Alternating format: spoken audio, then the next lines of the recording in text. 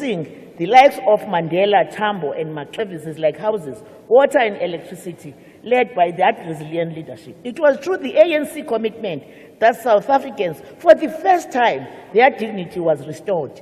We can proudly say families play a critical role in providing support to the young and old. Honourable Deputy Minister, your time is now expired.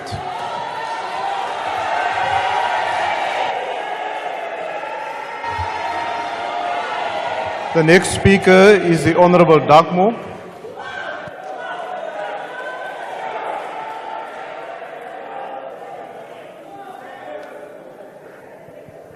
Honourable President, Deputy President, House Chair, members of this House and guests.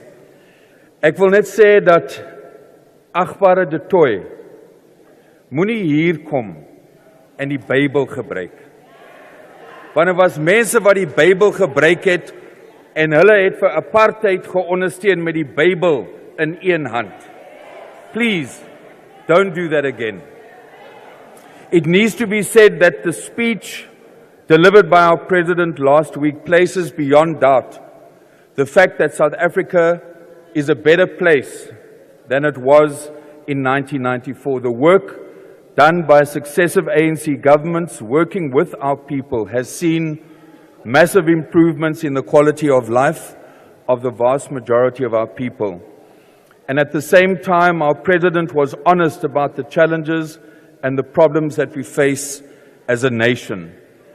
Maar ons weet almal dat as die kar begin spoed optel, dan blaf die honde baie.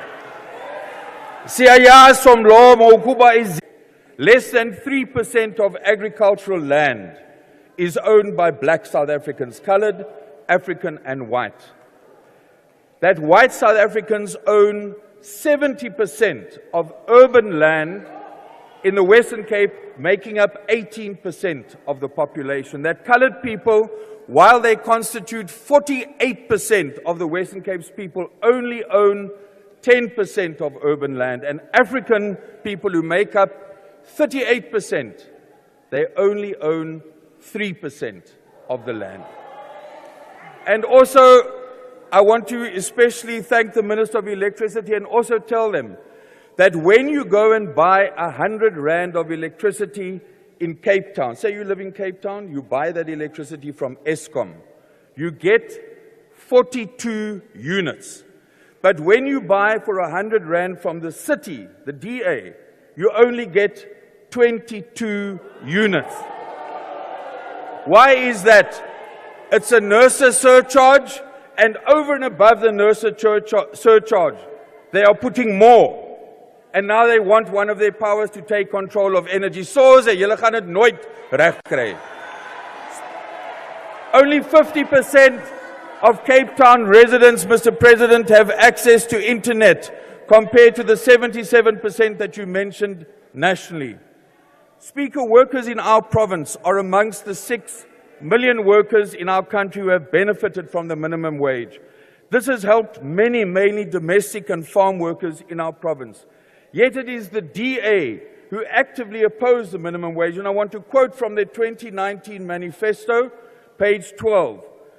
It calls for allowing potential employees to opt out of the sectoral minimum wage, which would have a new minimum wage of no less than an old age pension. So the DA wants a minimum wage to be 2,000 Rand. That's what they want.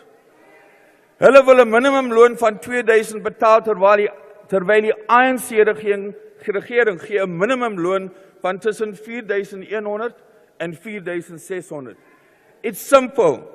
Itatile lento. This DA does not like Itatile. The DA does not like black people. They don't like colored people. They don't like Palestinian people. Because a senior DA leader in the Western Cape, when one of our legislature staff members was wearing a kufia, he was intimidating her and saying, "You cannot wear that here." Ai kuteni vaya geza bona. Yay. Speaker, and dis hoekom die mense wat the flower sellers are saying on the streets of Cape Town, Hulle gaan nooit weer vir die DA stem nie. They are voting ANC. That's why that is happening. Thousands of workers in our province are benefiting as part of 550,000 workers in South Africa who have worker ownership of companies. These gains are due to national legislation and political will. But the reality is that we have a DA government in this province which opposes each and every piece of transformative legislation. They do so to defend the privileges of those who have benefited from colonialism and apartheid. Kom ons praat die waarheid vandag. Kufuneka sithetha inyaniso eParliament namhlanje. 'n Stem vir die DA is 'n stem teen die minimumloon. A vote for the DA is a vote against employment equity whose regulations say that regional demographics must be taken into account, which benefits Africans, coloureds, Indians, the disabled and women. A vote for the DA is a vote against national health insurance for all. A vote for the DA is a vote against the expropriation bill, which, when it becomes law, land will be distributed to those who work it. And this will happen in terms of our constitution. The DA are panicking. Their supreme leader, Helen Zille, sy is nie gelukkig met die matriek nie. She's not happy with the matric. She doesn't believe that the matric can appeal to voters. Zille is eintlik kwaad vir die matriek, and now she wants Jardine. So now they're trying to come up with a bill which wants devolution of powers. They are pushing for federalism, and with their right-wing allies such as the Freedom Front,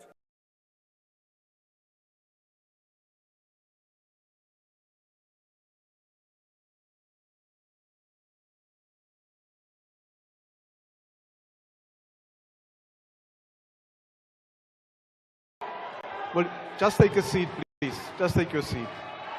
Order, honorable members. Order. Honorable members of the ANC. Order. I want to recognize the Honorable House Whip, Honorable Cadre. Order, honorable members.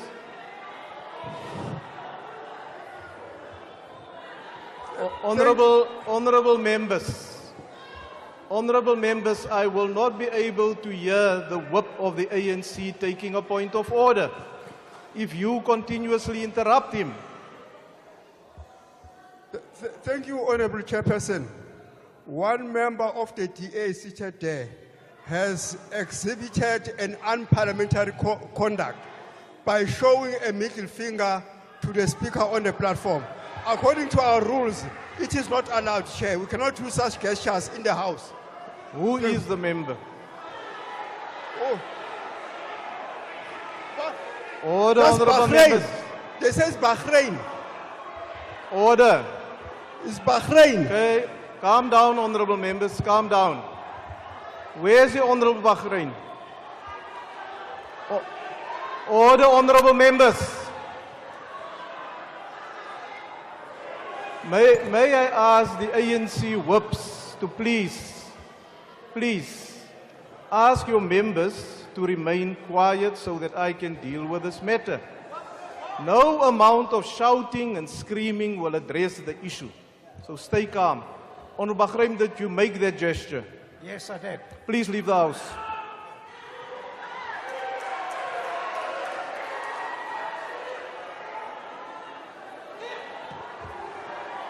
Honorable Bahrain. Order, honorable members.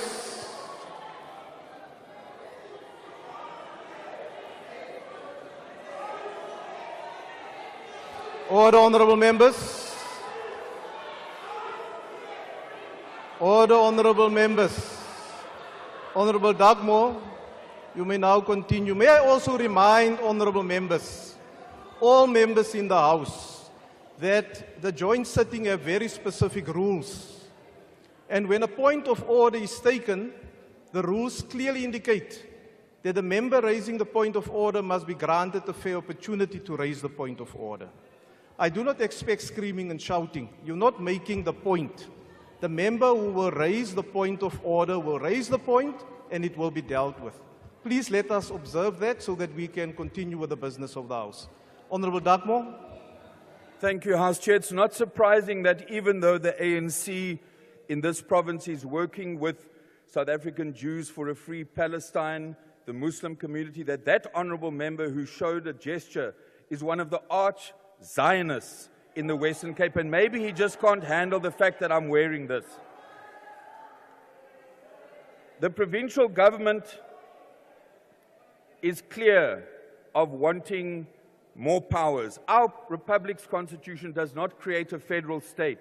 It provides for a unitary state with clear powers and functions to provinces.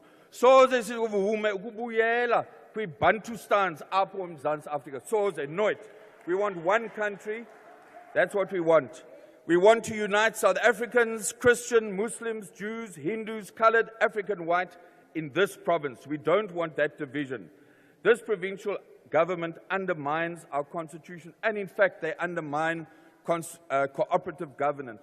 The provincial legislature has 3 legal advisors, not ANC, DA, 3 of them. They all said this powers bill of the DA is unconstitutional. It's been rejected by 80% of those attending the hearings. The DA is trying to spread a rumor that we are disrupting, wanting ungovernability. We've never said that as the ANC. That's not our politics. Maybe it's the politics of people who are not here today. The DA wants more powers, but I want, Mr. President, to draw this House's attention to one of the powers that the province already has, which is basic education. It's impossible to be silent about the unimaginable descent of the state of education in the Western Cape, to the point where the matric pass rate for 2023 was below the national average for the first time. In 2004, under the ANC government, the Western Cape pass rate for grade 12 was 14.3% above the national rate. 20 years later, the graph shows that the Western Cape pass rate is now 1.4% below the pass rate, while the rest of the country has been working hard and equitably to improve. The Western Cape is frankly letting its people down and effectively going backwards. Not only have 4 provinces now overtaken the Western Cape at the top of the log, but criminally it sits at the bottom province in respect of the percentage of bachelor passes coming from no-fee schools. The top province in no-fee schools is in fact the province of Limpopo, and we can be proud of Limpopo because they have 85% bachelor passes coming from no-fee schools. The Western Cape, by stark contrast, is the bottom, with a mere 26% of bachelor passes coming from no-fee schools. That's almost 60% below. Now, they try and claim that they have got the top maths pass rate, but what they don't tell you, because bayaxoka bona iDA, they ignore the fact that only 25% of the learners in this province actually do maths. The DA is crushing the hopes of our Newts in Swallows, our Shamiras, our Cindy's, our Bonganis, our Jonathans.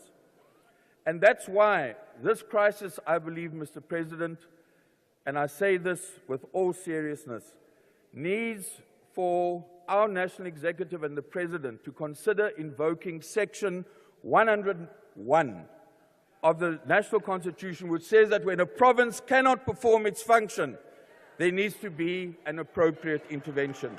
Now, the Speaker, DA was celebrating the outcome of Cadre deployment.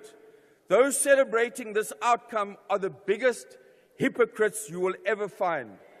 In 2022, and I brought it again today, we provided evidence where the DA instructs local councils who to appoint. Honourable Schreiber, do you remember the letters of MEC Bradell telling them who to appoint on a DA letterhead?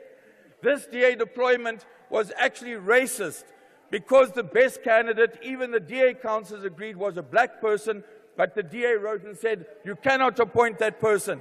They are the biggest hypocrites in the world. So when we discovered, we wrote and we said, give us all your cadre deployment. But they're not even cadres. The DA doesn't have cadres. Let my baantjies for boeties. A cadre is someone with the skills and the ability to drive the transformation project. And 4 years later, no information about all these DA so-called bankies for booties. Net soos die broederbond gedoen het. And I want to clarify, Cadre is a capable public servant who advances the transformation project and the national democratic revolution from within the state. It's about bringing diversity. Now, I want to move towards the end to say that Comrade Minister Mantashe said that when the ANC took over, there was not a single black DG. All over the world, deployment of those who support the ruling party's policies and meet the qualification, it takes place. And we as the ANC support the resolution of our national executive to review Honourable Member, but never your time abandon is expired. cadre deployment. I thank you. Thank you.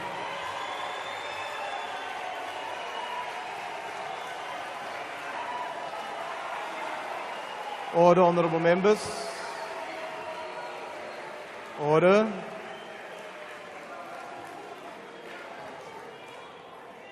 Order, honourable members. I now invite the Honourable Minister. Order, honourable members. I now invite the Honourable Minister of Cooperative Governance and Traditional Affairs to the podium. Honourable Minister.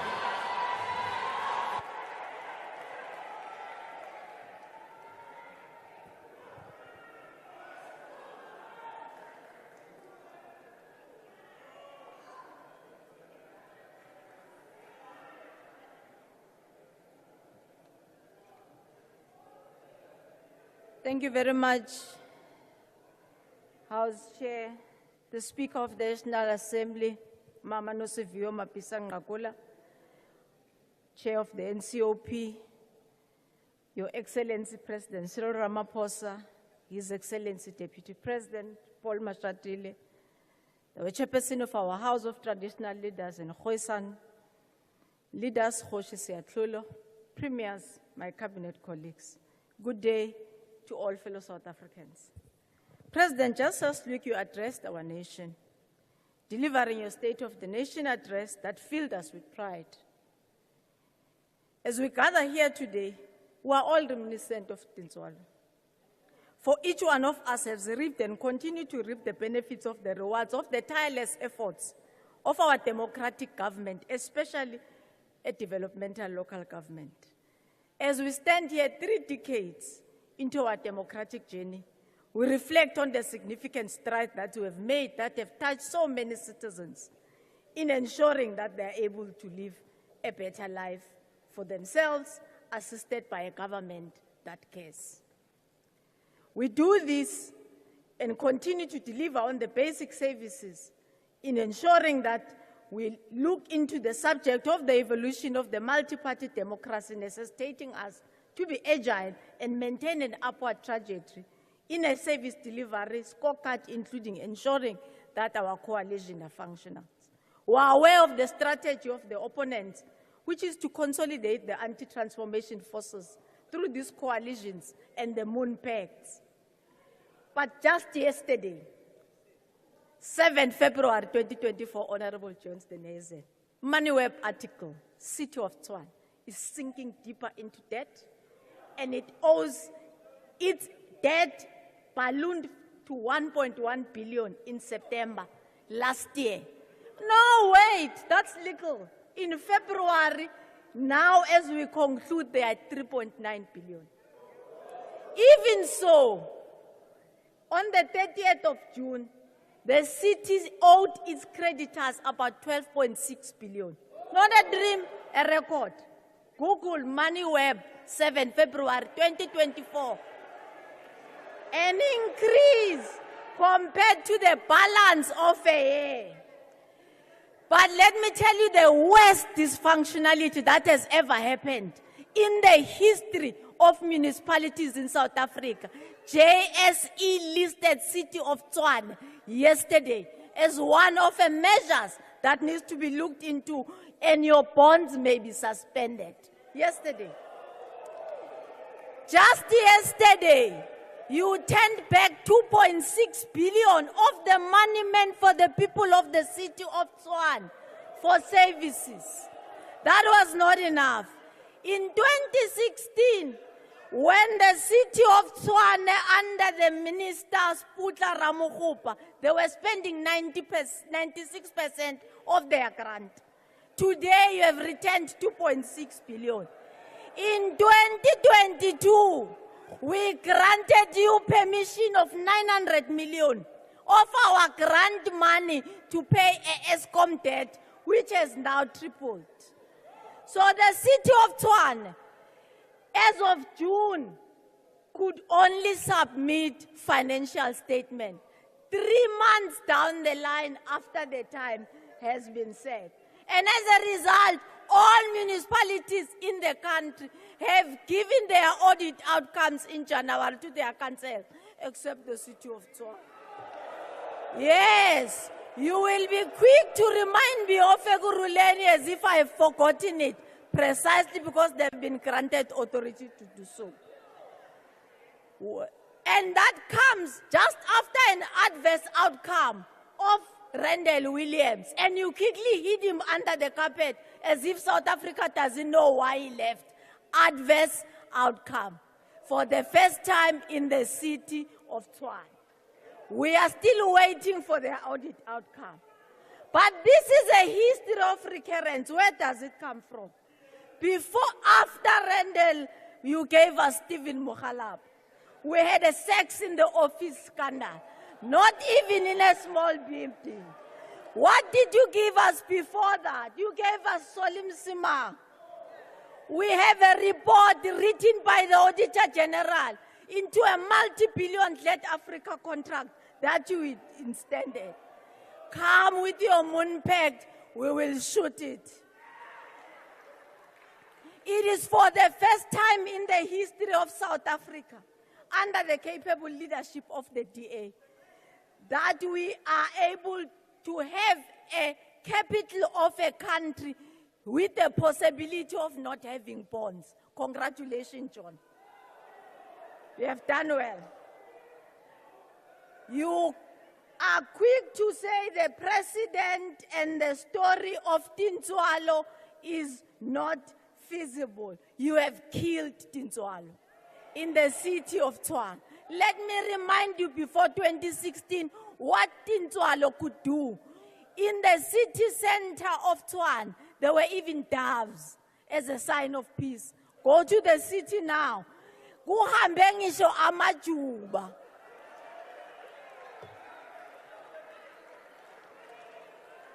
I had not read for this, but we have introduced, we have looked into what Stats SA and the census has given us in the city. And we are saying today we are looking into the replication of what we have been able to deal with as the lessons of what have been given throughout our systems. The lessons from our presidential imbizo has given us a total of about 60 projects, which give us a total of 60 billion for a Sandleni district municipality, 13 funded catalytic projects, and Gersibande district has given us 29.4 billion, President, 10 projects, and of which 3 of them have already been successfully completed. The institution of traditional leaders, though it is still in the process that the president will be addressing it at the end of the month, we are looking into 10 SLPs as a start, covering as such Bakubung, Baranteo, Royal Bafukeng, Barolong, Ratlo. We look forward to have you officially open the House, President, at the end of the month. And this will accelerate all the projects that have been listed through all the partnerships that we have to ensure that there is governance, there's water management, there's disaster mitigation, additionally, there's spending of resources. I'm joining DFFE to go to Inyanga, Diokoshin Kunkuma for the people of the Western Cape who are not well taken care of even when money has been allocated. DBSA has refocused itself into ensuring that all our municipalities, starting with our capital, the city of Tshwane, needs to be repurposed. And we will look into that. Since 2018, 7 billion has been allocated to look into the issues of disaster to ensure that the permission of the 7th administration carries the journey of the Tintswalo Fed.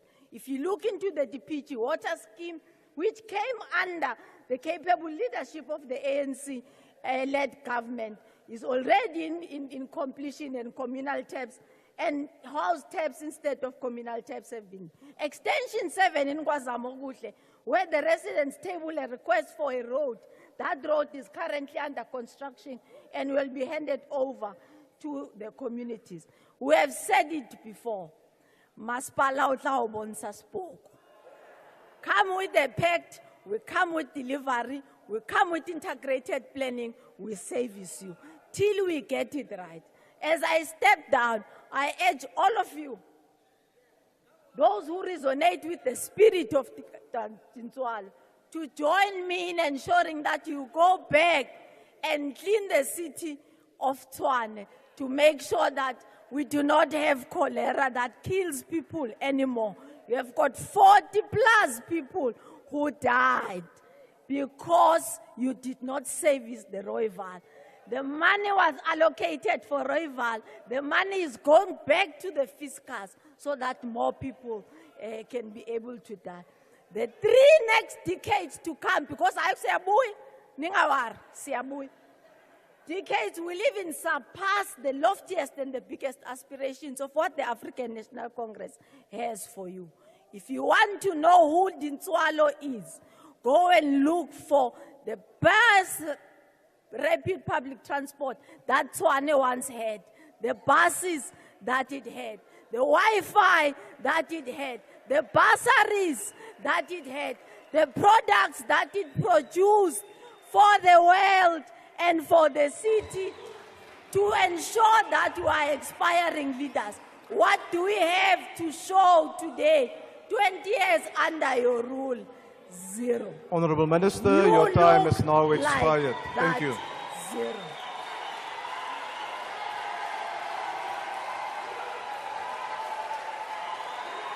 Thank you, honorable members. Thank you.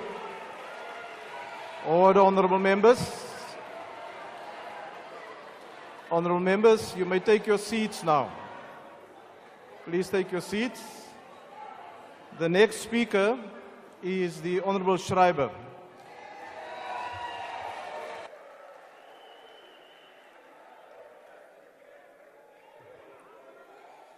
Order, honorable members. Honorable Dagmore, you had your opportunity. Let's listen now to the speaker. Order. Agbare voorsitter.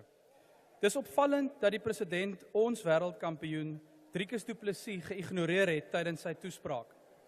Meneer die president, Driekus bly 'n Suid-Afrikaner, selfs al ondersteun hy nie die korrupte ANC nie en hy verdien erkenning vir sy heldedade. Maar gelukkig gaan kiesers binnekort aan die ANC doen wat Driekus aan Sean Strickland gedoen het, want die ANC weet nie wat ons weet nie. As I listened to the ANC, I was struck by a recurring pattern. Every time they spoke about an element of the collapse of South Africa, what they euphemistically call challenges, they pretend to not know that the ANC is the root cause of all of these crises.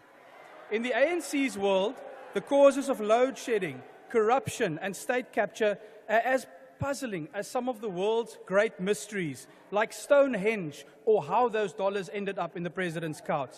There's just one problem. In each of these cases, the DA told them so. Back when former President Mbeki was still merrily chewing his garlic and the Guptas were but a twinkle in Zuma's eye, the DA warned that we would run out of electricity. When it later emerged that the ANC planned to use load shedding as an opportunity to loot through Chancellor House, the DA warned that this corruption would lead to cost inflation and substandard work, as well as serious shortages of electricity. All of this has come to pass. And then the Honorable Lucas has the gall to stand here and say that load shedding is not the end of the world. Load shedding is the end of the world for thousands of workers who have been laid off because of it. Load shedding is the end of the world for small business owners who have lost everything. The only people for whom load shedding is not the end of the world are ANC fat cats who live in taxpayer-funded mansions with generators paid by the same people who are suffering under load shedding. But then again, we do remember how the Honourable Lucas spent over 50,000 rand on KFC during her first 10 weeks as Northern Cape Premier. At the time, she responded by, and I quote, "How would we have eaten without taxpayer money?" I suggest the ANC should make this their slogan for the 2024 election. Clearly, for Honourable Lucas, load shedding will be the end of the world when it eventually shuts down her local source of streetwise feasts. When that happens, just remember one thing: the DA told you so. Then there's state capture. For decades, the DA warned that ANC cadre deployment would lead to an explosion in corruption and an implosion in service delivery. So the ANC should not be shocked by yesterday's Constitutional Court judgment that they must hand over their cadre deployment records to the DA, dating back to January 2013, when President Ramaphosa became king of the cadres. It was good to hear the Honourable Mantashe say that the ANC will abide by the court's order. I do have some empty boxes at the back, and is welcome to start dropping off some of his cadre secrets on the way out of this room and out of government. But Minister Mantashe then went on to posture that the ANC will continue with cadre deployment even after it caused state capture and collapsed service delivery. There's just one problem with that, honourable members. The DA is currently awaiting judgment in a separate court case to declare cadre deployment unconstitutional and unlawful, whether the President likes it or not. When that happens, just remember one thing: the DA told you so. Sometimes one must also observe what is not said. What stood out today like a cadre's sore thumb that got caught in a cash register is that the ANC was too afraid to let Deputy President Paul Mashatile speak. He's sitting right here, so why was he not allowed to speak today? I'll tell you why: because the ANC is too afraid to put its corruption-accused Deputy President on this stage. Imagine, just imagine, a president that protects his deputy from corruption allegations, but is too scared to even allow him to open his mouth. The DA told you so. Now, there's one final thing that the DA warned the ANC about, but they didn't listen properly. I'm sure we've all seen the reports that Jacob Zuma's new MK party is already polling at 24% in KwaZulu-Natal and at 9% nationally. It is clear that Zuma took millions of ANC votes with him when he poached the MK logo from right under the ANC's noses. As far back as 2009, the DA warned them with our Stop Zuma election posters over 1 million times. We warned them on lampposts, on billboards, on TV and on radio, but they did not listen properly. Now those chickens that grew up at the Nkandla coop have come home to roost at Luthuli House. The biggest irony is that this is all a crisis of President Ramaphosa's own making. Instead of upholding the rule of law, the President freed over 15,000 criminals as an excuse to keep Zuma out of prison.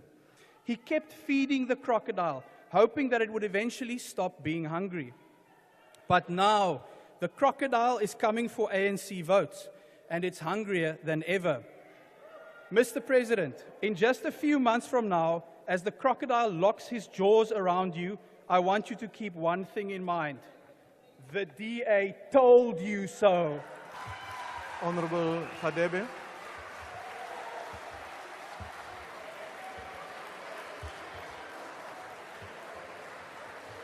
Honourable Cadre, can we give him a microphone, please? Order, honourable members. Why are you rising, honourable member? I can't hear you.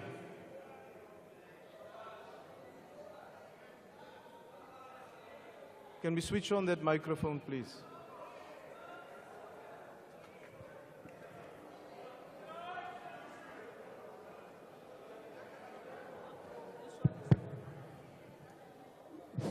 Thank you, Honourable Chairperson. I'm rising on Rule 34, subsection G. That rule joint rule clearly states that we cannot bring the placards into the House, and then that's what the person who was in the podium has done that. I request to make a ruling around that. Thank you, Chair. Order, honourable members. Order. Honourable members, as all of you are aware, the rules are there to protect the decorum of the House and the dignity of the debate. Now, we understand it's an election year and it's election season, but we are not here to campaign. Campaigning will take place outside of this chamber. We are here to debate. Honourable member, are you challenging me? Are you challenging me, honourable member? Read the rules. It's ensure that the business of the Houses of Parliament is conducted in an orderly manner. In fact, the rule is clear that members are prohibited from bringing placards into the chamber. Now, the Honourable Schreiber, you're not a new member of Parliament. You know the rules, but you just display a campaign poster from the podium. And you do it at the end of your speech and then just leave. I will look further into the matter, but honourable members, we must desist from this type of unacceptable behaviour. The Honourable Dr. Schreiber should go and read the rules again, so that the Honourable Dr. Schreiber have a better understanding, so that I don't need to make a ruling against the Honourable Dr. Schreiber again. And that applies to all members, whether you are academic doctors like the Honourable Dr. Schreiber or not. Read to understand the rules, please. The next speaker is order. The next speaker is the Honourable Minister of International Relations and Cooperation.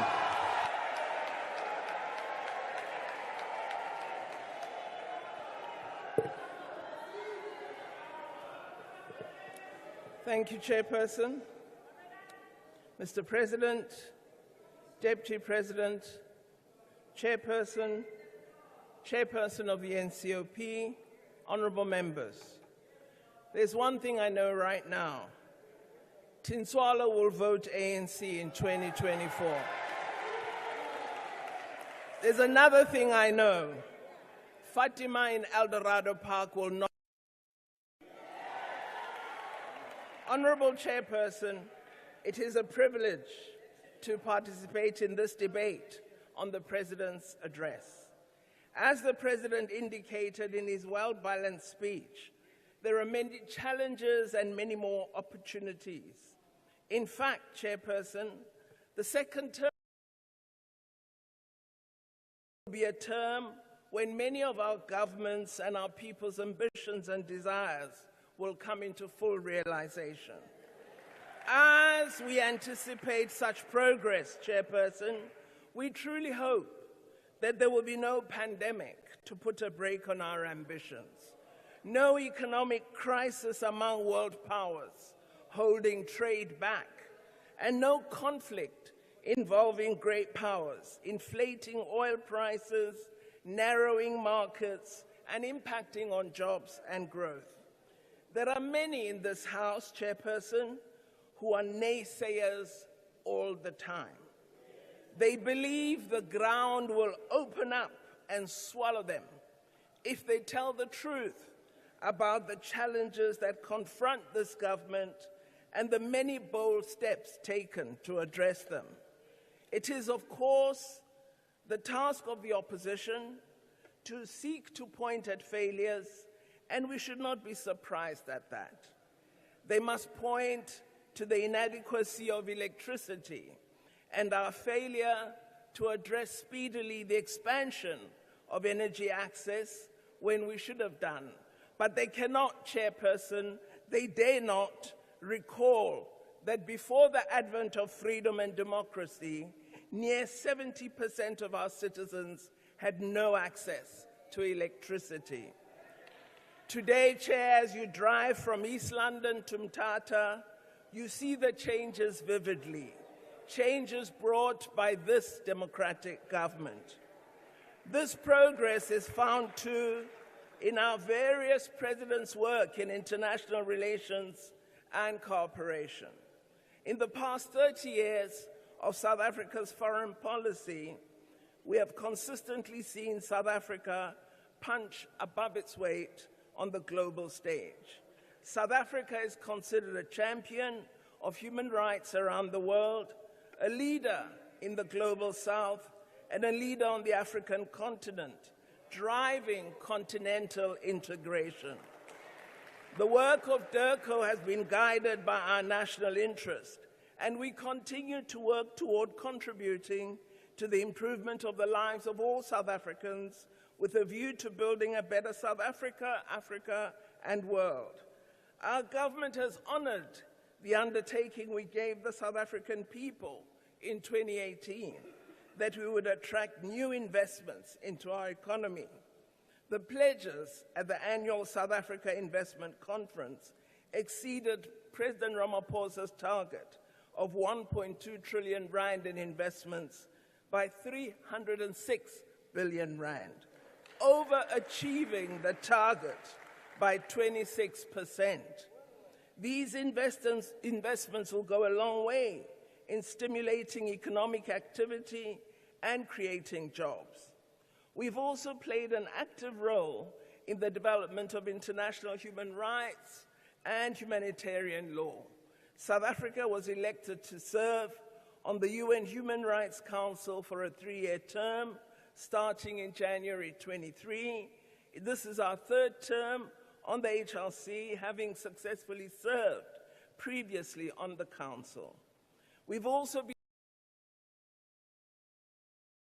government in the establishment of the African Union and have taken on leadership roles at various levels of the continental organization. In 2002, President Thabo Mbeki served as the inaugural chair of the African Union, and from 2012 to 2017, Minister Nkosazana Dlamini-Zuma served as the AU Commission chair. From February 2020 to 21, our president served as African Union chair, and South Africa chaired the African Union's Peace and Security Council on numerous occasions. President Ramaphosa chaired the African Union at a very difficult time as the world was combating the coronavirus. South Africa was praised by the World Health Organization for the strategies it devised to deal with the pandemic. As chair of the Union, President Ramaphosa appointed special envoys to mobilize international economic support for the continental fight against COVID and established the African Vaccine Acquisition Task Team. By August 21, the team had managed to secure 400 million vaccine doses for African countries, despite hoarding by the North. Of course, there are many on the benches in opposition who wish to pretend that there was no such thing as COVID, that it didn't affect us severely socially as well as economically. Our country played a major role in the fight to make COVID vaccines more accessible to the developing South. We couldn't get vaccines till President Ramaphosa intervened. South Africa and India argued effectively for a temporary TRIPS waiver at the World Trade Organization to enable developing countries to manufacture COVID vaccines and therapeutics. We faced huge resistance from the rich developed countries, but we won a partial temporary waiver. As a result, in 2021, the African Union heads of state established the Partnerships for Africa Vaccine Manufacturing under the Africa CDC. The Africa CDC is working with 4 other national regulatory authorities to boost capacity to manufacture 60% of vaccine needs in Africa by 2040, for the first time ever for Africa, and South Africa led the way. In June last year, the WHO made reference to how South Africa managed its response to the pandemic despite the many challenges. Dr. Ryan at the WHO said South Africa used its initial lockdown very well and put in place a 4-point plan for preparedness and response. He said the deployment of mobile laboratories across the country was a huge innovation, and the training of 30,000 community health workers to do contact tracing and testing was effective. He lauded South Africa for its swift technological response, which allowed it to develop COVID-19 testing capacity early on and assist other countries on the continent to test for cases. Of course, none of this will be mentioned by the opposition.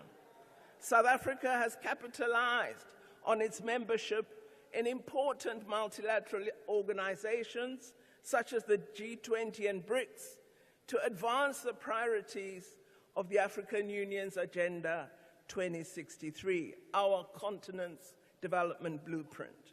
We've played a significant role in the development of continental infrastructure, the procurement and development of vaccines, in science and innovation, and we are determined to play an even larger role in the second 10-year implementation plan of Agenda 2063. But of course, we still have a long way to go, as President said, despite major successes.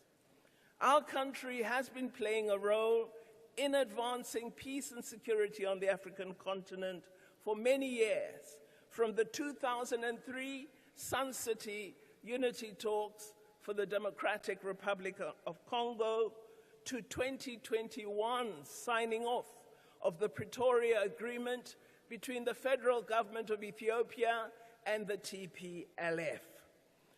We are a country and government that is doing. We've made also a noticeable impact in our country in science and innovation on the world stage. In fact, Mr. President, I don't recall you saying Tinswalo was a factory worker. Did you say that?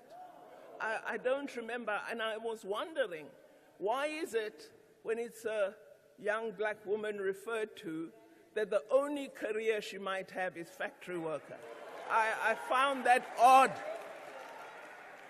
Nonetheless, in the space of science, innovation, and intellectual development, we are very proud internationally of Dr. Chiliji Marwala of the UN University. He was appointed in August 2023 and serves on the UN's Scientific Advisory Council. He wouldn't have had that opportunity had we not had democracy, because we know that Honorable Dutoy would have prevented it from happening. Dr. Marwala served as Chancellor of the University of Johannesburg, is a specialist in artificial intelligence, in computer science, and is also a qualified mechanical engineer. This male Tinswalo is not a factory worker whose factory is closing. We also have a further list of world award winners. Black women scientists. We celebrate Professor Tebelo Nyokong, who is Rhodes University's director of the Institute of Nanotechnology Innovation. She's received many global awards for her research on photodynamic therapy of cancer and on eliminating antimicrobial resistance. If the Honorable Steenhuisen had said Tinswalo was a physicist who lost her job, I would have said transformation is happening, but a factory worker, no. The pioneering research of Professor Nyokong is paving the way for safer cancer detection and treatment without the debilitating effects of chemotherapy. Last year, Pope Francis appointed Professor Nyokong to the Pontifical Academy of Sciences. And then we have Sinamile Masango, who is a nuclear physicist and an esteemed scholar who presents her work on some of the biggest science stages in the world. She mentors young girls in science through her foundation and has declared she wishes to be the first African woman to travel to space, not for the moonshot, but to shoot it down. Our country, Honorable Chairperson, has a myriad of influential, talented minds, and we are proud that they represent South Africa so well. Some of these inimitable minds comprised our world-class team of international law advocates who presented our case to the International Court of Justice last month on Israel's genocide in Gaza. I was absolutely shocked at Honorable Nodada suggesting leave the genocide and focus on your domestic issues. I find it horrifying that is the future South African we have. People worldwide have hailed South Africa's case before the ICJ and the finding of the court that there's a plausible case of genocide. This has had reverberations worldwide. The case is particularly significant in that the ICJ is seized by such an important matter of peace and security, where it is a country of the South that is asking the world's highest court to hold a country of the North accountable for their violations of the Geneva Convention. We all know that provisional measures were set out by the court. We all know that the silence of the Democratic Alliance has been deafening. We all know that the Western Cape government on 10th March 2022, through their premier, referred to Ukraine in the following way: we cannot and will not remain silent in the face of a major international crisis that threatens the very foundation of our liberal international order. Premier, Western Cape, Honorable Nodada, about Ukraine. But today you say we must ignore genocide in Palestine.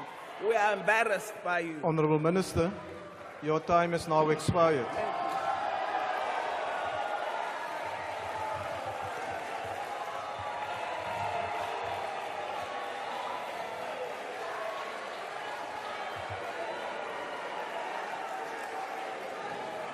Thank you, honorable members. Honorable members, please take your seats now. Order, honorable members. Order, honorable members. Please take your seats. Order, honorable members. Please take your seats. Please take your seats. Thank you. Please take your seats. Honorable members, order. That brings us to the end of the list of speakers for today. The debate will resume tomorrow. That concludes the business for the day, and the joint sitting is adjourned.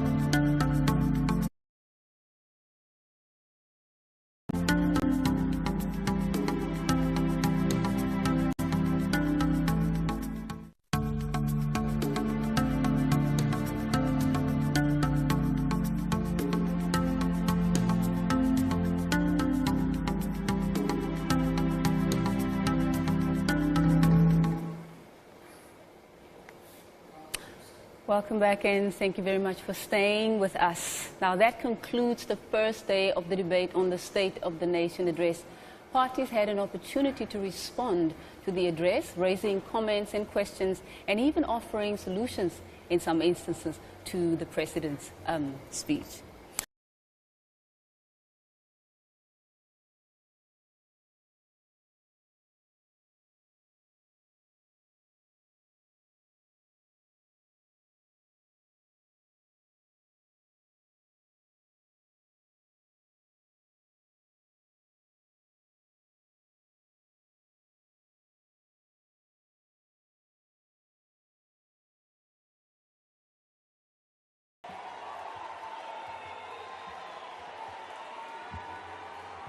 Honorable members,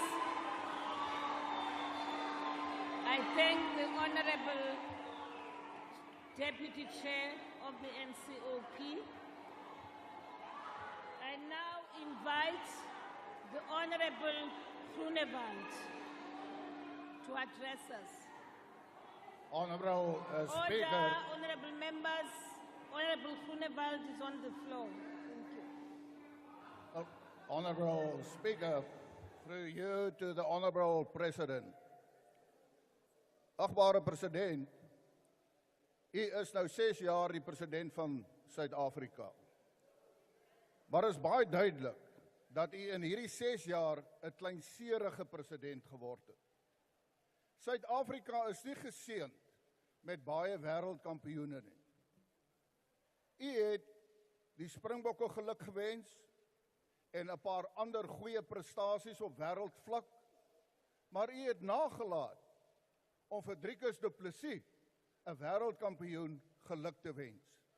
Dis kleinserigheid van u, want hy het eintlik gesê en kritiek uitgespreek wat die meeste mense van Suid-Afrika weet, maar blykbaar weet u dit nie. Nou ek wil vir Driekus du Plessis in hierdie parlement sê, baie geluk met jou wêreldtitel. Dis harde werk, baie dissipline en hard oefen. Honorable President, it is just natural. Okay, honorable member, I'm sorry, Honorable Groenewald, please take a seat. Honorable member, what is your point of order? Use your mic, please.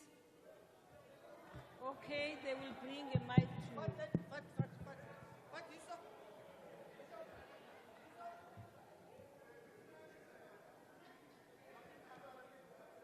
Oh, thank you. Honorable member, yes? Yes, thank you, Honorable Speaker. I could hear the Afrikaans that was said by the Deputy Chairperson of NCOP. But I can't hear this Afrikaans. So we are requesting to get the gadgets for translation. It's quite important for us to hear. Honorable member, thank you very much for alerting us to the fact that you don't, but there are gadgets on your chairs. Thank you very much. Order! Honorable members, stelte asseblief. Continue, Honorable Groenewald. Thank you, Honorable Speaker. I think it's just natural that the President will look over his term, and I want to say today to him, Honorable President, what is your legacy? What's your legacy as President of South Africa? And therefore we must go and look at the real facts. And if we go and look at the economy, we will see that when you became the President in 2018, the growth rate, the economic growth rate was 1.3%. Last year, it was 0.9%. So under your leadership, the economy just retreated backwards, causing havoc for the people of South Africa. We had a meeting with you as leaders on Eskom, and you yourself said 20 years ago, Eskom was seen as one of the best electricity utilities in the world. Who destroyed Eskom? The ANC destroyed Eskom. You were in charge of the war room to end load shedding. You failed. When you became president in 2018, the local currency against the dollar was nothing else than 11 Rand 55. Yesterday, it was 18 Rand 92. That's under your leadership. And if you go and look at the JSE and the loss of 22% in US dollars, while if you, for instance, look at the NASDAQ 100, they gained 147% under your term as leader, and the S&P 500 gained 75%. Those are the realities. If you go and look at the unemployment rate, when you became the president, the unemployment rate was 24%. It is now 32%. If you go and look at the youth, since you became president, and over the years, it increased with 20%, where the unemployment rate for the young people, the youth, at this moment is actually 64%. I want to talk about corruption. Honorable Chairperson, or Speaker, the President himself said that the ANC is accused number one when it comes to corruption. And I said, well, that's what the President said. And I said to yourself, but you are number one of accused number one. And now you have a number two who's also accused of corruption, but nothing happens. What happened with corruption in South Africa? The fact is that your Secretary General, Fiscal, he said, okay. Fikile Mbalula, he said that they lied to protect the former president in terms of corruption. They misused, the ANC misused its position to defend and to protect the previous president. Honorable President, if you look up at the wall there, you will see there's a banner of Parliament oversight and accountability. There was no accountability. There was no oversight. And it comes to you as well, as the next president after Zuma. When they came to the Pala issue, it was this ANC in Parliament who protected you. Why? You said you did nothing wrong. Why didn't you come forward and be accountable to the people of South Africa? I want to quote what the Archbishop, Bishop Stanley Makgoba said. He said, and I quote, "It is frightening to realize that as a society we've become so worn down by lies, corruption, and incompetence that we're no longer interested in finding out the truth. We've been captured by lies." Close quote. I want to talk about crime in South Africa. Honorable President, in terms of the Global Organized Crime Index, South Africa now ranks 7th in the world, 3rd in Africa, because of mafia-styled criminal networks and organized crime syndicates. The murder rate, when you became the president, was 35 per 100,000 of the population. It is now 45 per 100,000 of the population. U agbare president het in New York ontken dat daar so iets is soos plaasmoorde in Suid-Afrika. Ek moes 'n paar debatte met u gevoer het, nadat u minstens erken het dat daar wel plaasmoorde is. En u het daarom 'n mate daarvan gesê dat u dit veroordeel. Agbare president, ons sê ons is almal gelyk voor die reg. My vraag is, wat het gebeur in Groblersdal? Die agbare minister van polisie en die agbare minister van justisie gaan gewone hofsaak by waar daar besluit moet word of daar byl gegee gaan word of nie. Het hulle nie werk om te doen nie? Hoekom gaan hulle soontoe? Hulle gaan soontoe want hulle het 'n politieke motief. En daardie motief is om die voorsittende beampte te intimideer. Daar word nou van 3 jong mense verwag om te gerapporteer het. Hulle het gerapporteer. Ek het persoonlik 'n klag gelê teen Julius Malema in 22 sowel as in 23 waar hy uitings maak van shoot to kill. And the revolutionary must not be scared or afraid to kill. Die klagtes is gelê. Hoekom word hy nie gearresteer nie? Dat hy ook gaan aansoek doen, verborg. U is besig onder u leierskap om ongelykhede te skep. Hierdie manne het hulle self gaan oorgee. Hulle is geregtig om borg te kry. Ek wil praat oor hongersnood. Agbare president, u departement van gesondheid sê dat ongeveer dat meer as 15,000 kinders sterf jaarliks in Suid-Afrika. En 1/3 van daardie kinders sterf as gevolg van honger. Dit beteken 10,000 kinders sterf basies jaarliks weens honger. In KwaZulu-Natal, noord van Durban, is daar kinders wat sand eet sodat hulle net kan voel hulle het iets in hulle maag. But you, Honorable President, you have a plane named Inquasi, and I want to say that there's also a restaurant in that plane, the Inquasi restaurant, where you wine and dine at a rate of 24,000 rand per person. So you wine and dine for 24,000 rand per person in the Inquasi restaurant while children of South Africa are dying because of hunger. You, the Commander-in-Chief, that you investigate, if you did what was or what is the result, and if you did not investigate, why not?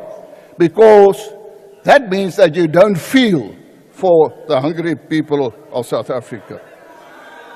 I want to say, and I again want to quote what the Archbishop said. He said, "Meanwhile, as politicians begin to realize they may not be in power after the next election, their deception, scams and fraud grow more blatant by the day as they grow hungrier and hungrier for the ill-gotten proceeds of power. They walk shamelessly and brazenly with their dirty feet through every aspect of our South African lives." Close quote.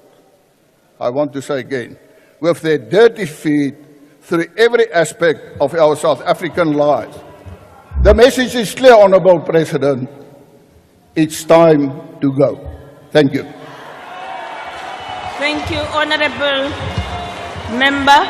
I now invite the Honourable Minister of Human Settlements to address the House.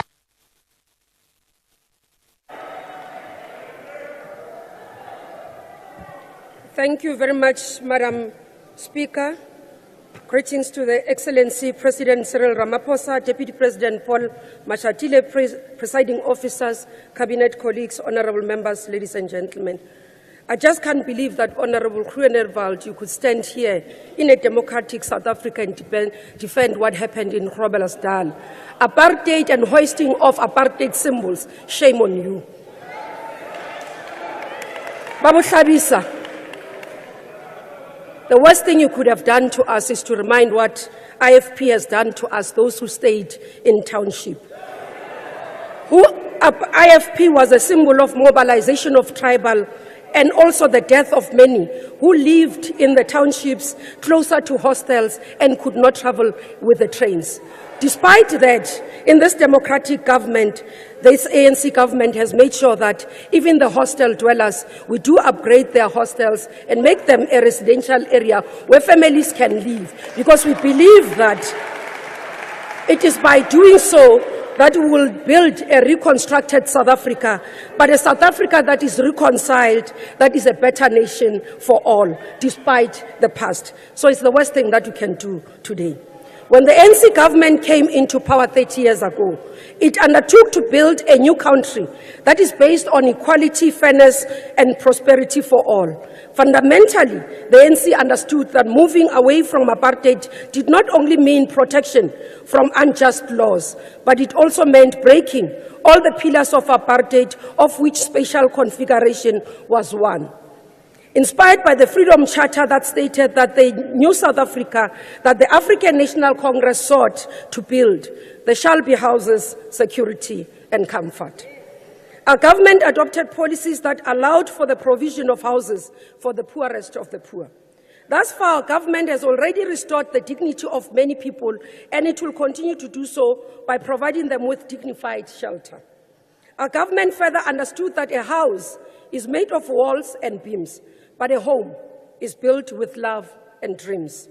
It is for this reason that our housing policy has shifted since 1996, so that we could provide the majority of the people in the country with sustainable human settlements that are closer to economic opportunities and social amenities, which enables them to fulfill the dreams in homes filled with love, health, safety, and happiness. Mr. President, in your State of the Nation address last week, you narrated a story of a democratic child, Dintswalo. That Dintswalo's formative years were spent in a house provided by the state, one of millions of houses built to shelter the poor. Indeed, under the leadership of the ANC government, the number of formal household dwelling grew from 5.2 million in 1996 to 15.8 million in 2022. Households living in traditional dwellings have likewise significantly reduced since 1996, with over 1 million fewer households living in traditional dwellings in 2022, as compared with what we stated in 1996.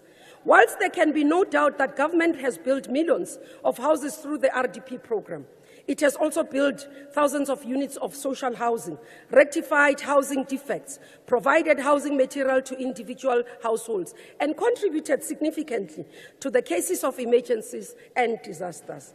Honorable members, of the 10.6 million additional households now living in formal dwellings, 4.8 million households were provided by this government. In terms of gender, out of those, we have also provided, in terms of the state houses that have been provided, 1.9 million households led by women as beneficiaries. For example, last year, Mr. President, we handed over a newly built house to Mme Ella Tlhabane, ko Belabela. Ga re bolela le Mme Tlhabane, o bile a re botsa a re, ha e sale a dula ka hara mokhukhu for 15 years. O ikwa thabile gagolo ga bona tsena ka hara ntlo. A leboga mmuso wa ANC, a leboga le gore ka nnete re mo file boikhutso le gore a kgone go thekwa a tshireletsegile. Last week, Mr. President, you called on all of us to join the fight against gender-based violence and femicide, which has been characterized as a second pandemic in our country. The provision of houses to women has gone a long way in helping women fight GBV. A woman who owns a house and has the security of tenure does not have to be trapped in an abusive relationship that often ends in femicide. For this reason, we have also intensified our title deeds program and to ensure security of tenure to provide economic asset to the beneficiaries. We handed over a title deed to Mme Mabel Sekgopa in a city of Tshwane, Ga-Rankuwa under Mawiga. It was a very moving ceremony where we had Mme Abolela Are.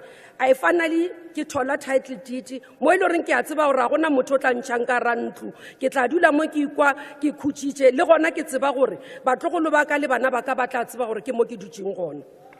Similarly, when we handed over a title deed to a 100-year-old Miss Prakasa, She said it was an exciting moment for her to receive the title deed as a homeowner at that age. She was moved to the house 40 years ago under Group Areas Act movement. This is our restoration of dignity and ensuring that women who could not own title deeds under apartheid government have a say and have properties in their hands. Mr. President, such stories as this one are a clear demonstration that we are not passive observers of our history, but we are the authors of this history. Not only have we provided housing to women, but we have also embarked on a women empowerment program through procurement processes.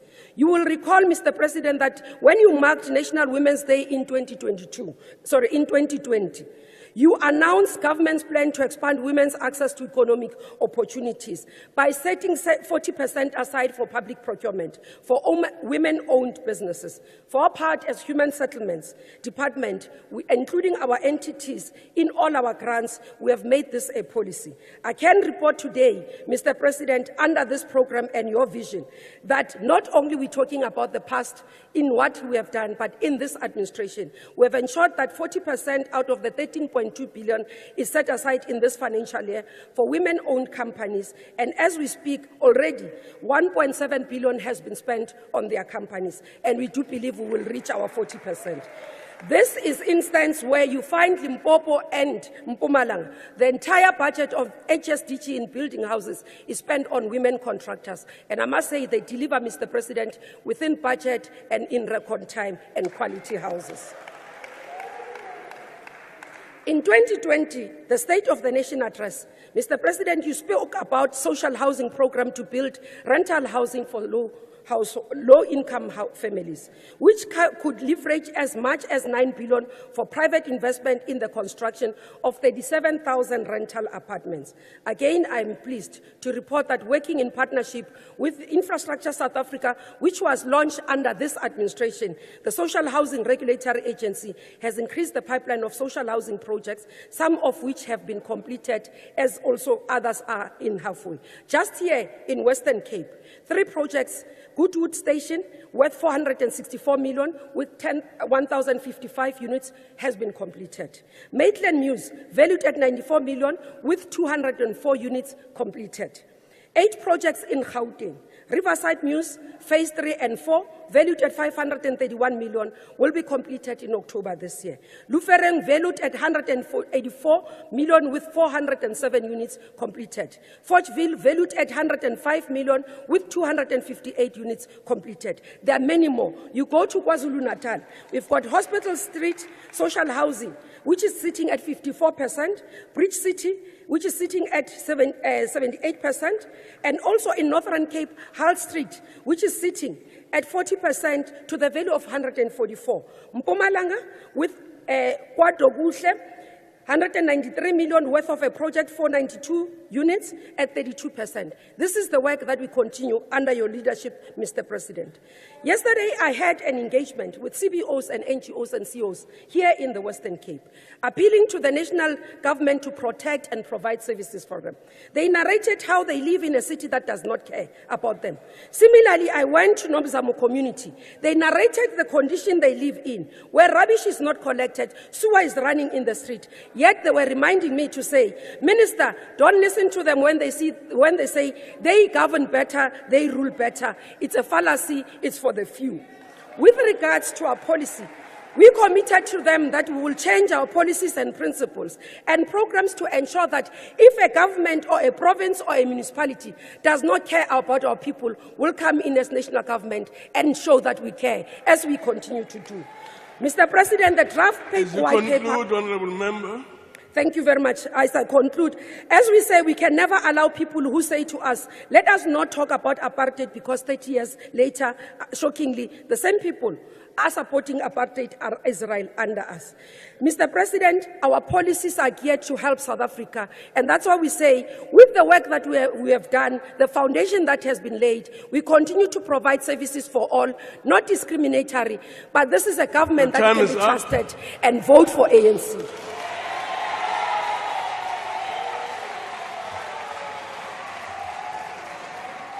Our next speaker is going to be Honourable Labuskaghni.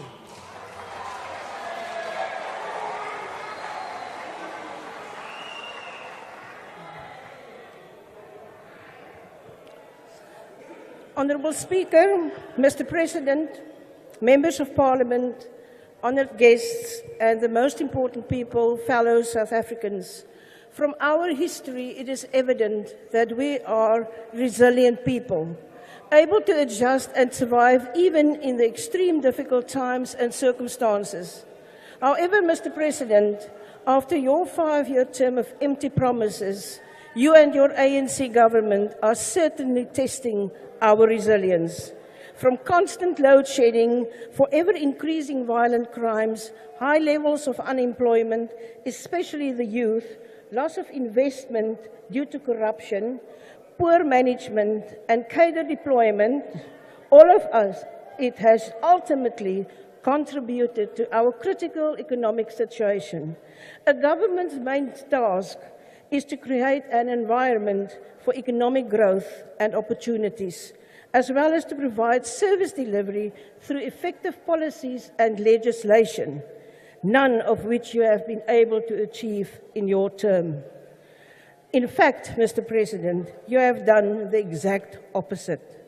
If we take only but one example, the NHI bill, which has just been bulldozed through Parliament with your ANC majority, will actually provide people with less health care, specifically affecting the poorest of the poor. It is clear as day that the NHI bill is unconstitutional and unimplementable. This has been pointed out not only by the Democratic Alliance, but also by organizations such as Business for South Africa and Business Unity South Africa.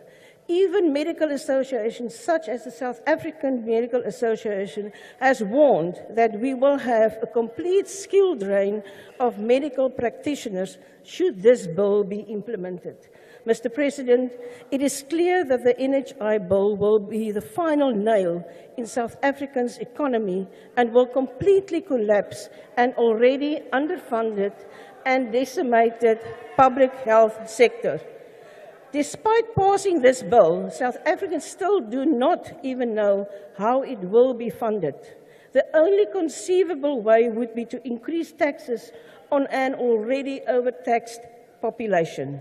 One only has to look at the troubles our public healthcare system is facing now to know that this bill is nothing more than a cheap political tool for the ANC to try and save itself from an inevitable losing its majority. Almost all public health facilities are understocked and underfunded, with many not having the necessary equipment to complete life-saving operations. In fact, most public hospitals do not even meet the minimum criteria for certification by the Office of Health Standard Compliance. Some public hospitals do not even have computers or electricity at times, with doctors having to operate with cell phone torches.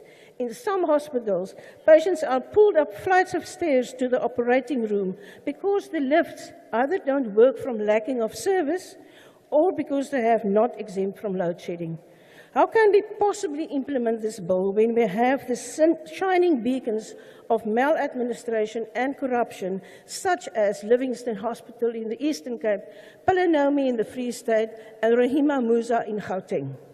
We have a massive shortage of doctors and nurses in the country. Just the other week, we heard how approximately 800 doctors who recently graduated and finished community service are sitting at home without a job because the ANC government cannot fund them. All the while, we pay millions of rands a year for Cuban doctors to come to South Africa. Even your own Minister of Health admitted that there is no funding for these posts. Where are we supposed to fund the NHA from when we can't even put doctors in our hospitals? The budget implications for the NHA bill are enormous. Again, one of your own, the Minister of Finance, has stated that there is no money to implement associations and the people of South Africa at ease. But I can go on. The feedback received during the public participation processes of the NHI bill was not carefully considered by neither the National Assembly nor the National Council of Provinces. Public participation is one of the core elements what makes our Constitution and lawmaking one of the strongest around the world. Mr. President, the DA wrote to you requesting you to refer the NHI bill back to Parliament as it will not pass constitutional muster. Both BUSA and BSA have written to you requesting not to sign the bill. You cannot just stick your head in the sand and pretend these very real issues do not exist. It is prescribed in the Constitution that you must refer a bill back to Parliament if there are constitutional concerns. But it looks like you would rather pander to your ANC colleagues than to your constitutional obligations. You have had your chance, but your time is now up, Mr. President. The DA will fight for the achievement of realistic universal health care and will ensure that public facilities are strengthened to improve service delivery and accountability without detrimentally financially burdening our country, as the unconstitutional NHI bill will do. Under a DA-anchored government, no person will be excluded from accessing quality health care. Under a DA-anchored government, there will be a realization for progressive rights as enshrined in Section 27 of the Constitution.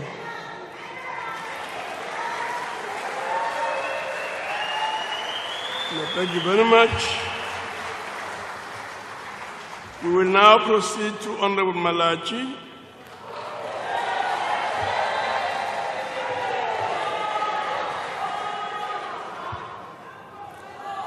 Thobela Speaker, sa National Assembly, Mo Presidente wa rena,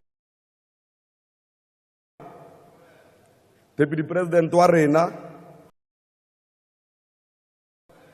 Chairperson ya NCOP.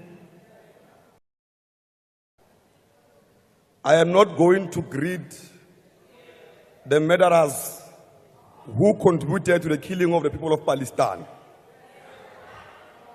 I am not going to greet the IFP, a political party that was funded by right-wing murderers who have killed the people of Thokoza, KZN, Sebokeng, and many other parts of South Africa.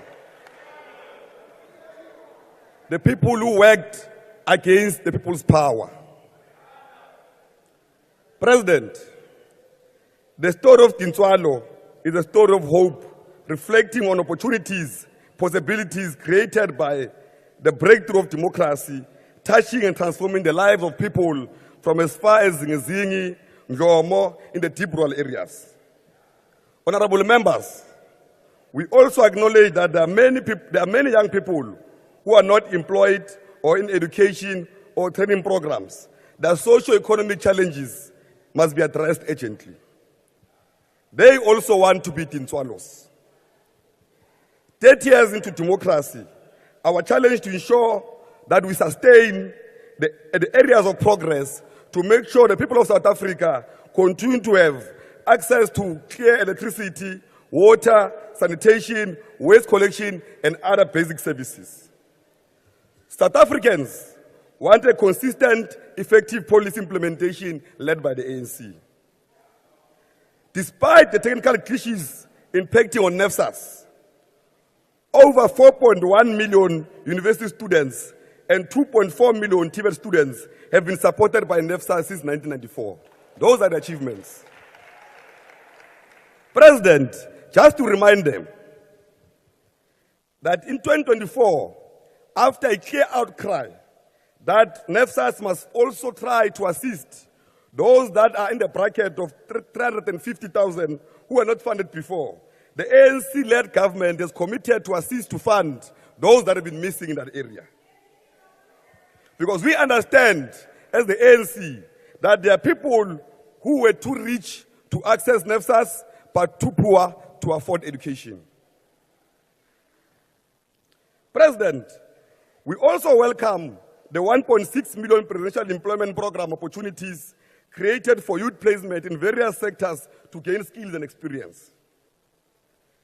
Digital technology has created many opportunities as the youth earn income through online platforms, building their own creative careers. For example, President, through the influence of the ANC-led government, our local DJs are able to showcase their talent and promote their music internationally. President,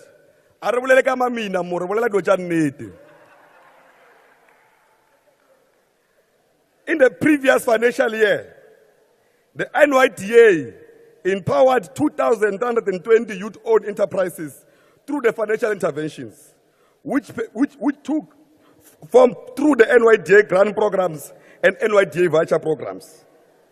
Through these financial business interventions, 6,796 jobs were created for young people employed by youth-owned businesses. Those are achievements of the ANC.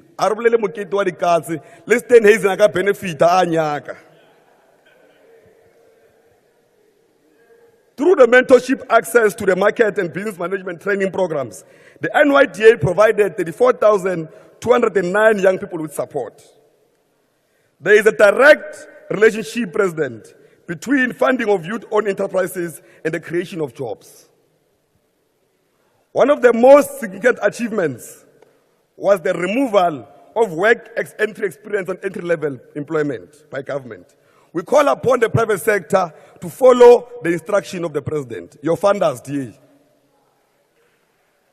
Mr. President, we welcome that the UIF-funded labor activation program, LAB, that seeks to support employment and the training of the youth. We know the intention is to create 2 million work opportunities in the immediate future. We urge the Department of Employment and Labor, and supported by Treasury, to roll out this program without further delay.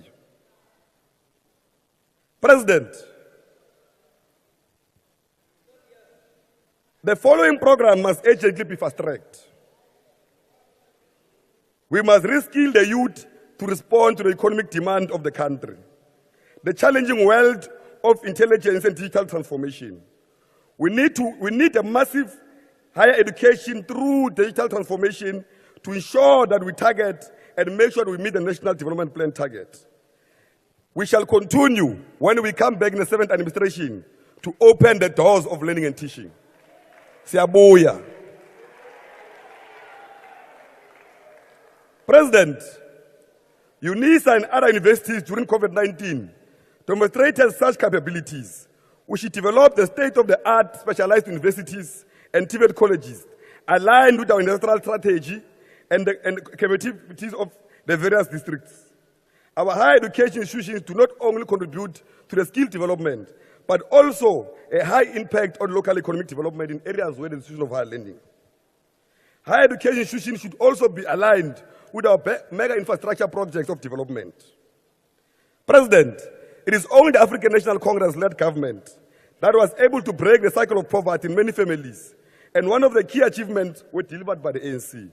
Today, a child of a domestic worker, a child of an informal worker, a child of an unemployed parent, today is a doctor, is an engineer, is a chartered accountant, is a pilot, is a CFO, is a CEO, and many other professions. It is only because of the ANC-led government in the past 30 years. It is clear, President, that even if they deny some in the DA are products, are mini Tinswalos, they know that they are products of the Tinswalo program of the African National Congress. President, Premier Panyaza Lesuifu has demonstrated that provinces can also expand youth development programs through the Nasispani program. The Provincial Employment Program should be doubled, and all provinces should follow the example of Gauteng, including the Western Cape. We must address the market dominance in the telecommunications sector. President, the youth of the country has long demanded a free data for all. And we know that when we come back, it shall be implemented. The global trends have shown that small business sector is the highest job creator supported by industrial economy. As you conclude, South Africa remains the most unequal country where the world is still controlled by the white male minorities, and that shall be restructured. We urgently call upon the restructuring of the economy so the economy of the country reflects the demographics of the country. We shall decisively address the land question for agricultural production and human settlements so that we address the asset inequalities. Thank you very much.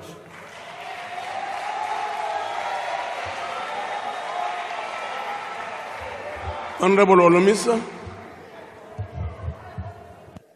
Chairperson, Honorable President and Deputy President, and honorable members.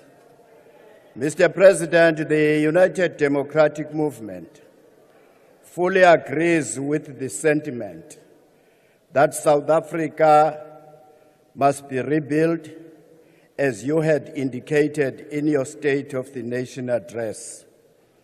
The UDM will give its perspective on this question, where I will have more time on the 2nd of March at the Gallagher Convention Center, when we will be launching our manifesto for 2024 national and provincial elections. Xa sisakha lendlu izawusikhumbuza ke mongameli ukuthi phaa eBhayibhileni umprofeti waGayi chapter 2 verse 3 and 4 uthi ngubani na osekhoyo apho sayikhumbulayo lendlu ngexesha yayisesebuqaqawuleni bayo niyibona njani ngoku.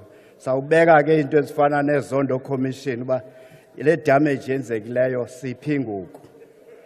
What I would like to raise with you, Mr. President, in the limited time I have, is the matter that you had last year instructed Finance Minister Enoch Godongwana to attend to, which is the matter of the SABC state pensioners.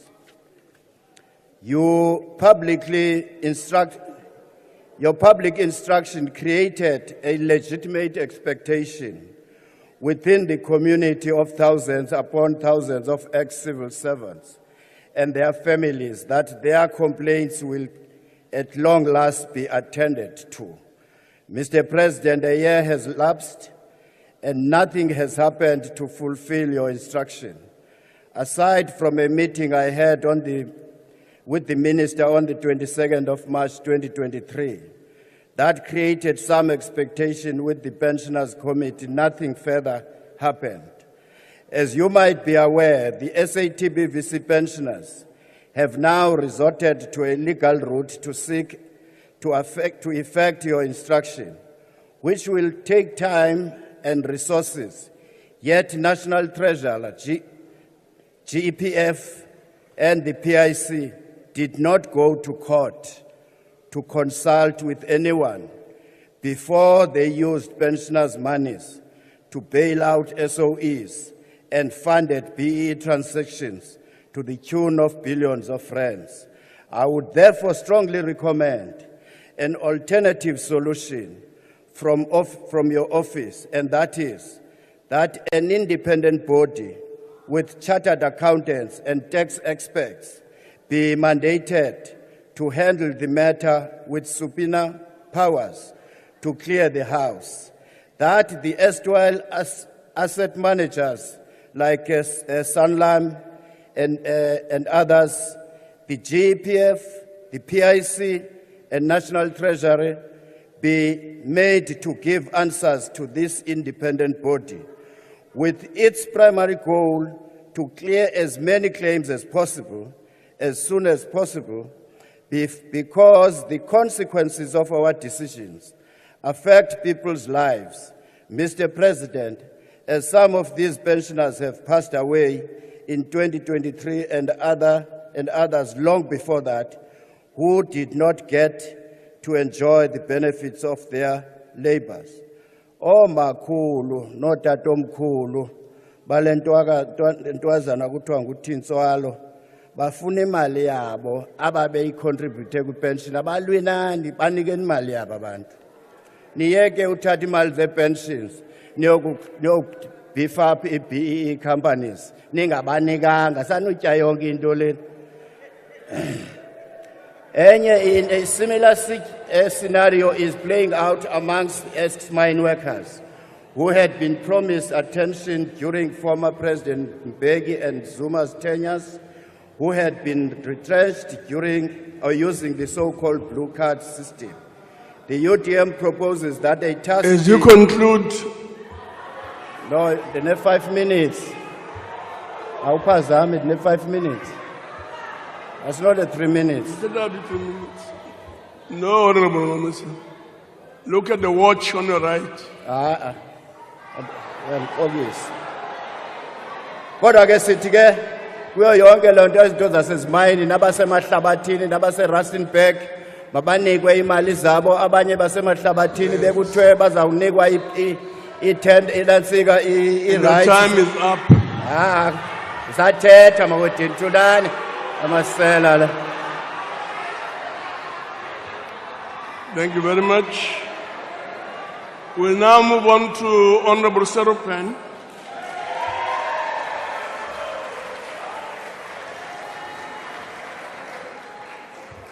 Thank you very much, Mr. House Chair. Mr. President, in November 2017, you promised, if you were elected leader of your party, that you would implement a 10-point New Deal. You echoed Franklin D. Roosevelt, and you promised to pull millions of South Africans out of poverty and into the mainstream economy. We stand here 6.5 years later, and that landscape, that utopian landscape you painted then, has not come to pass. What we instead have is the shadow of unfulfilled promises and a deepening economic crisis. And this is because of the failures of your government, particularly in job creation. You broke the very first promise that you made to this country. And the young people bear the brunt of this crisis. 70% of young people aged 15 to 24 have been unable to secure jobs. And the government's stranglehold on the business environment has choked the ability for this economy to create jobs. Unemployment has surged from 20% in 1994, since we hear a lot in this debate about the progress since 1994. So let's look at some progress. 20% unemployment in 1994. We now have 32.9% unemployment in 2024. When you include people who have given up looking for work because they cannot find a job, that unemployment rate is an alarming 42.4%. Now, to add insult to injury, instead of rectifying our economic mistakes, the ANC has shifted the burden onto a shrinking tax base and plans to do so again later this month in the budget. Slow economic growth has created a tax-to-GDP ratio of 25%, which is one of the highest in the world. South Africans have one of the highest tax-to-GDP ratios in the world. South Africans are overburdened with tax. And these citizens pay much more tax compared not to wealthy countries, but to developing and middle-income countries. The citizens, through tax, are paying a huge financial price to fund the ANC's failures. Now, government's failure to manage public debt has pushed us towards a fiscal crisis, and 20% of all government revenue is now dedicated to servicing debt. Not healthcare, not police, not teachers, debt. And this means that we have limited resources for investment into infrastructure and essential services. National debt is now over 5.2 trillion rand. And South Africa cannot go on like this. And in the debate today so far, we've heard the ANC double down on BE and Cadre deployment, which shows us who their true constituency is.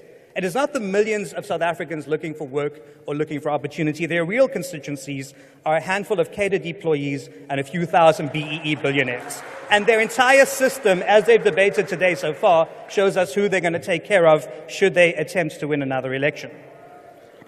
So South Africa cannot go on like this. And thankfully, every piece of information shows us, Mr. President, that you are the outgoing president.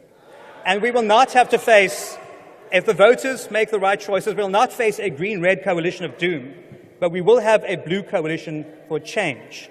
Now, let me tell you what the blue coalition for change, a DA-led government, will do. I see the ANC is heckling a lot when we mention the coalition for change. It is precisely because they're terrified that they're all going to be prosecuted for corruption and maladministration whenever we mention the change of government. But this blue coalition of change will get the economic engine revving again. It is essential to do so to lift millions of people out of poverty. And we will do so by overhauling labor regulations that limit job growth. We will make sure that young people and older people who have been locked out of the economy get skills through apprenticeships and development programs. And we will boldly put an end, finally, to apartheid, classification of race and employment equity and preferential procurement. We will no longer use those outdated and crass categories to classify people. Our focus will be on meritocracy and non-racialism to make sure that diversity and merit thrive. On the tax system, we will commit to no new taxes, unlike what the finance minister will be announcing in a month from now. We will also prevent hidden tax increases and to make sure the poor are taken care of, who are struggling with the cost of living crisis. The ANC MPs who earn all more than R1 million here love to heckle about the poor.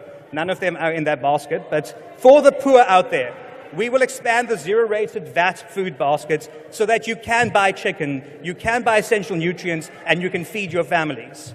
And lastly, we will make sure that everyone pays their fair share of taxes by ensuring that SARS has the capabilities. We will undo the gutting of SARS under state capture. We'll also rescue public finances from the fiscal cliff. We will stabilize public debt. We will make sure that we don't waste government money, unlike the hecklers on the side over here. And we will end this obsessive culture of bailouts to state-owned enterprises. And I'm looking forward to the Appropriations Committee on Wednesday, because I believe SAA has lost another 700 million rand in the last year, and we look forward to taking you on bailouts there.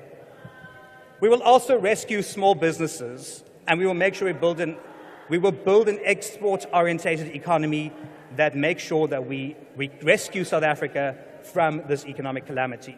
This is not going to come about through any New Deal or New Dawn. It will not come about through any New Deal or New Dawn. And as we look back, we've gone from a New Deal to a New Dawn to a false dawn, and now to Ramageddon. So the choice for our country is clear. We can't carry on with unfulfilled promises. Thank you to the ANC. Your time is up, as mine now ends as well. But we will get a better tomorrow through a blue coalition of change that rescues South Africa.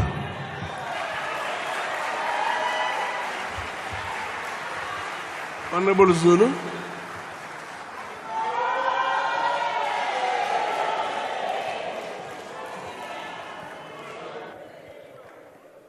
Naye lo Dinswalo osuka la, Honorable Speaker. Naye ukwazile ukuthi azofika la ngoba samlwela ukuthi azakwazi uDinswalo lo azoma la estikini akwazi ukukhuluma. Nawe Dinswalo noma uhleli ngale walwelwa sethi uyafuna or awufuni.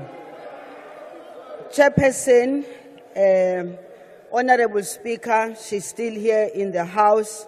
Your Excellency President Cyril Ramaphosa, Your Excellency Deputy President Paul Mashatile, my colleagues, members of the executive who are here today, honorable members of Parliament, nani nonke emakhaya, ngicela ukubingelela nina ikakhulukazi ngoba simela ngenxa yenu. Sila sikhuluma nje sikhulumela imisebenzi esiyenzayo siyenzela nina. Silanje ngoba sathunywa yini kusukela ngo1994 nathi kithi nawa amandla, hambani niyosisebenzela, hambani niyolungisa impilo zethu, hambani niyobonisa ukuthi iSouth Africa entsha igaba khona ingaba possible. Ngibonge kakhulu Chairperson ukuthi nginikezwe leli thuba iorganization yami engihamba ngiziqhayisa ngayo iAfrican National Congress enginikeze lethuba lokuthi namhlanje ke ngithi qabaqaba kancane ngokuthi iAfrican National Congress yenzeni isazowenzani masiqhubeka ngomsebenzi ozayo. Ngimela Honorable President and Deputy President ngumama kaDintswalo, ngu-auntie kaDintswalo, ngu-grandmother kaDintswalo, ngugogo kaDintswalo. La phakathi kwethu sinabomkhulu, sinabomalume, sinobaba bakaDintswalo. Laba abazinikezela long before 1994 ukuthi ukhona uDintswalo ozophila. Abaqala ukumenzela imisebenzi ngo-1994 kodwa ngicela ukusho ukuthi baqala ukwenza lokho long before 1994. Ngicela ukuthi ngithi Mr President, ukhulume ngoDintswalo, uthe ungakaqedi nokukhuluma ngaye usesela in the house.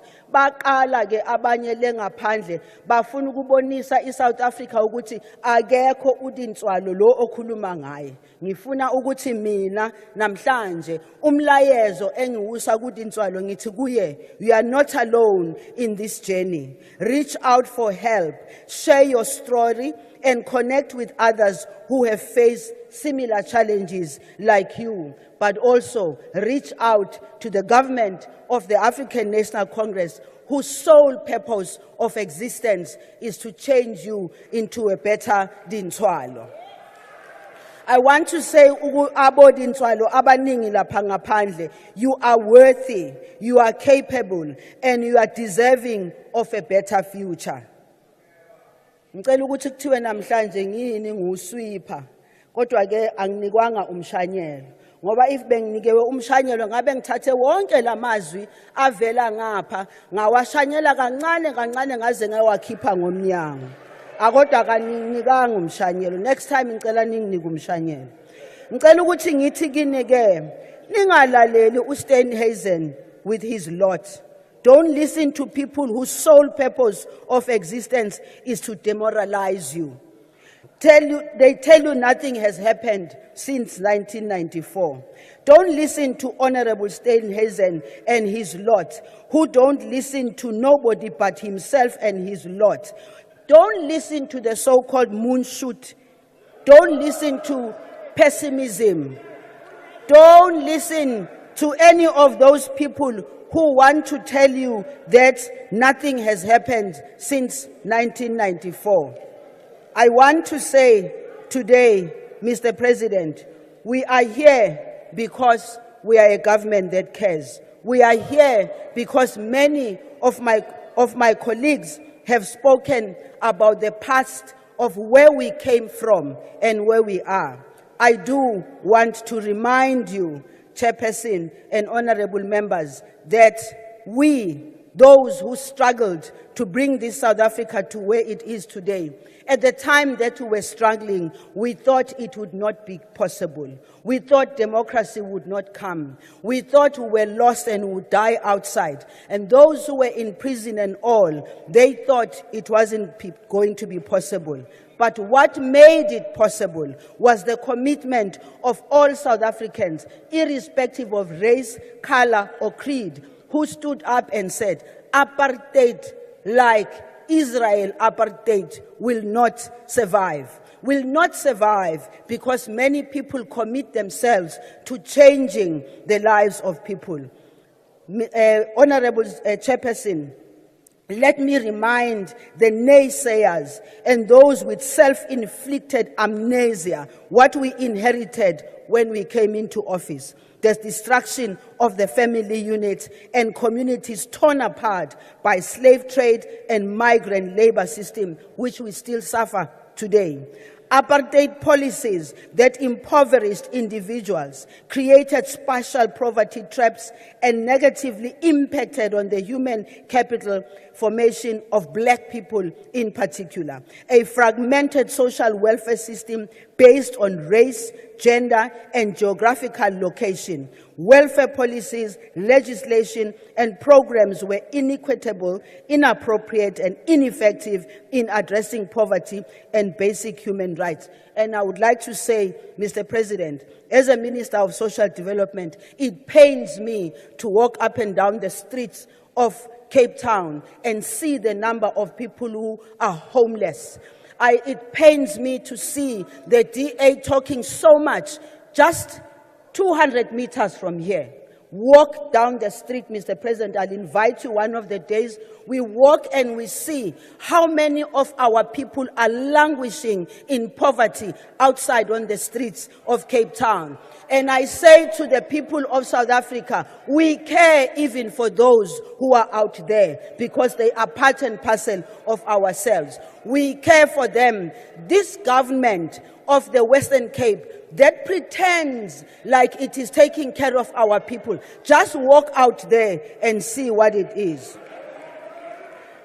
Mr. President, in your State of the Nation address, you outlined the remarkable journey we have traversed and the massive gains we have achieved under this government for all South Africans. And let me tell you, as you sit here and look at me, I don't look at any South African from any point of view other than the fact that this is a South African who needs assistance. This is a South African who needs to pay attention by the government of the African National Congress. And so what have we done since then? Ngiyambona nosoli ukhona la phakathi kweni. Mina naye usoli sithathene laphaya eNCOP. Ngiyabezwa nje Osteinazen namhlanje sekuyibo abakhuluma ngama grants. Impela nina yini enikhuluma ngama grants nina ebenisitshela ukuthi the economy is not capable of paying the grants. Yini esenikhuluma ngama grants ngoba siya kuma election. Yini ebenisitshela nisasitshela namanje ukuthi if the economy doesn't grow, asikwazi ukubhadala ama grant. Let me tell you, we have been paying the grants from 1994 to date. Even when the economy is not doing very well, we have stood up and said, we shall be with the people of South Africa. Whether the economy is not doing well or not doing well, it remains our responsibility and our capability to make sure that those that have absolutely nothing, at least we can give them something and help them to lift themselves up. Nina, niti. Give the men a rod to fish. And I'm saying, where's that river? Where's that fish? And kulumangai. Tina, we have the river, we have the fish. What we have done, Honorable Speaker, improve access to sustainable livelihoods and entrepreneurial opportunities through grant funding and capacity building of civil society organizations, progressively expanded social protection coverage from 2.4 million in 1994 to a whopping 28 million to support those who cannot support themselves. We are currently providing regular income support each month without fail to more than 4 million older persons, about 1 million adults with disabilities, and 160,000 children with disabilities. More than 13 million children from poor households receive child support grant, while a further 237 children are supported through our foster grant. Provide financial support to the tune of 8.2 billion rand to non-profit organizations.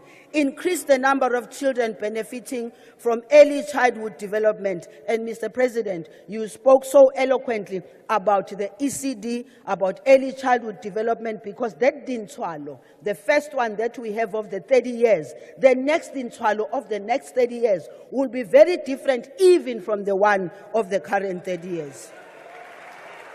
We have created 500,000 employment opportunities through expanded public works, address disproportionate impact of poverty on women through women empowerment, pass progressive pieces of legislation such as the Children's Act to ensure protection of children, intensified international collaboration with development and UN agencies such as UNICEF, UNDP, ILO on best practices, expanded access to care and support services for victims and survivors through the implementation of Pillar 4 of the National Strategic Plan on Gender-Based Violence, capacitated the Gender Violence Command Center and the National Emergency Response Team. I also would like, Mr. President, to say we need to look at look no further than the 2023 National Senior Certificates results. Of the 897,775 grade 12 learners who wrote NSC, 543,780 full-time learners were social grant beneficiaries, with 62 out of 110 top-performing learners in different categories. And Mr. President, we do say today, sithinje kaba kaba, sisazobuya when we further explain during the budget speech as well as the. Thank you, Chairperson. Nina Hambanyolala. Now, thank you very much, honorable members. We will now have a lunch break and we'll come back at 13:30 or 1:30 p.m.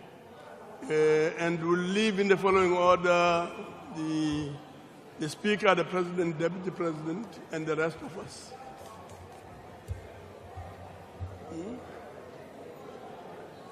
So, I'm told that the lunch arrangements are as follows. So please note that lunch will be on sale at the following venues: ground floor, David Bloomberg Hall; second floor, banqueting hall.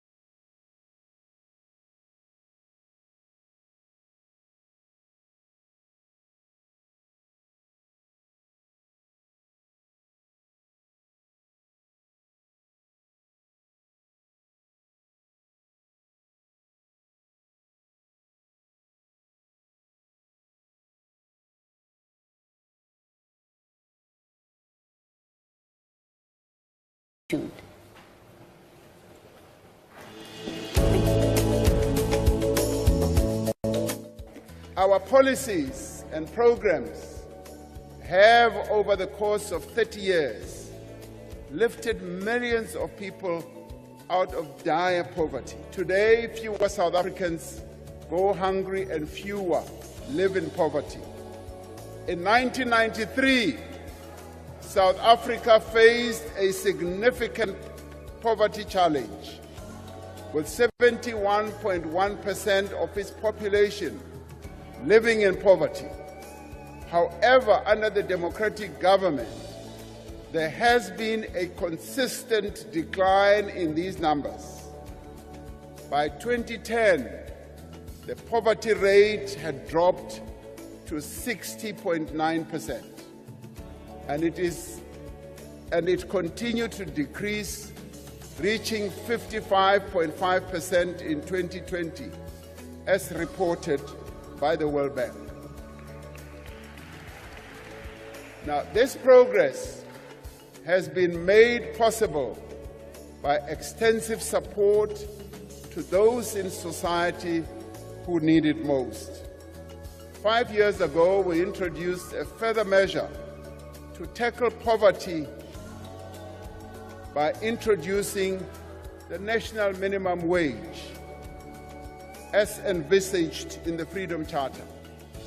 The decision by key role players, they being business and labor and communities, they took a decision to introduce the national minimum wage. And this has immediately raised the wages of over 6 million workers who support their families.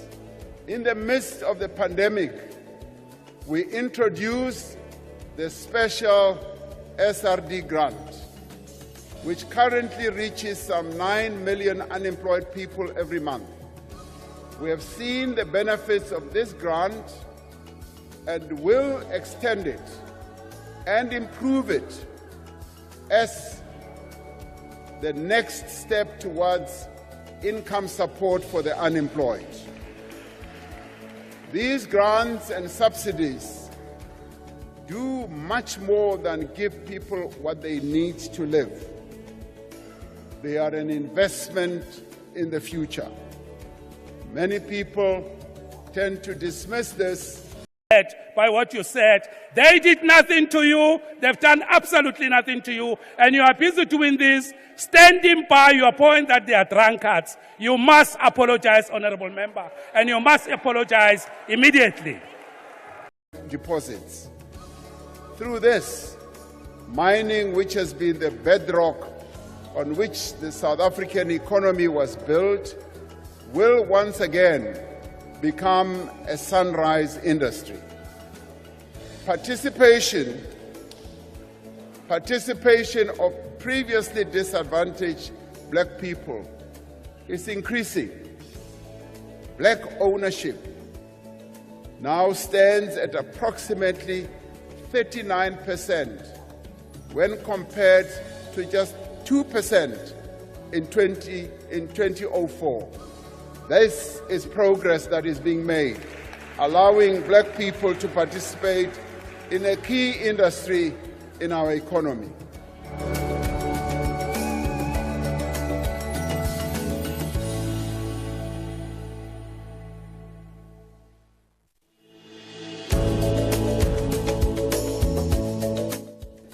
We want a country in which every person is free to be exactly who they are, regardless of their race, their gender, their sexual orientation, their ethnicity, or their religion. We want a country in which the same opportunities are available to every child, whether they are born in Sandton, in Mdantsane, in Sikukuni, in Mitchell's Plain, or in Phoenix. We want a country that applies to everyone, no matter how wealthy they hold. As we continue the journey towards making this vision a reality, we are inspired by democracy's children, by their energy, by their creativity and their enthusiasm. We are inspired by the young people who have carried our hopes onto the global stage with their music, with their dance. We are inspired by, yes, the Grammy Award winner who won the Grammy Award recently, like Tyler. We are inspired by Bafana Bafana. We are also inspired by the Springboks. Yes, they inspire us.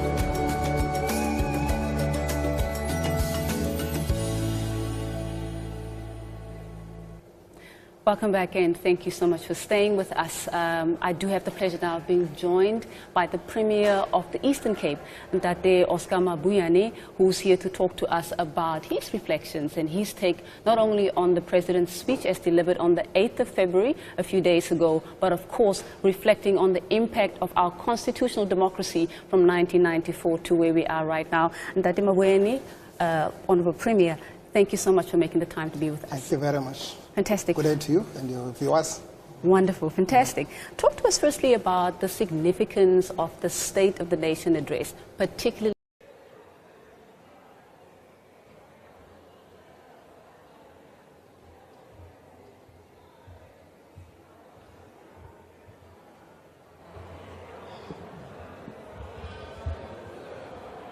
Please be seated.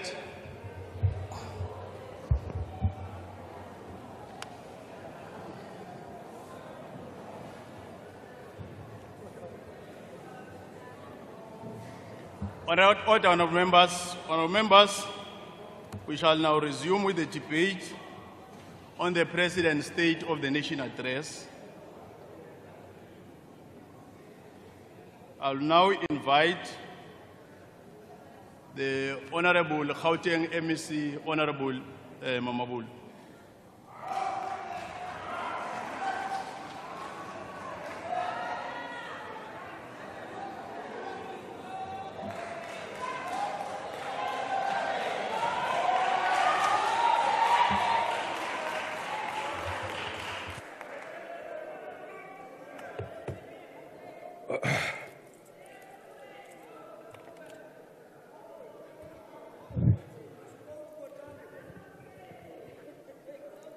Thank you very much, Honorable Chair.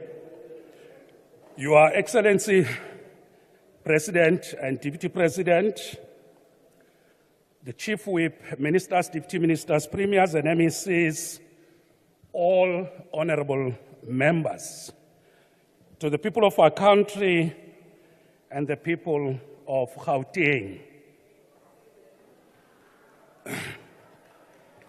Honorable members, I am deeply honored and privileged to stand before you representing the Honorable Premier of Gauteng, Mr. Panyaza Lesufi, to participate in this very important debate on the State of the Nation address as delivered by President Cyril Ramaphosa.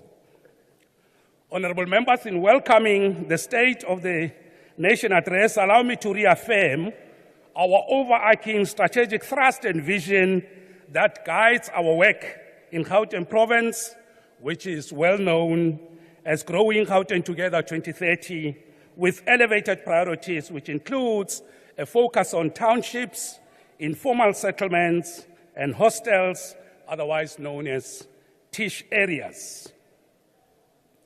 Let me upfront state that, Mr. President, it is very clear and beyond any shadow of doubt that you have delivered one of the most overwhelming and resounding SONA underpinned by strategic leadership, and certainly you were very frank and honest to the people.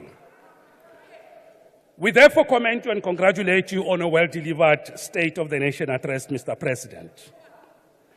Honorable members, allow me to share with you some of the remarkable and commendable work that you are doing in the province, which resonates very well with the State of the Nation address.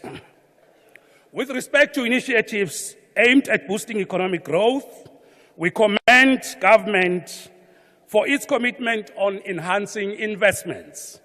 We welcome the fact that these conferences have already raised, as the President said, 1.5 trillion rands in new investments, and already about 500 billion rands is already injected into the economy. As the economic hub of the country, we appreciate the privilege of being the selected hosts of these conferences. And also, President, we thank you and national government for affording our province to host the BRICS Summit. Indeed, Gauteng is open for investments and business. Honorable members, as you know, and we surely agree, that Gauteng is the inland hub of freight logistics and warehousing, and therefore we welcome one of the most reassuring statements well articulated in SONA, stating as follows: open quote, to deal with severe inefficiencies in our freight logistics system, we are taking action to improve our ports and rail network and restore them to world-class standards, close quote. We welcome this point because as a province with a small land mass, but a point of interface connecting and linking key arterial roads that are critical to the economy, we do feel the impact of inefficiencies in the rail and port infrastructure. In addition to its negative impact on price competitiveness in our freight, we do feel congestion in the province. We therefore welcome and support this particular intervention, President. This is definitely in line with one of the most profound policies of the African National Congress to migrate from road to rail. We also welcome the announcement made to create a high-speed rail link between Joburg and Durban. As you know, this also linked very well with the partnership between Gauteng and Limpopo to create a speed train between the two provinces. Honorable members, the SONA makes a point about special economic zones. We are very much pleased that already in Gauteng, we have the Tshwane Special Economic Zone, the OR Tambo Special Economic Zone, and that in the Vaal. And of course, we are working on the West Rand and that in Lanseria. We are also supporting the Roslyn Automotive City, and of course, the Rainbow Junction is a smart city in the Apis River in the city of Tshwane, and we are rolling out a program to rehabilitate about 40 roads in Mfuleni local municipality. With respect to supporting SMMEs, we welcome the point made, President, open quote. As we grow the economy, we are making it more inclusive, close quote. In our province, honorable members, and I guess subject to correction, we are the only province in the country that has passed the Gauteng Township Economic Development Act, otherwise known as TIDA. In this regard, having passed the TIDA Act, we are now creating a provincial development bank focusing on strategic goal of providing flexible and friendly credit lines and loan facilities to the people in the townships. Honorable members, we cannot leave townships as they are. And of course, as you know, the current banks and financial institutions treat the townships as places that threaten their profit margins and rate of return, and they do not want to put them in their balance sheet. Now, with respect to energy, honorable members, we have already concluded a partnership with City Power, and it will inject about 100 megawatts into the grid. We are rolling out transformers and high mast lines to our people in the province, making electricity accessible. Honorable members, you know, in our province, with respect to what SONA said on job creation, we have found a very dynamic, innovative, and creative way of addressing youth in unemployment through Nasi Ispani, which is a very popular program in the province. The Premier will speak to this matter. With respect to the e-tolls, we welcome the announcement made by the Minister of Finance, Honorable Enoch Kotongwana, when he said government will absorb the debt with a split between Gauteng government taking 30% and national government 70%. We did say that we will approach national government with a plan to say how we are going to pay, and next week the Premier of the province is going to make an announcement on this matter, and let's welcome the Premier's announcement. Honorable members, on crime fighting, we have our crime prevention wardens, otherwise known as Mapanya-Panya. They are already doing a good job to fight crime in the province. Let me assure you, members, that already the statistical evidence is proving that our crime prevention wardens are doing an excellent job and are making a positive impact on reducing the rate of crime in the province. Honorable members, while we celebrate the work done by the crime prevention wardens, we just want to place on record as a province our deep concern that whilst the crime wardens are doing a good job, but we're really taken aback and shocked when the DA leader, Honorable John Steenhuisen, descended on our province, and all what he did was to launch a scathing racist attack on the crime prevention wardens in our province. It is reported that Honorable Steenhuisen has referred to these members as drunkards, pulled from shebeens, wearing clothes from Pep store. That's what he said. Now, when there was a popular request for him to apologize, he refused to apologize, even when members of the crime prevention warden said that they were deeply hurt by what you said. They did nothing to you. They've done absolutely nothing to you. And you are busy doing this, standing by your point that they are drunkards. You must apologize, honorable member, and you must apologize immediately. I would like to challenge members of the Democratic Alliance. How can you allow this honorable member who's standing your party to be almost like the old Restructuring Nationale Party and are taking the liberal values that you claim and you still have him as a leader? Honorable members, we know this parliament has been very decisive in dealing with people that bring parliament into disrepute, and therefore we request that parliament look into the conduct of the honorable member.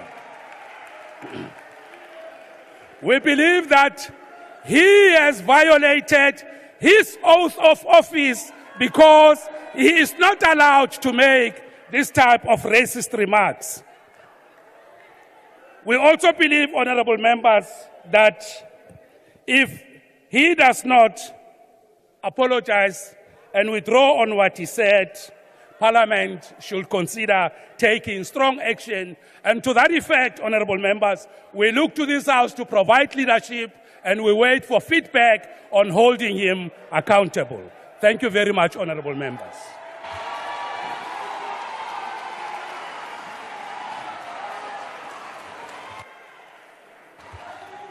Thank you, honorable member.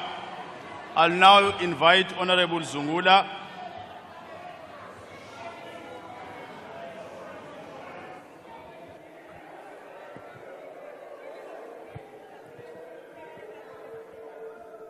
Thank you, Chair. Mr. President, the reality is that things are worse off for the country as compared to 2019. There's been an increase in load shedding, unemployment, crime, and the cost of living. To prevent the collapse of the country and restore the dignity of the people, the following must happen. The recognition of Amahlubi is critical in restoring the dignity of Africans. Ingonyama Langalibalele was the first political prisoner in Robben Island. It is hatred of our people that the king and the nation of Amahlubi are still not recognized in our country. The government must act on all these establishments that are selling fake foods. The environmental health practitioners must be employed and deployed to remove all unsafe foods from being sold to our people.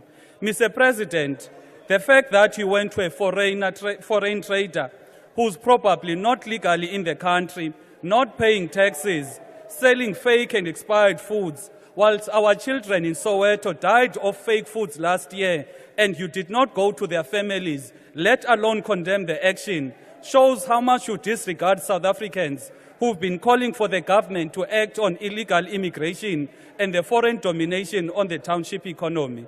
The government must secure borders to ensure legal movement of people. Mr. President, the rate at which illegal immigration is happening in our country, it can't be characterized as illegal immigration anymore. It is an invasion. The government must criminally charge all these companies that are employing people who are in the country illegally. There must be an end to load shedding now.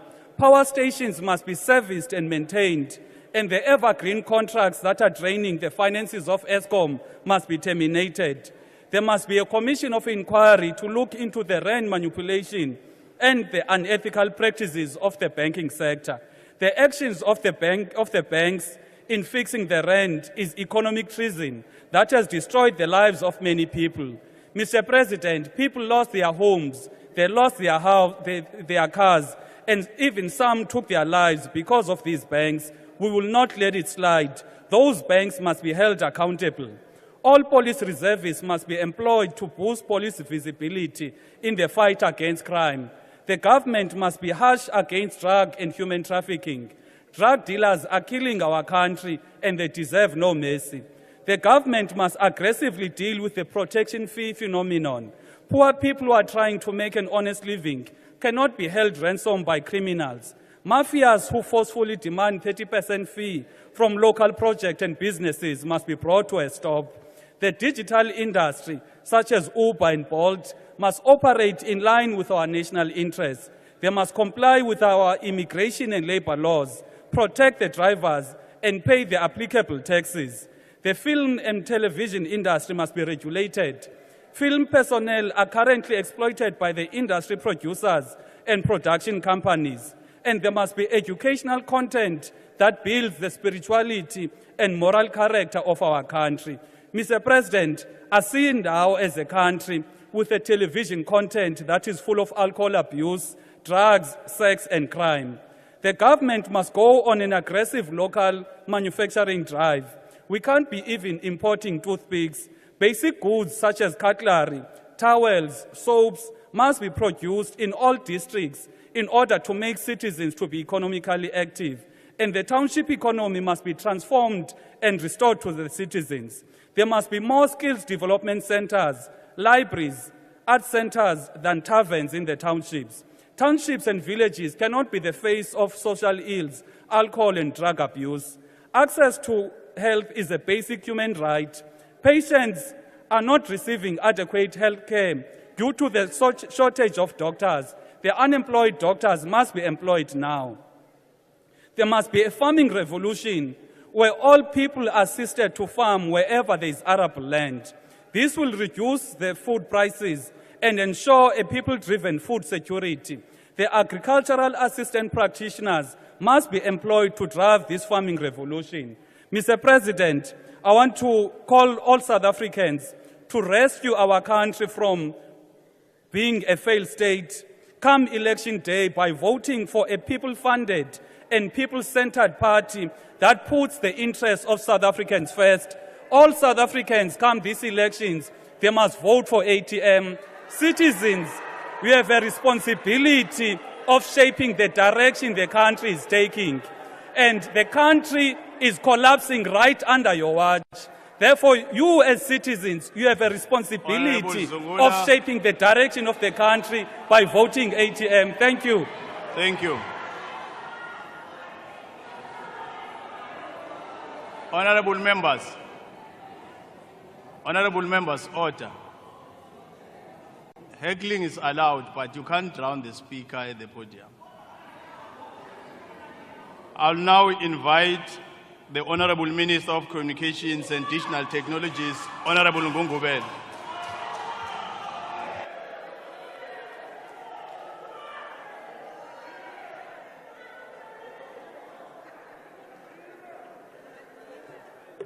Honorable Chair,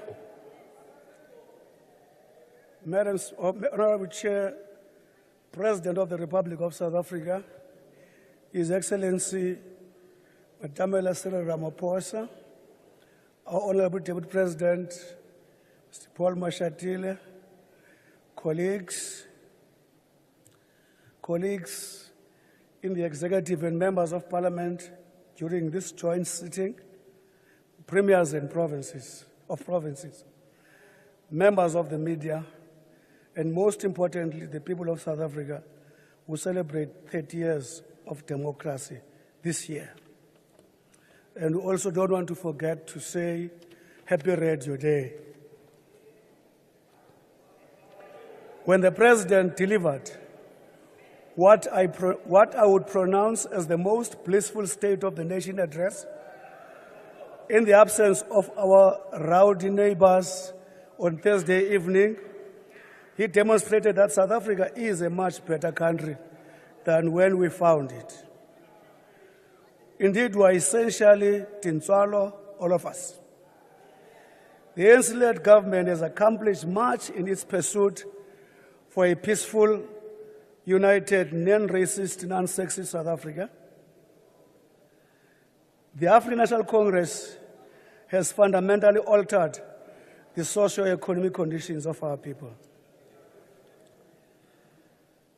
Mr. President, the phenomenon connectivity and internet penetration from a mere 21% in 2011 to a staggering 79% in 2022 has elevated our people in this rapidly changing world, which is driven by digital technologies. Mr. Yamkela Mgugudo, an entrepreneur selling chicken in Mount Elif, who had this to say: since we had access to connectivity, because of its affordability, 5 rand per gig and 250 rand per month unlimited, from 80 rand 90 to 5 rand, as an ordinary person, this made it possible to increase his market of chicken because more people knew about his business in his village. Here we speak about, Mr. President, what a developmental state is doing. We are intervening through connectivity all over the country to create conditions that make sure data price goes down.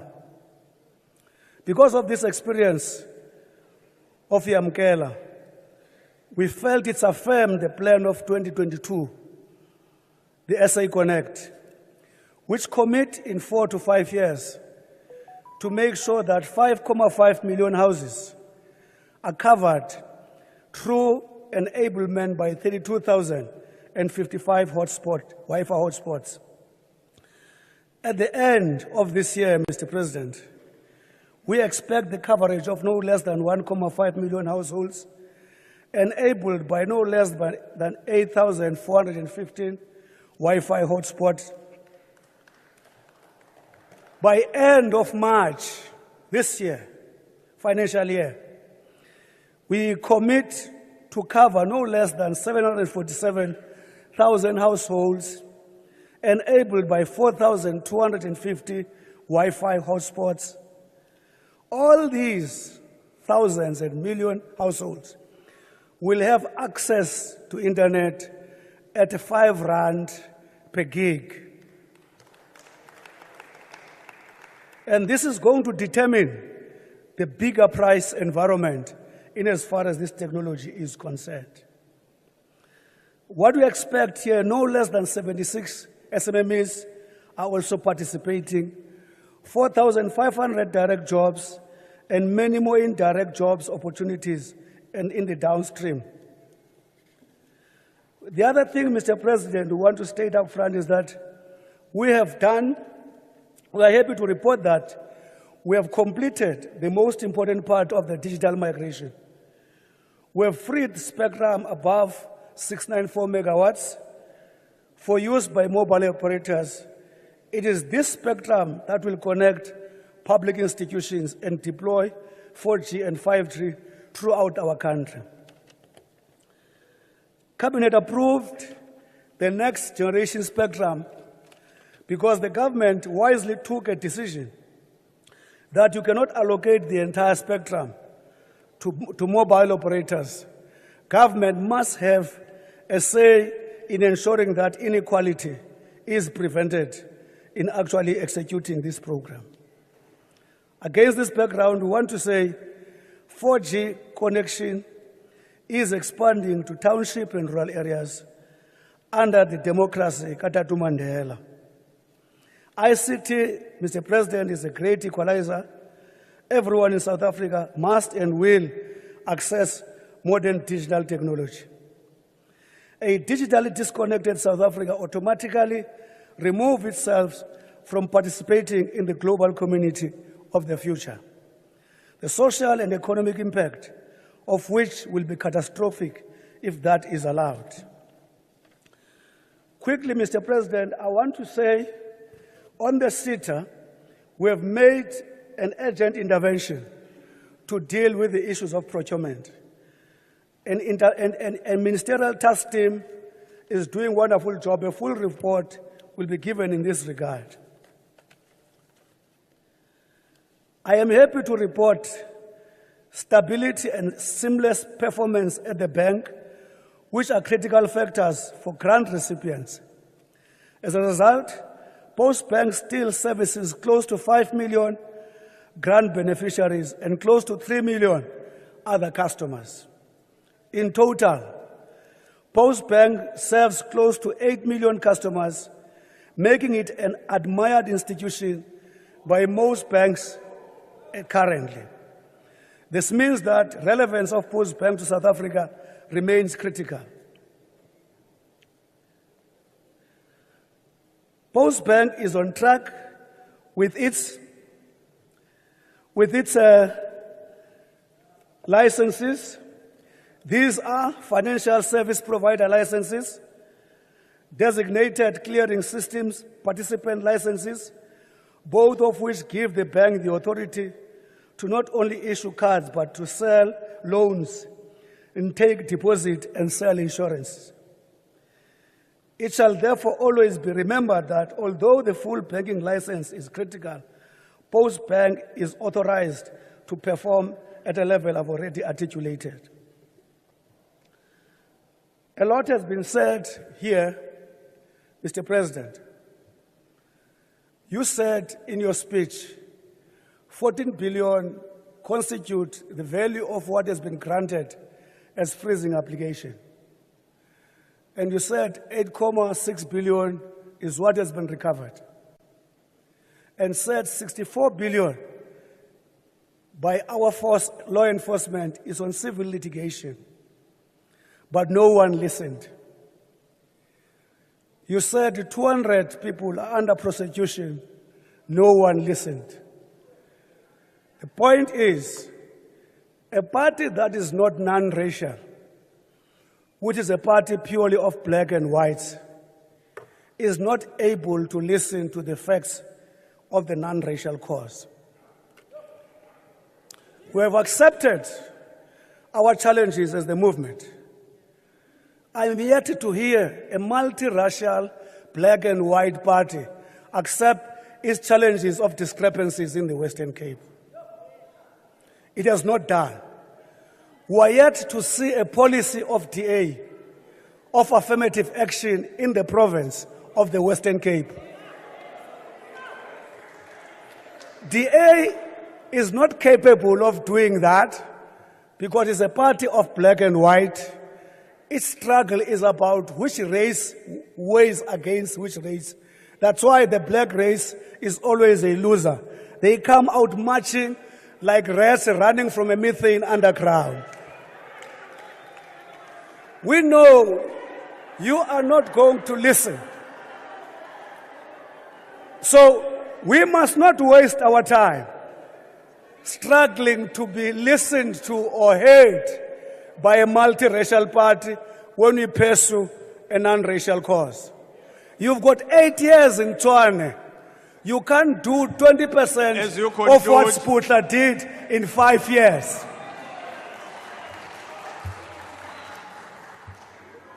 You had some couple of years in Eguruleni. What we did in 5 years, you have not started 1% because you are a multi-racial party. Thank you, Honorable Minister.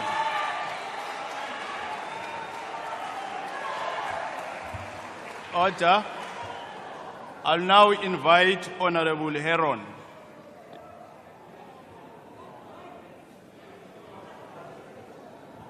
Thank you, House Chair. House Chair, we don't believe that the fabric of South African society can tolerate mediocre state management for much longer before ripping apart. Nor do we believe that in order to fix South Africa, we need to redivide it, which is the essential position of many in the opposition benches. What we need is a cohort of capable leaders steeped in human values of humility, integrity, and community. The President is correct that South Africa today is fundamentally different to that of the apartheid era, and nobody can seriously deny the existence of our Constitution, our Bill of Rights, our democratic institutions, an independent judiciary, and a free media. And these instruments have been used by political parties and citizens across the spectrum to hold the state to account. The quandary we have is that despite the gains we've made, subsidized housing, electrical and water connections, social grant system included, about 1 in 3 South Africans are living in extreme poverty. Our efforts to right the wrongs of the past, from land dispossession and spatial injustice, to prosecuting apartheid and post-apartheid state criminals, have proven feeble. Our constitutional values, which the President correctly said we should celebrate, impose a duty on the state to rectify our inherited injustices and forge unity between our historically divided people. What we don't need is to throw our post-apartheid values out with the bathwater.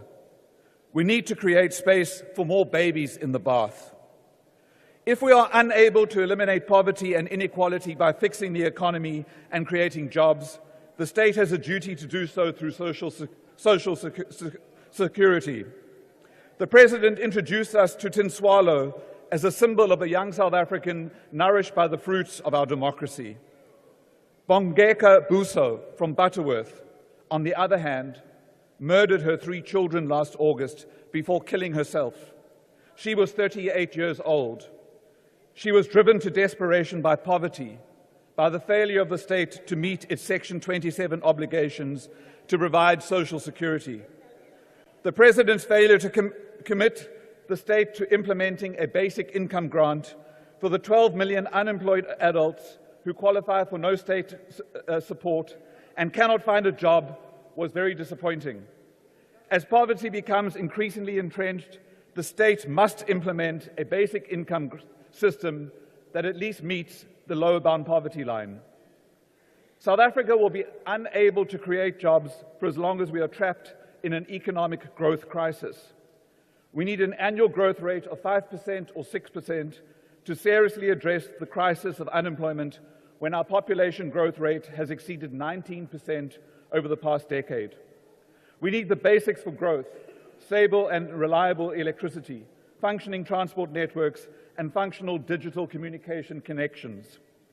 We welcome the President's commitment to adding renewable energy to the grid, but the IPP procurement process has been bogged down in long processes that bizarrely don't recognize any urgency. The 2020 risk mitigation IPP, which was to urgently add 2,000 megawatts to the grid by the end of 2022, was barely off the ground in November 2023, with just 5 projects totaling 353 megawatts under construction. We also welcome the President's strong commitment or recommitment to the green economy and a just transition. But in 2010, government adopted the new growth path framework, which recognized the green economy as a key driver that would at least create 300,000 jobs. 14 years later, it would have been good to learn about the practical steps to begin reskilling coal workers and to localize the production of components for renewable energy industry in South Africa. South Africa's National Infrastructure Plan was gazetted by the previous Minister of Public Works and Infrastructure in February 2022, identifying a number of strategic infrastructure projects, or SIPs, across the energy, freight transport, water infrastructure, and digital communication sectors, ready for implementation. But government-led infrastructure projects have been slow in implementation, and the construction sector, which could be a key driver of job creation, has been contracting. Mr. President, we need one coherent economic growth plan to address our worsening economic growth crisis and provide for inclusive growth for all South Africans and for black South Africans who were previously excluded. But where black is as defined in the Employment Equity Act and the Double E Act as a generic term, which means Africans, Coloureds, and Indians. Without inclusive economic growth, the democratic values and freedom South Africa has achieved will be overshadowed by suffering on a magnitude that betrays the values and our Constitution. Thank you. Thank you, Honourable Herman. The next speaker is the Honourable Deputy Minister of Agriculture, Land Reform and Rural Development, Honourable Tswapa.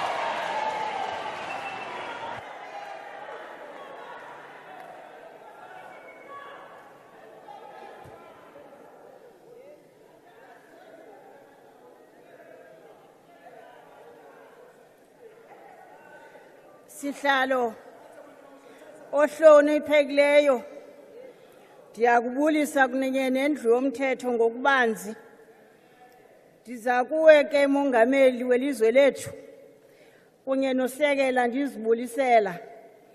Ndiyatsho ke mawethu, zizwe zoMzantsi Afrika, ikumkani neenkosi zezwe lakowethu.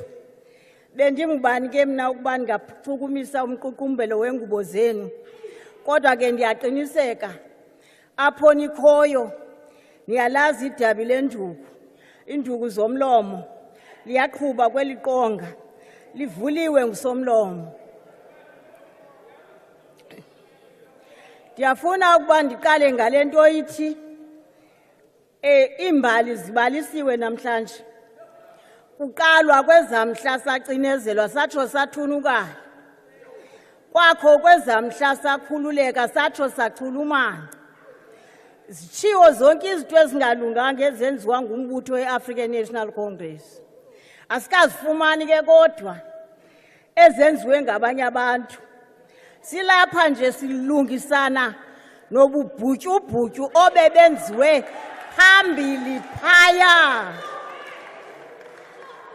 Umhla ngengxaki, mhla azaqala inqwelo zemithi zagabha iziqu zabantu kula malwandle baza bethwele amasiko amazwe abo bazocinezela thina ngabo balibalisa bathi they have discovered bafike kukho izinto ezifana nabantu ezo zinto bafike zikhona banamandla okuthatha umhlaba wonke kunye nabo bantu babenza amakhoboka abo.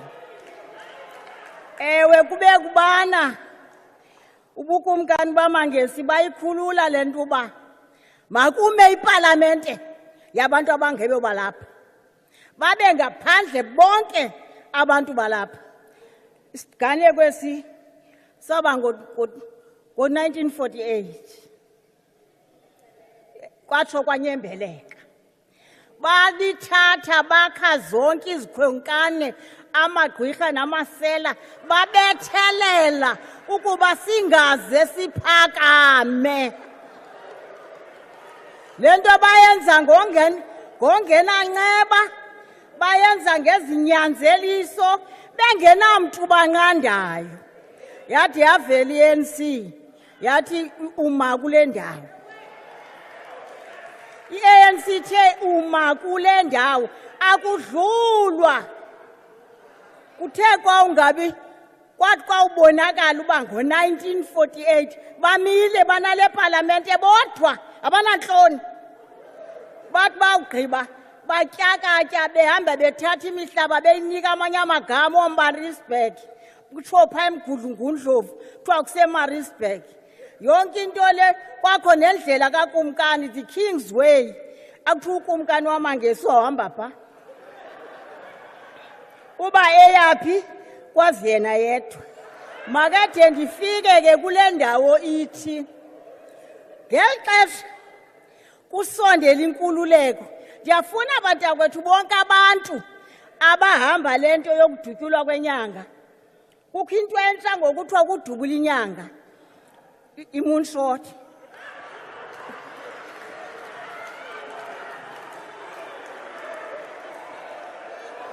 Le nyanga izawudutyulwa ke ayiyo enye yi-African National Congress.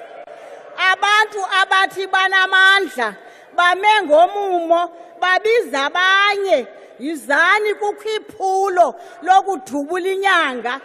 Eli phulo lizawukhupha i-ANC elulawulweni. Njengoba ke sesikwelo phulo kubizwa nabanye abangabakhululwa be-African National Congress kuthiwa izani siyingcatshe siyikhuphe embusweni ngoba ilungiselele nina. Lityala ukwakha imayunivesithi abemaninzi ngoba ngoku kuthiwa abantwana abanandawo yakuhlala. Bebezoyohlalelani beyizoba khona njani indawo kungekabikho ndawo yofunda? Zininzi izinto zithethwayo. Xa kusithiwa ngoku make kube khona i-NHI bame ngaphambili imistake yaba kukuba bavunyelwe sibe kunye kweli qonga. Siyabhala bayacika.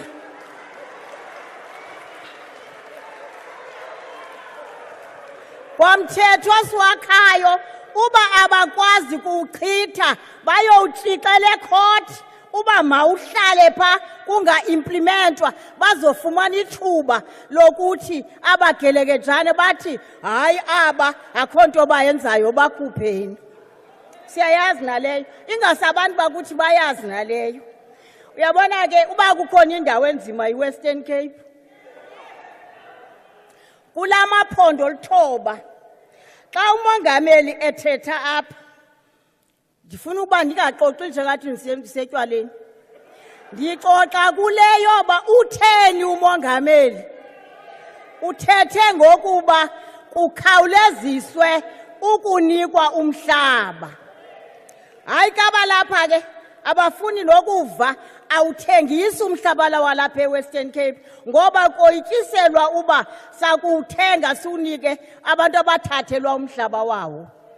They actually block the opportunity to buy land and give it to the previous owners. Ningacinga uba sithi xa siwuthenga siwubuyisele kwakule owner yakho. Ndiza kuxelela kaManani portfolio evidence.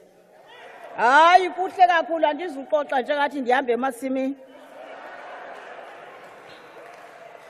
Phaya phezulu sinembeko mongameli yokuba nomnumzana uHilton Klein ingasikaphakama umhlekazi wami ukhonje pha kwezi abathu ndifuna kucaca inyani thethwe ngefacts nanku umhlekazi wami nguye chu umuntu omnyama ongumuntu ohluphekileyo ovela kwimilitary onefarm apho khona neabathu athumela inyama emazweni out of the 46 commercial abattoirs. That is the only man in this Western Cape. Abanantloni izona ude babe baninzi kangaka bene abattoirs abanye abantu bengenazo. Hayi mabaxube nentloni. Ndiyabulela mhlekazi.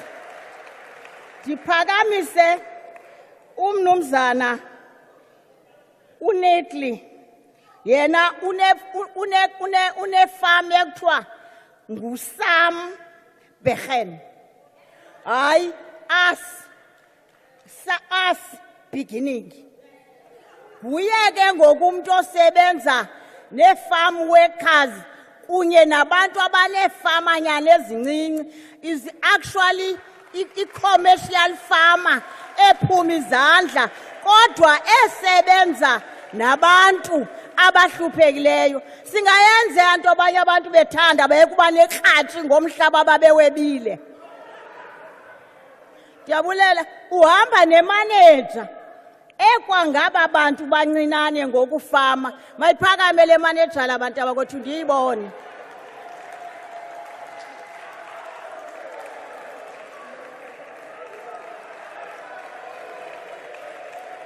Sinaye futhi ke yabulela kakhulu naye umnumzana uIvan yena ke ngoku ngushriga kuthi ukuthi unamagusha negrain. Amagusha ke zigusha. Uhamba phambili ke kola xoxobana limoshayo. Kodwa ke ndiyabulela mhlekazi. Kangangoba ke ezindaba zemarkets ezindaba zelabor yonke lento ifihliweyo yaqalwa mhla kwatshintsha izinto. Bathi apha ku1990 to 1994 batshintsha izinto bathi apha makube khona iorganized white farmers. So gcibelela ma. Ewe. Lento abayenzileyo yile yenza uba kuthi kunamhlanje kube izinto zingakubo. Ezinto zingakubo siyaya pha evotini akho mntu noyikayo. Nikhenkcaza nje xa kulapha masiyani pha ebantwini. Isibongo bantu abemzini. Siyabulela.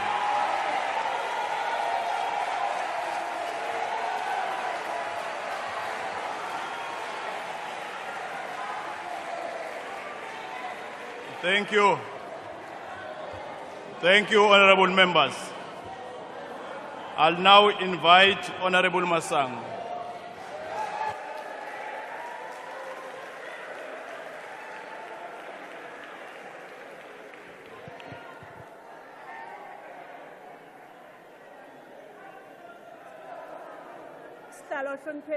Sihlalo hloniphekile angibonge kakhulu ukuthola leli thuba ukuzobeka induku ebandla ngicacisele abantu basemzansi ngesimo salelizwe.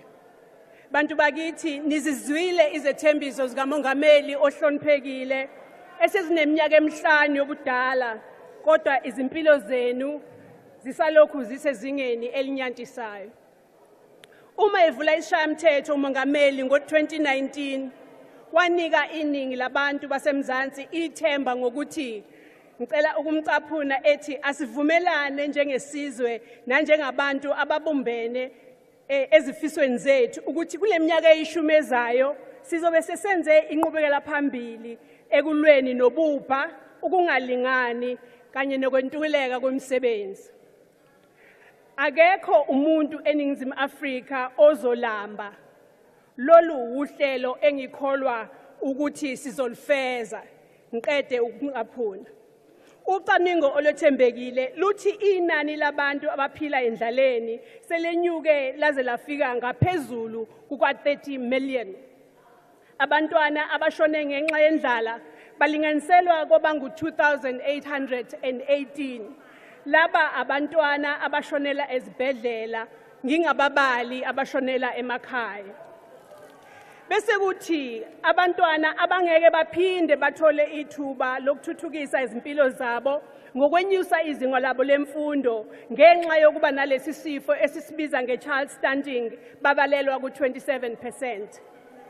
Esinye sezibonelo eziningi zalenhlekelele yokuphatha kwabantu budedengu abavele behlupheka engingasinika abantu basemzansi siphuma kwisifundazwe sase-Gauteng. Lapho uzakwethu uRestructuring MPL abike zolo lokhu ukuthi umnyango wezokuthuthukiswa komphakathi kulesi sishayamthetho usebenzise amaphesenti angu-17 kuphela esabelo sezimali samabhange okudla. Uma ubheka ubuningi babantu ababulawa indlala imihla ngemihla uqhathanisa nesabelo sezimali esisetshenzisiwe uqosha indlala kucaca bha wokuthuthukiswa komphakathi. Ukweseka inkulumo kaMangameli ka-2019 enqeda ukuyicaphuna, i-DA izame unyaka nonyaka ukubeka ezithebeni zalendlu yesishayamthetho imibono nezinhlelo zokutakula abantu basemzansi abazithola besotakwini olujulile noludabukisayo. Kodwa umthetho-sisekelo wezwe ube ukubeka ngokusobala ukuthi akekho noyedwa umuntu wakulelizwe okufanele abulawe indlala. Lezi zinhlelo mbono zikwinqubo ye-DA yokuthuthukiswa komphakathi eye yacwaningwa nawongqondongqondo bezokuthuthukiswa komphakathi bakulelizwe. Le mibono zinhlelo elandelayo i-DA isizoze izifezekisele yona ngoba lokhulumeni osezobeka phansi intambo akafuni nokuyibheka kodwa lokhu. Okokuqala sizokwenza ohlwini lokudla oluzongabi nantela ukuze abantu abakwazi ukuxosha indlala kulesi sikhathi samanani okudla aphakeme kangaka. Okwesibili sizokwenyusa inani lesibonelelo sezingane ukuze silingane okungenani nezinga lokuhlupheka lala eNingizimu Afrika. Okwesithathu sizokwelulela isibonelelo sezingane kulabo abasazithwele ukuze kuthi kuqinisekise ukuthi abantwana babo bayanakekeleka bengakabelethwa ukuze izimpilo zabo zivikeleke ezweni zabo. Lesi sibonelelo sizokweselulela nakulabo abafika eminyakeni yobudala eyi-18 bengakaliphasi ibanga likamatikuletsheni ngoba bahlangabezana nezinkinga kucaca ukuthi lolu sizo abebelithola selumisiwe. Somlomo lezi zinhlelo zizobuyisela isidima kubantu base-South Africa. Uhulumeni kaMangameli angenandaba nabo kodwa bebe nomthetho-sisekelo obagunyazayo ukuthi mabalekelelwe lapho izimpilo zabo zihlukunyezwa izimo ezingaphezulu kwamandla abo. Lezi zibonelelo azinokuthi yiliphi iqembu elikhulumeni njengoba uMengameli ohloniphekile eke wazama ukukhohlisa abantu base-South Africa zishicilelwe umthetho-sisekelo walelizwe. Abantu abakhulile bahlangabezana nezinkinga kwasala eSouth Africa njengomama wase-Alwal North owahamba waya kwaSASSA eyovuselela isibonelelo sakhe. U-Alwal North SASSA wathi makaye eBurgerstop 240 kilometers. Njengoba ukhetho bantu bakithi selingqongqoza emnyango sifaka inselelo sinxenxa ukuthi abantu basemzansi ake basiphe ithuba lokubakhombisa ukuthi lokhu esikwenza entshona koloni singakwazi ukuthi sikwenze kweminye ama provinces. Ngicela ukuthi inkosi yomusa inibusise. Ngiyabonga. Thank you.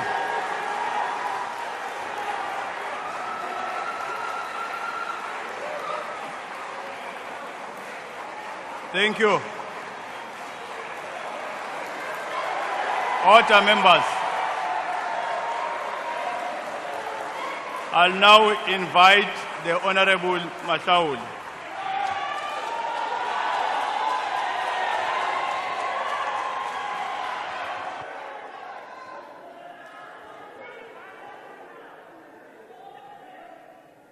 Thank you very much, Chairperson, President, Deputy President.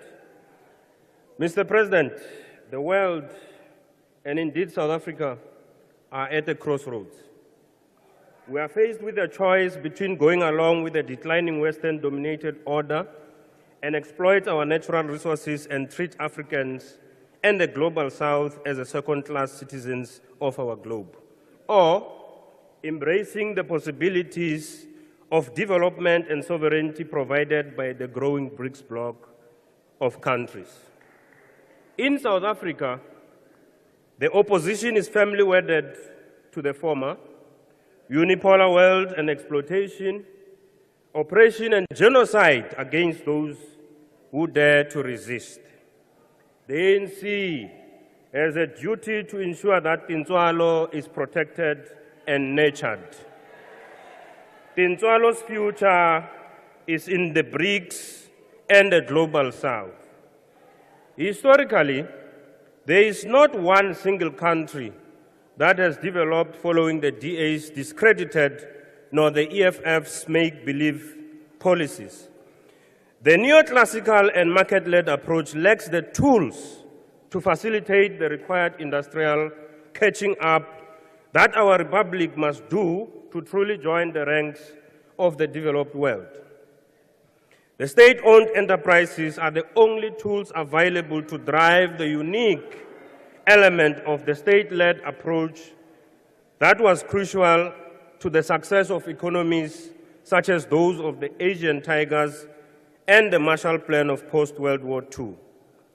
SOEs are better placed to minimize costs and maximize the potential for a successful state-led development. They are a more practical way for a country striving for economic development, eradication of inequality, and a better position in the international economy. SOEs present a rapid, more stable, and effective way to qualitatively change the living conditions of South Africans. Mr. President, your inaugural SONA swept the nation with the optimistic spirit of Tumamina after many years of despondency. Your speech engulfed the nation in the spirit the whole world felt when the father of Tintswalo walked out of Victor Verster prison exactly 34 years and 3 days today. The Tumamina wave of optimism affirmed you as a choice-worthy leader to deliver South Africa from the clutches of state capture. The reforms you have since led have shown your high appetite to return the country to a promised land of Mandela and Tutu's Rainbow Nation. So, here are some of the facts for the naysayers recorded since you assumed office, Mr. President. You have clarified the role of political leaders in relation to the day-to-day operation of SOEs, which has allowed the boards and leadership the space to implement the much-needed reforms, as well as execute their mandates in support of the country's socio-economic transformation.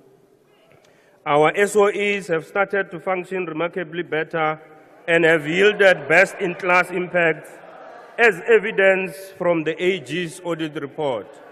Now, here are the facts. You must just listen carefully.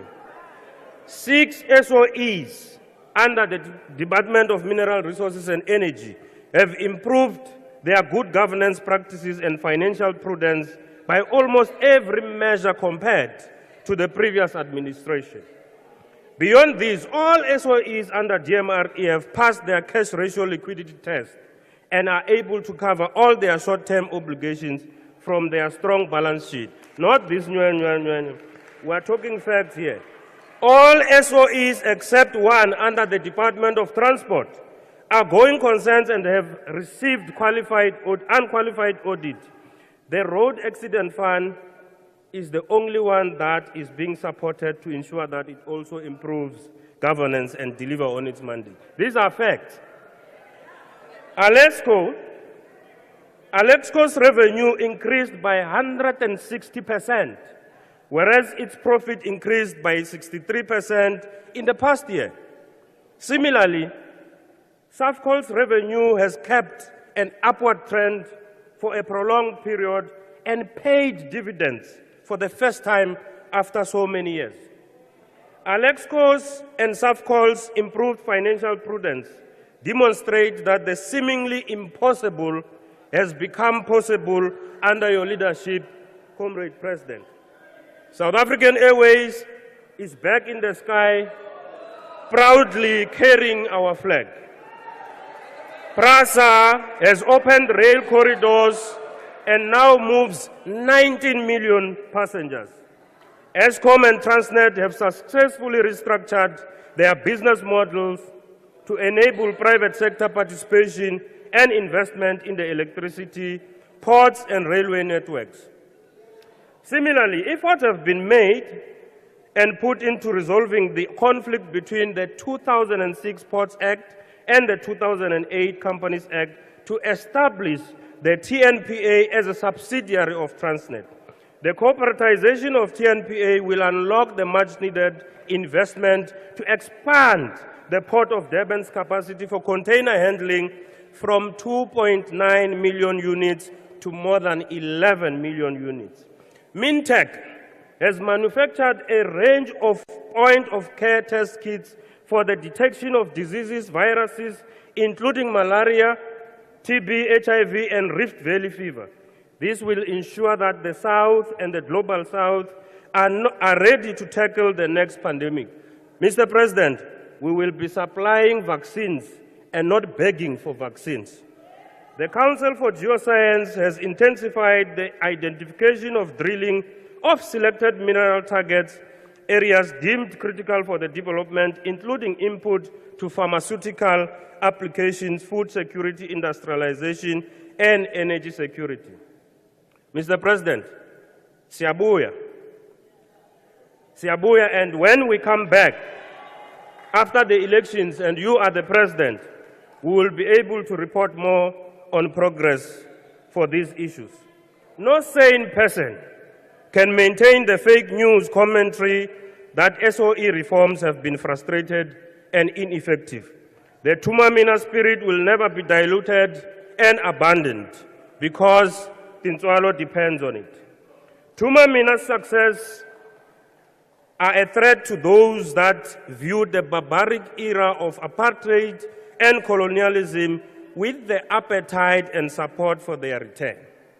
These people were either direct beneficiaries or secondary beneficiaries or collaborators. They are not dissimilar to those that benefited during the height of state capture.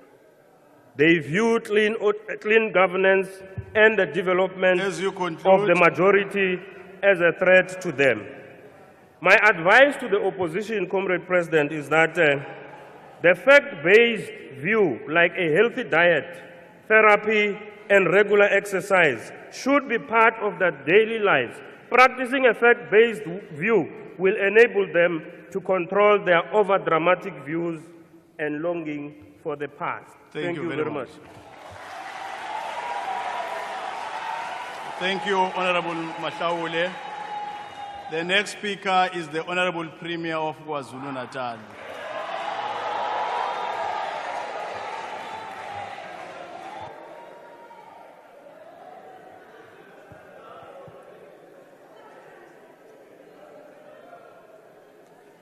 Honorable Chairperson, Honorable Speaker, His Excellency the President of the Republic, President Cyril Ramaphosa, Honorable Deputy President, Members of Parliament, members of the NCOP, and all my colleagues, we rise before this august House full of hope and optimism about the next 30 years, Mr. President, of the ever better for all the people of South Africa.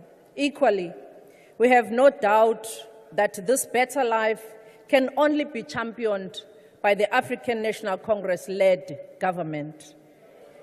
This confidence is born out of the fact that over the past 30 years, since we attained our freedom in 1994, the ANC has had a steady hand in navigating the country through the buffet of challenges, storms visited upon us by both historical and external factors, such as the changing geopolitical situation, architectures, natural disasters, and difficult socio-political economic dynamics. Your Excellency, Mr. President, in your State of the Nation address last week, you meticulously outlined the successes that we have realized together with our people in the last 30 years. But equally, you admitted where there were challenges, and we can say the least for others, somewhere else where they fail our people.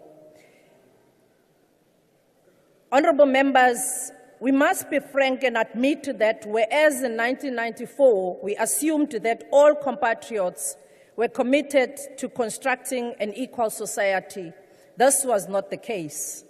There are some in our midst whose preoccupation has been to undermine the democratically elected government under the guise of being honest critiques.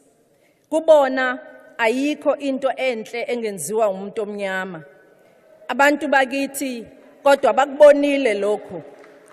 Yingakho abantu bakithi, they rejected them in 1994, they rejected them, and they are still going to reject them in 2024. Ake siqale lapha ke malunga ahloniphekile, umhlonishwa ubulawayo, umholi wenkatha, hayi mhlonishwa kubhlungu ukuzwa umuntu omdala edukisa isizwe. Abantu bakithi ngesifo esubhubhane, isifo sengculazi. Ayikho into enziwa inkatha bakithi kwaZulu Natal ukuvimba lolubhubhane. Uyakwazi mhlonishwa uhlabisa nawe ukuthi imshanguzo yaqala ngohulumeni ke-ANC. Namhlanje ingakho kwaZulu Natal sesenza ngcono even kuma United Nations goals in ending the epidemic by 2030.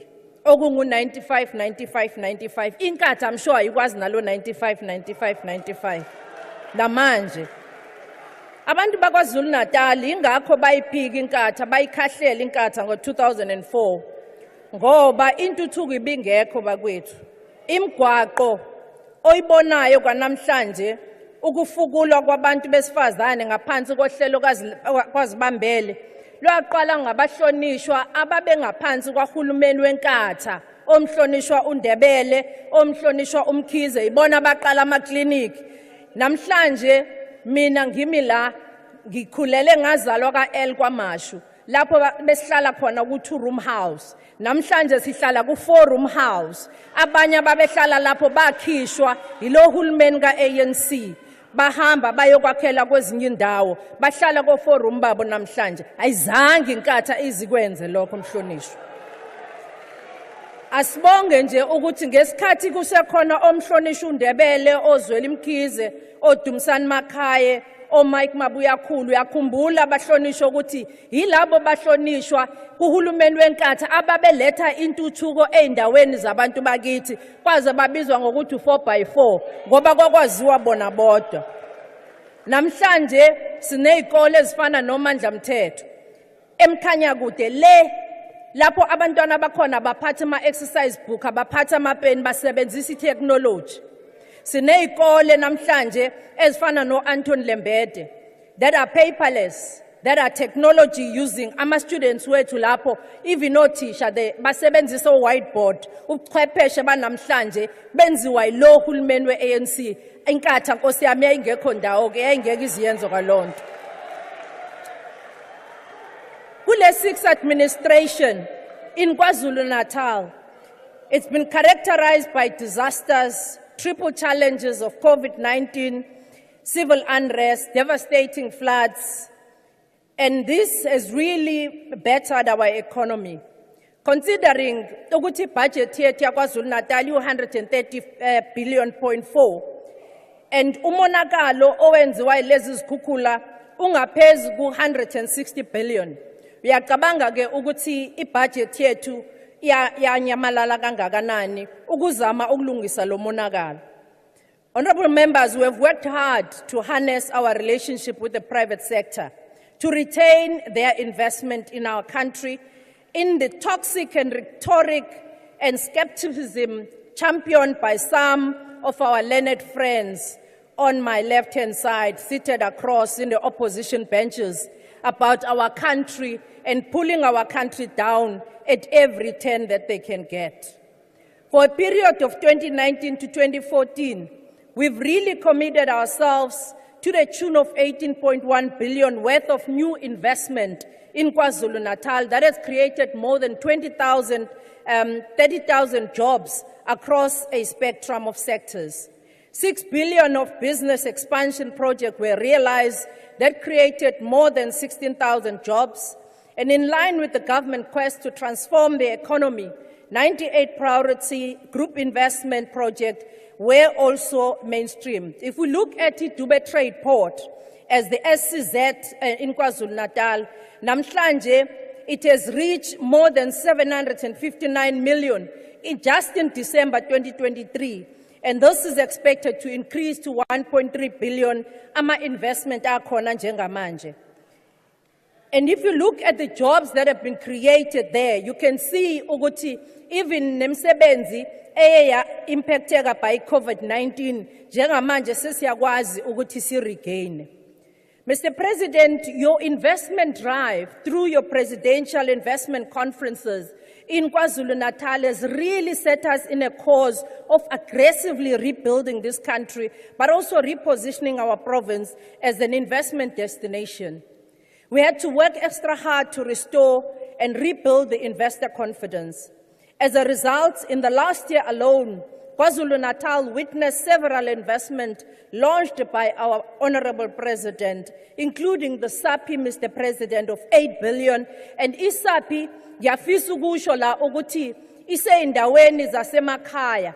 Yilapho abantu basemakhaya nendawo zasemakhosini abakwaziyo ukuthi bahwebe neSAPI, bakwazi ukuthola ukuthi babe zinkampani zabo bayimele ngomsebenzi owenziwa wena mongameli walapha eNingizimu Afrika.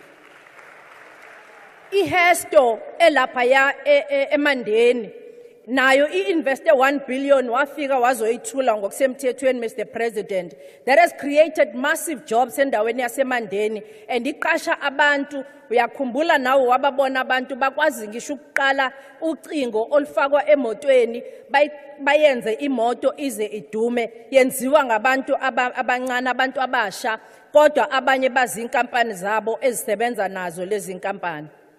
Toyota, one of the notable automobile brands in South Africa and beyond, has pledged more than 1 billion towards renewable energy and the expansion that they are doing.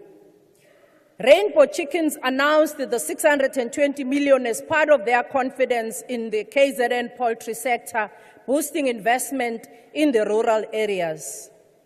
We've had many other investments such as the DeFi, the Serenity Hills, the multiple property developments that we've seen, the women-owned business in the Royal Shakaland that was announced by yourself, Mr. President, in the last presidential conference.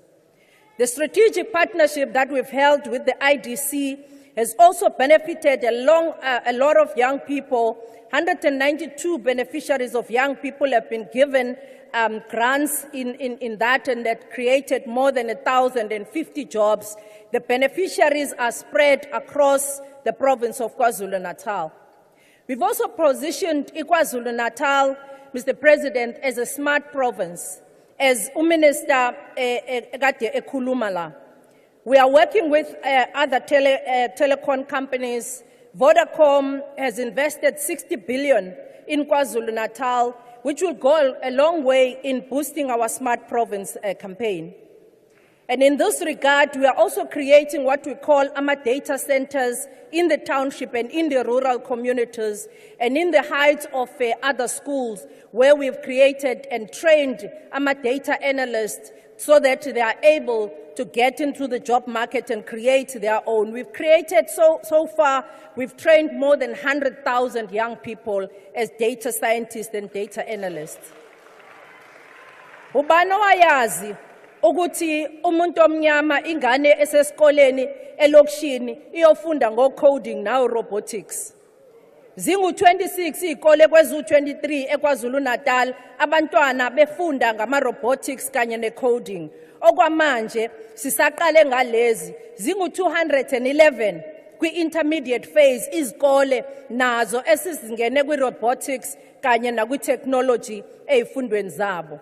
With the fourth industrial revolution, Mr. President, when you launched your Presidential Commission on Fourth Industrial Revolution and you announced the report from there, we also established KwaZulu-Natal, a Fourth Industrial Revolution Commission that is helping us to advise us on the digital transformation strategy so that we can also expand the broadband connectivity of our people. Ngiyazi ukuthi inkathi izoti ikhona into eyayenza ngo-Fourth Industrial Revolution. I'm sure kwakuse one revolution ngesikhathi senkatha njengoba sesiya ku-5 manje. Awu 8,000 ama-Wi-Fi hotspots.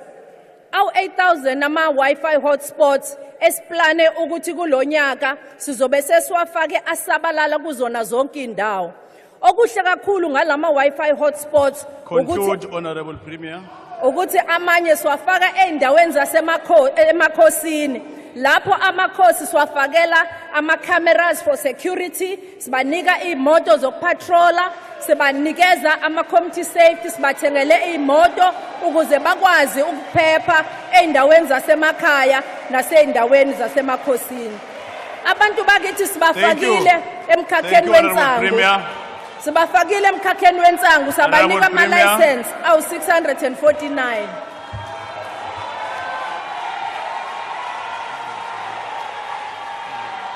Thank you. I'll now invite Honorable Notata.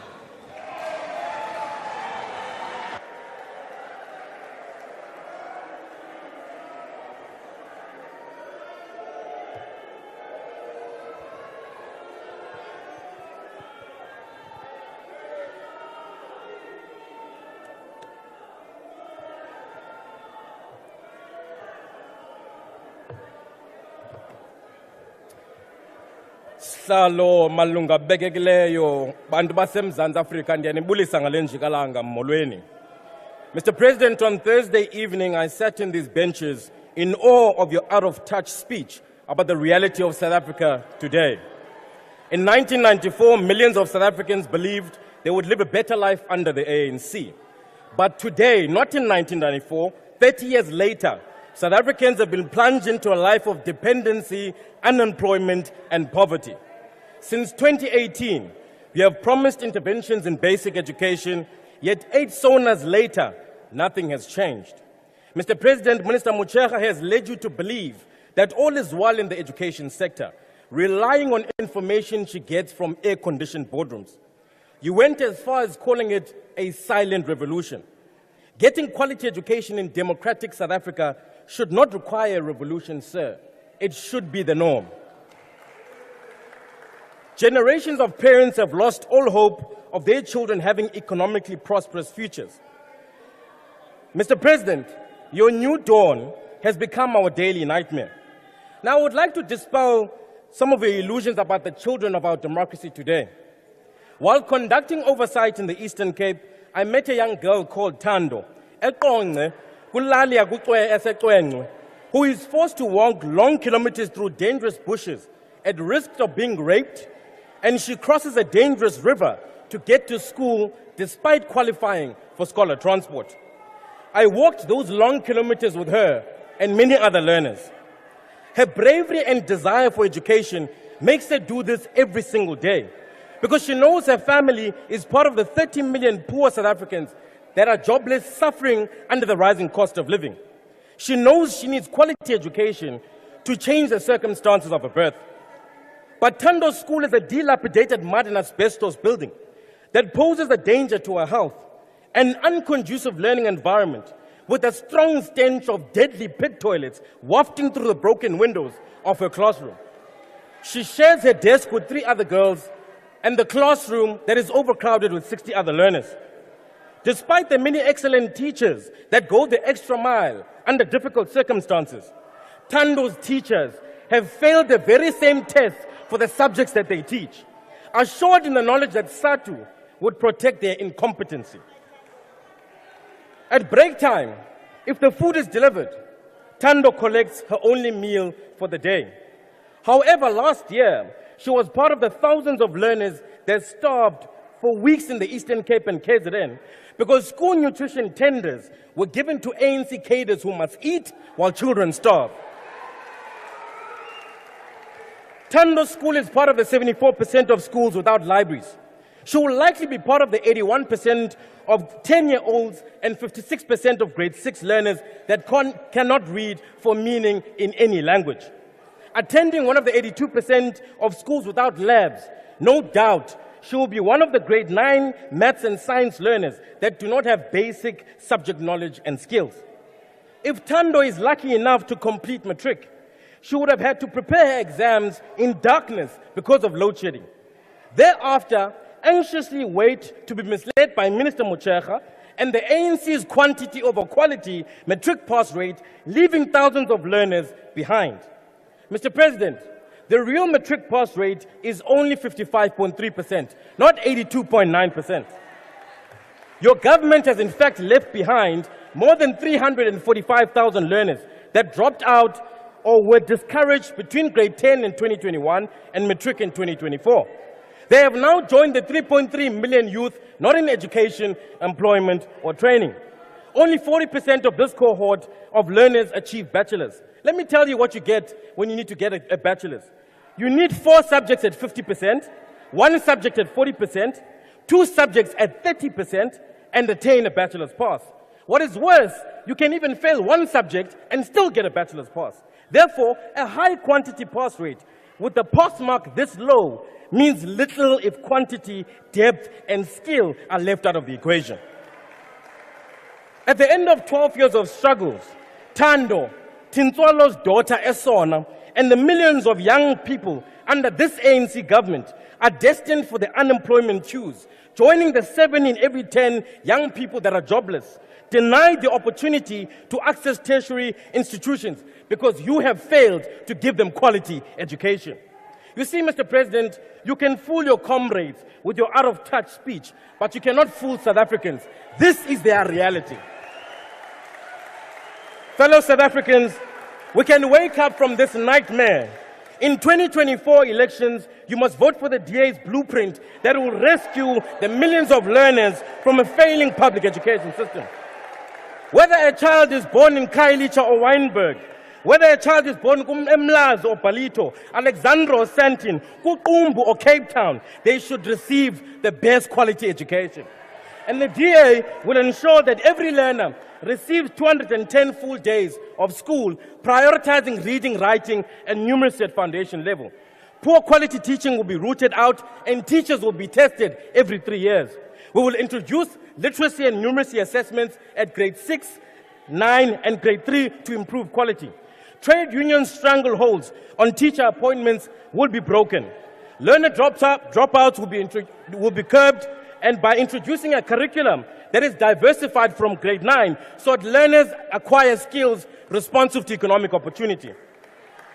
Yabona nina ingxaki yenu into bana nikhathalele ingxaki zamanye amazwe. Nihlohlulwa zingxaki zalapha ekhaya. Nihoyene namanye amazwe ningakwazi unika abantwana bethu imfundo esemgangathweni. Kwaye odadewethu kunyanzeleke belele namaqabane ukuze bafumane imisebenzi noba sele befundile. Nithanda ningathandi anibuyi. Madiba was correct. Mr. President, Madiba was correct. Once you climb a great hill, you find many more hills to climb. The ANC is that great hill that we had to climb for the last 30 years. And it's time we left it behind. In 2024, we will do to the ANC what our parents did to the apartheid government in 1994. Vote you out. Sonele nini nini. I thank you.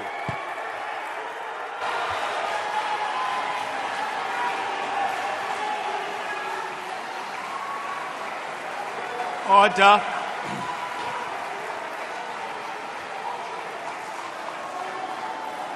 Order. Manje kutawuba lithuba la ngqongqoshe welitiko letempilo umhlonishwa Dr. Phazi.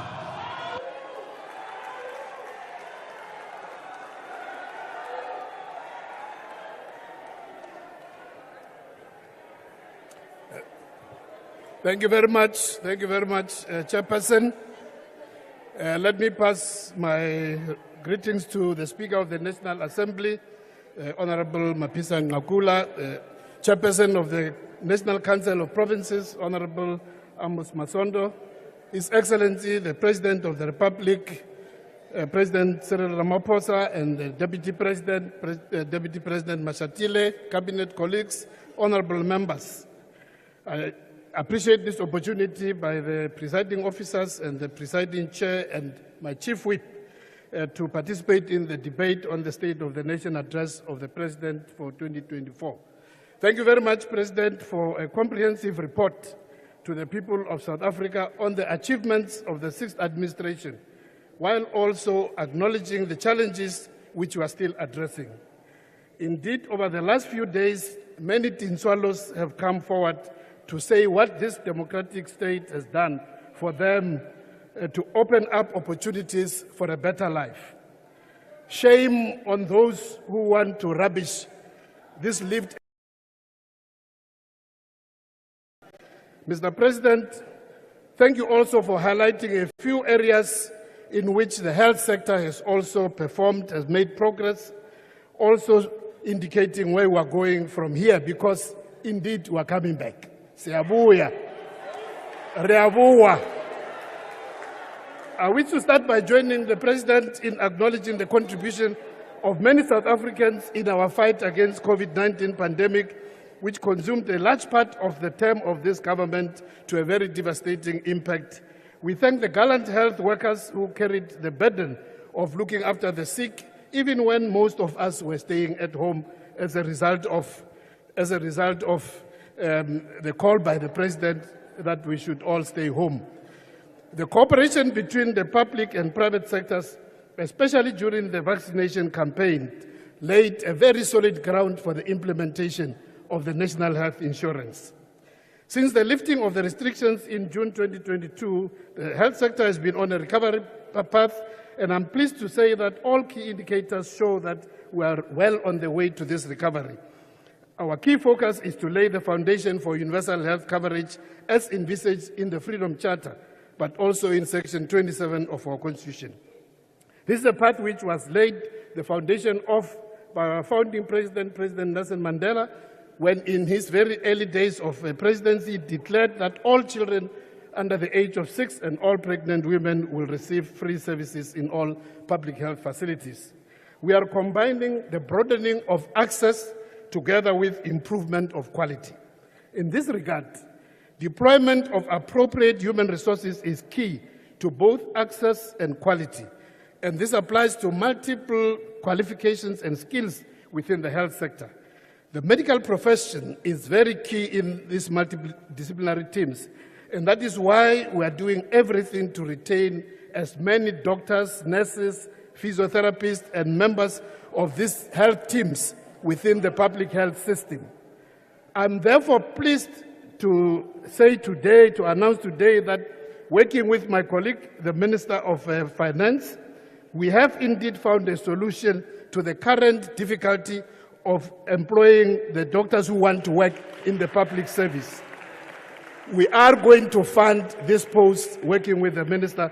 The details of how this is going to be funded will be stated by the Minister next Wednesday when he will be delivering his budget speech. Our national teams are already working together between Treasury and Health to thresh out the details, and working also with Provincial Department to speed up the process so that by the 1st of April this year, all those who wish to work in the public sector, all those doctors who want to work, will be able to get jobs.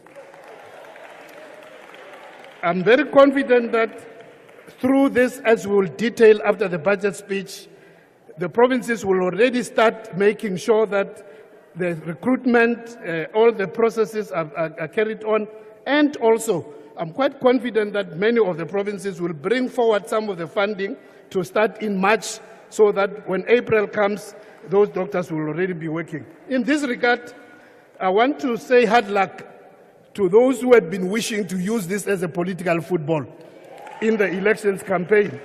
And amongst them, Honorable Labushkakne, who spoke earlier on, thinking that there is somehow a discourse between national health insurance and the fact that you are not employing. To use this for your campaign, forget. I'm sorry for that. We have taken it off the table. Think about other issues. This also, honorable members, is also an example of how the achievement of this ANC-led government can also be, the success can also be a challenge. Because over the last 15 years, we have ramped up the training of doctors, both locally in our own universities, but also through the Nelson Mandela Fidel Castro program. The number of graduates have almost doubled over the last 10 years. In 2014, there were only 1,300 graduates who entered internship. But in 2022, there were 2,500, almost just a little short of doubling. And this year, we have admitted just over 2,200 digital X-ray machines, mammographies, and all those also connected to an advanced digital system called the Picture Archiving and Communication System. Through that system, when you take pictures from X-rays, CT scans, you can transmit that even to the doctor's cell phone, so that they don't have to come and look at the picture. They can even be transmitted, and they can also be transmitted to specialist radiologists, even if they are overseas, so that they can be able to interpret and then be able to send to the doctor who's on the bedside, so that they can be guided in terms of what to do to intervene. So I'm stating this to indicate that indeed, we are marching forward. There are a number of other hospitals which we are upgrading across the country. In Limpopo, Siloam Hospital, which has taken a long time, is currently under construction. In the Eastern Cape, Zitulele Hospital, Free State, Ditlabeng Hospital, Premier of Mpumalanga, Wheatbank Hospital, we're also doing upgrading there. And there are a lot of others which I cannot mention here today because of time. But we're also rolling out the digital health information system in all these hospitals. President would have seen also when we were at Pixley that that hospital is already paperless. So we're not talking theory here, we're talking practical in terms of bringing Minister Gungubele, the fourth industrial revolution is already being implemented in the health sector in preparation for the rolling out of the National Health Insurance System. Our health patient registration system has already been rolled out to well over 60 million people who are already registered in this regard. And what is important is that as we do this, we're using the intellectual property which belongs to the state.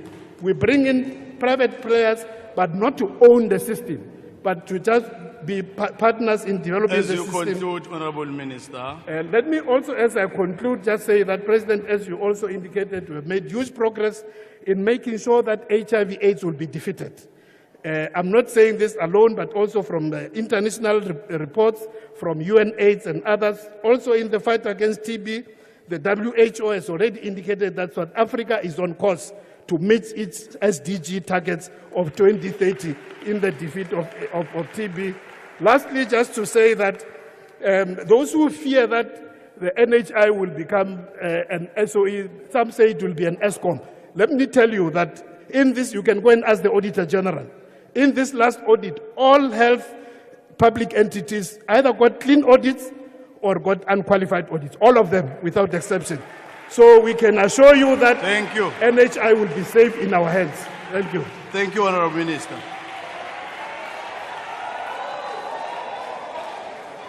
Honorable members, business will now be suspended for 10-15 minutes for a comfort break. Bells will be rung to alert members to the resumption of business. Business is now suspended.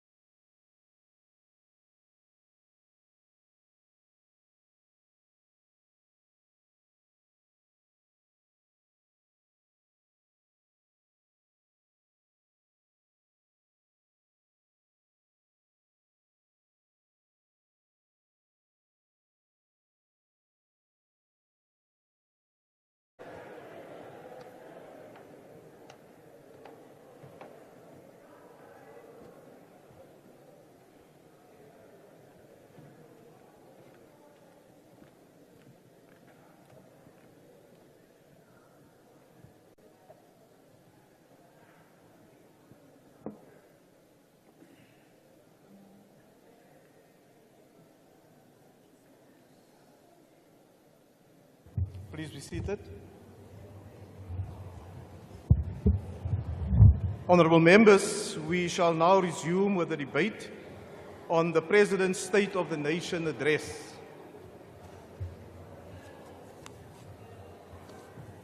I now invite the Honourable Minister of Basic Education to the podium. The Honourable Minister.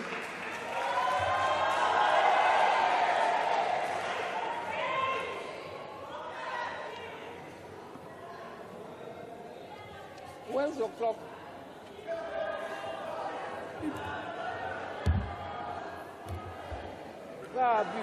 Order, honourable members. Order. Okay. Chair, Your Excellency, the President of the Republic of South Africa, the Deputy President of the Republic, Mr. Mashatile, honourable members, ladies and gentlemen, as well as the South African public at large. Honourable Speaker, it is with profound honour that I rise today to echo the sentiments of the inspiring State of the Nation address delivered by His Excellency, President Cyril Ramaphosa. It was certainly not his last, Obuyabuya. Do not that, anizukuphendula mntanisekhaya because zabe ndizimosha amandla. Ngoba uyazi uba sisebenzile kakhulu nakhona, so nabe ndiphikisa into engekhoyo. So reflecting on democracy, now 3 decades strong and embodied by the generation of Tinswalo and her peers, it becomes clear that our advances in basic education form a cornerstone of this government's legacy, member from the Freedom Front, a testament of the ANC-led democratic breakthrough, not a legacy of hewers of water, of hewers of wood and drawers of water. Because as we explore the narrative of basic education in our nation, we have to acknowledge the resilience and achievements of our ANC-led government amidst various challenges. A difficult legacy, stubborn, evil, and very cruel. Over the past 30 years, government at all levels implemented policies and programs and interventions which clearly demonstrated the ruling party's unwavering commitment to expand and enhance basic education through the implementation of social justice principles, which over years yielded remarkable outcomes. And uyazazi note that, uyaphika nje. The ruling party's decision to make education its apex priority does reflect government's unwavering dedication to opening the doors of learning for all as enshrined in the Freedom Charter. In the past 30 years, Chair, the ANC-led government made significant strides eradicating illiteracy. State South Africa, not me, says by 2021, the adult literacy rates of this country stood at 86.4%. And this we didn't achieve by magic. We had to open the doors of learning for all, run a literacy campaign which reached 4.1 million adults through the curricular campaign for 8 years. So it's been a long, long walk to get to where we are. So we celebrate the steady upward trend in our basic education system. The next phase, indeed, Minister Zulu, is to ramp up early childhood development progress, focus on foundational skills of reading, writing, and counting, as well as diversifying the curriculum for skills and competencies of a changing world, and continue to ensure the reduction of failure rates, repetition rates, and dropout rates, which happen after the basic education phase. ECD is now with us, and we are going to strengthen the foundations for learning. The decision of the ruling party to shift ECD from DSD to DBE was driven by an understanding of ECD as a launching pad for a reinforced continuum of learning and development from early years to grades so that we can build solid foundations for learning. And this fact cannot be overemphasized. Because it is critical for early identification of developmental delays to enable us to provide early integrated support for our children. In addition to the policies that we received from DBE, we ran a number of studies, amongst them the ECD census, which indicated that only 34% of children between 3 and 5 years are at school. We did another study of Thrive by 5, which also confirmed that even the kids who were in ECD programs were not on track in terms of their developmental studies. and ran quite a number of studies, like the Public Expenditure Framework Review. We also had a review to inform us on what we need to improve for the ECD programs to improve their quality. And these studies, Chair, and different other studies inform our practical actions in our new strategy, which will be published shortly, as indicated by the President. The President himself will be the convener of the Special Interministerial Committee for ECD to ensure that all the relevant government departments come together to drive our ambitious integrated ECD program. Speaker, allow me to lift some of the critical areas in the basic education system. In the last few years, as DBE, we adopted a theme which we said a system on the rise. But given the improvement trajectory that we have observed in the past few years, then our theme is growing together, a sector in the rise. And the 2023 results give credence to this theme because we have a cohesive improvement. Not even one of our provinces performed under 75%. And more heartening and encouraging is a narrowing of the percentage gap between provinces, but also between fee-paying schools and non-fee-paying schools. Chair and honorable members, and the general public, we wish to restate the fact that the overall pass of the class of 2023 is 82.9%. Umemba nodata unlanda nababhubhileyo ubabhalisa posthumous ubabalela apha. Wonke umuntu ongabhalanga nonomntana ulapha sithetha ngabantu ababhalileyo, hayi abantu abangabhalanga. Sithi ababhalileyo 82.9% road. Kusabayi bama-TVET, abanye basibhubhele, abanye banabantwana, asithethi ngabo, sithetha ngabo. So soon be 60% yabantu ababhubhileyo and ubabhalise posthumously. So most poignantly, Chair, we have to report the pro-poor policies of government which are showing good fruit. The difference, as I say, of performance between fee-paying schools and no-fee-paying schools is narrowing. The no-fee schools have been consistently producing high proportion of bachelors since 2015. Yes, indeed, the President calls this the silent revolution, because yes, indeed, and that's the legacy, Mr. Freedom Front. That's the legacy. We are not talking about hewers of wood and drawers of water. This is our legacy. Finally, Chair, around the 2023 results, 441,000 social grant recipients, as Member Zulu said, Odin Zwalo and her peers, passed matric. Of these, 202,000 of them got bachelors. And from this group about Tinzwala, we got more than 160,000 to 329 distinctions.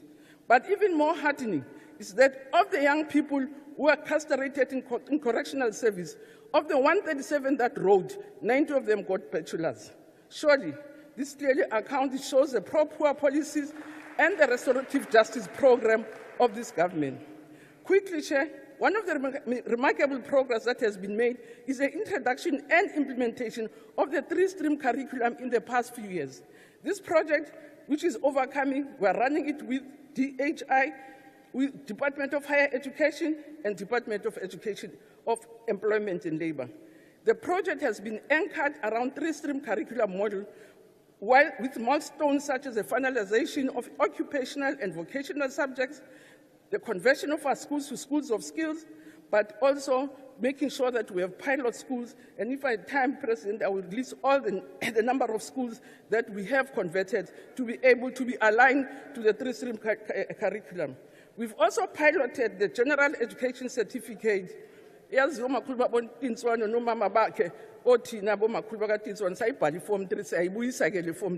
Form 3. At grade 9, we can indeed, as Member Not that I said, begin to direct, implement the three-stream curriculum, which is engendered innovations in assessment approaches in the DBE.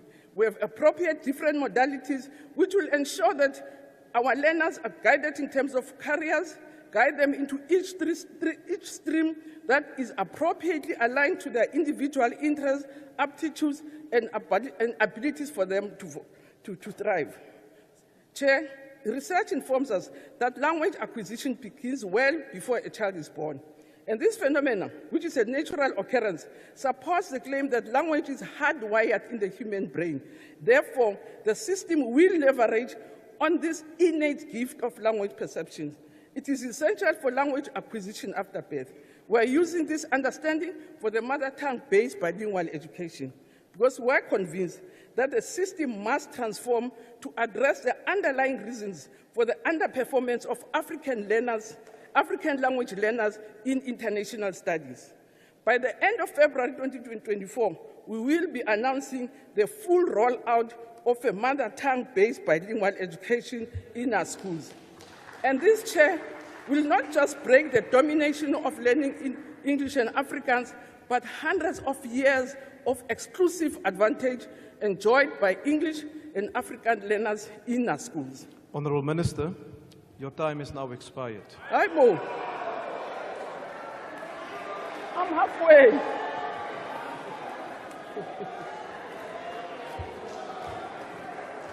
Thank you, Honourable Minister. Thank you. The next speaker is the Honourable Nyonso.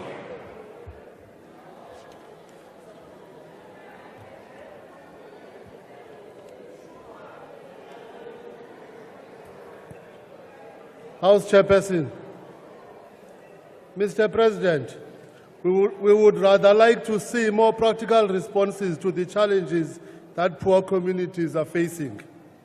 Critical challenges in the economy are made more difficult by the load-shedding saga, which continues to destroy small and medium businesses who depend on the state to provide basic electricity on a sustainable basis. Health services facilities are overcrowded and in a dire state. We need urgency on health and education facilities. We need our own skills base to be on par with the rising fourth industrial revolution. We must not only be a member of the BRICS countries, we must add value to rising of the new international order wherein Global South gains traction in the world economy. The state is failing to address these conditions seriously. Basic maintenance of national and provincial roads in critical areas where entry levels could boost local development are not attended to. The loss of critical manufacturing plant in the Northwest province recently because of poor road conditions is a problem squarely in the hands of the state machinery. One of the major poultry concerns in Standerton has had to build water infrastructure to draw from the Vaal River at exorbitant costs without any contribution by the state. The jobs are at the mainstay of the local town residents threatened, not by the business competition, but by the inability of the state to do its job. These types of clear and apparent failures on the part of the government do not offer any hope and trust in the future. The empty promises and the comparison of the good story which must be told since 1994 are a waste of time. Mr. President, I have invited you to come and see roads in Tsendani, near Butterworth in Eastern Province. The disaster waiting to happen has not been addressed by your esteemed office. Uthe wawuthi indlela zase-Eastern Cape zinhle, inhliziyo yami icishe yama. Even naye upremier wase-Eastern Cape kweza kuCendane sesukocinga indlela. You can attest to it. Singangahle kwezinye indawo kodwa thina kuCendane siyafa. The communities in these areas only understand practical solutions to the problems. Their faith in the state providing answers is growing thin and will soon evaporate. We all know that reforms from the state should be seen to be done on the ground, not what we hear stated in fairy tales. Communities complain about the rigidity of the state to make ordinary lives livable. This is a case of feet of clay in State President's office. There is apparently insufficient legislative framework to deal with mining tailings and protect communities of the poor near these mines from the apparent climate and environmental challenges. This includes the hazard posed by illegal mining by the Zamazamas. In the state of the address is not attending to these challenges, it leaves unanswered questions to the disputes over the mining dams between the communities and authorities. In the Limpopo province, for example, truck owners harassed and excluded from access to the mining dams. The PAC would like to propose a moratorium on exorbitant fees that are charged for the mining tailings. The state must work out a framework for these nearby communities through the Department of Mineral Resources to play a role in the management of the dam so that local trucks can legally participate in the removal of mining sand, to use it for beneficiary projects in building construction material. The PAC is concerned with the debt ratio in the imbalances of trade relations and on international level. Borrowing on this large scale to paper over the crest is not a prudent way to go. That is mortgaging the assets of the people and making high liabilities they will struggle to turn around.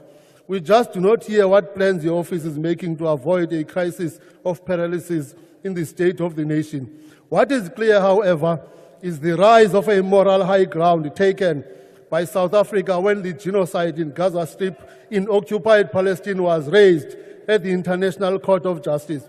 We support the stand taken. We are proud to be the best legal brains sent from our beloved motherland to save humanity from atrocities conducted by insensitive amongst us. That was indeed an amazing grace. And from the river to the sea, Palestine will be free. Thank you, Honourable Member. The next speaker is the Honourable Minister in the Presidency for Electricity.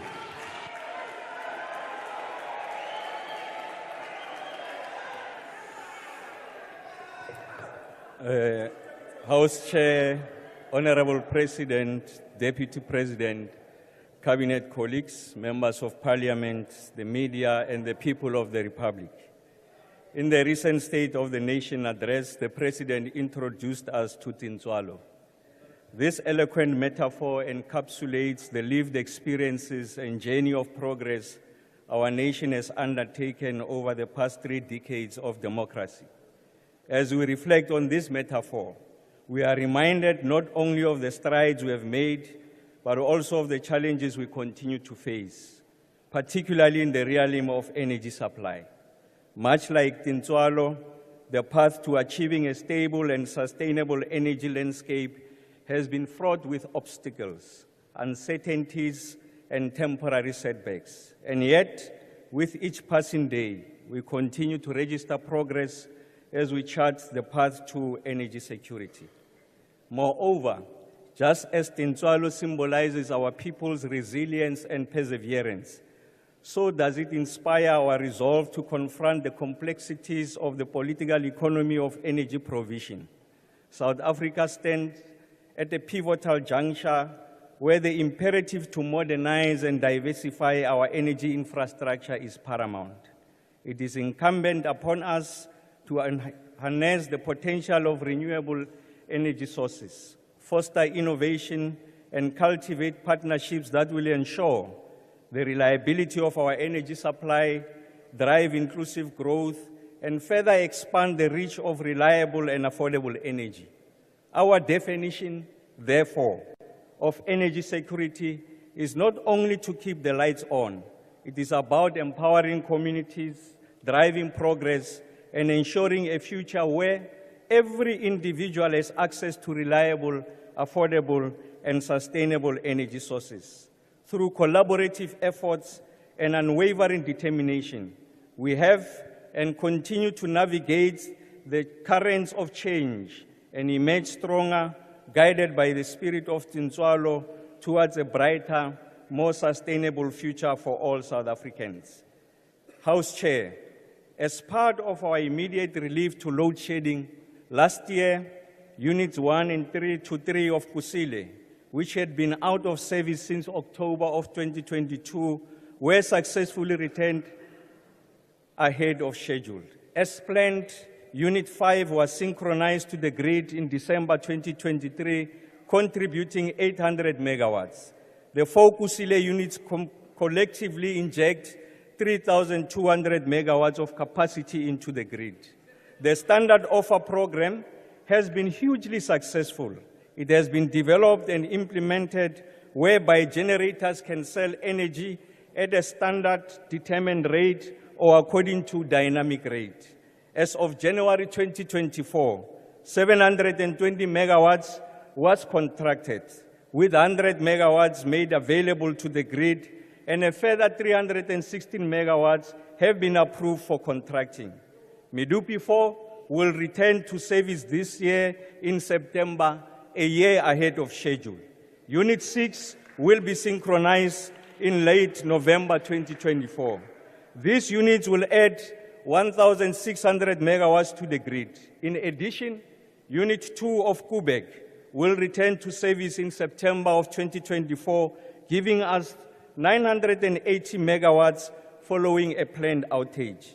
These interventions will collectively add 2,580 megawatts to the grid in 2024. To the end of load shedding is indeed within sight. House Chair, our demand-side interventions have similarly yielded exceptional results. South Africa's installed rooftop solar PV capacity increased from 983 megawatts in March of 2022 to 4,400 megawatts in June 2023. It is expected that private generation will continue to contribute to rooftop solar and embedded generation growing exponentially. An additional 1,500 megawatts is expected to come online incrementally in 2024. Since September 2023, planned maintenance increased sharply. This meant that whereas we could have opted for short-term gain of reducing load shedding, since then we opted for the more enduring approach of ramping up planned maintenance. This will ensure that going into the winter of 2024, the fleet's reliability would have been significantly strengthened. This also means that heading into the winter peak demand period, we can claw back up to 2,000 megawatts by tapering planned maintenance and strengthening available capacity. From March of 2024, we will begin reducing planned maintenance from the current 6,000 megawatts to 5,000 megawatts in April 2024 and to around 3,500 megawatts in May 2024, a threshold that will be sustained during the winter demand period. House Chair, whilst the unbundling of Eskom continues, the sustainability of generation division is critical to ensuring the national utility remains the backbone of our energy supply capability and ultimately our energy security. Eskom will increasingly leverage its vast portfolio and transmission infrastructure to expand its renewable energy and battery storage system investments. Eskom will be proceeding at pace to appoint a transaction advisor team to undertake a procurement process for partners to develop both Richards Bay closed-cycle gas turbine, which is planned to yield 3,000 megawatts. House Chair, gas will increasingly feature prominently in our short to medium-term base load requirements. Eskom is working on converting Gorikwa and Ankerleg to gas from diesel on the open-cycle gas turbine technology.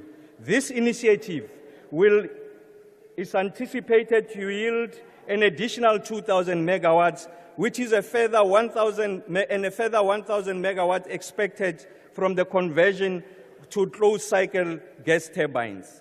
House Chair, emphasizing the pivotal role of nuclear energy in our energy mix, government will commence the procurement process of an additional 2,500 megawatts of new nuclear capacity this year on an affordable scale pace basis, as well as 1,500 megawatts of pump storage facility at Tubatse in Limpopo. As we delve deeper into the intricate web of the political economy of energy, it becomes evident that our expansion plans for generation and transmission serves as linchpins for fostering industrialization, massifying skills development, and catalyzing job creation.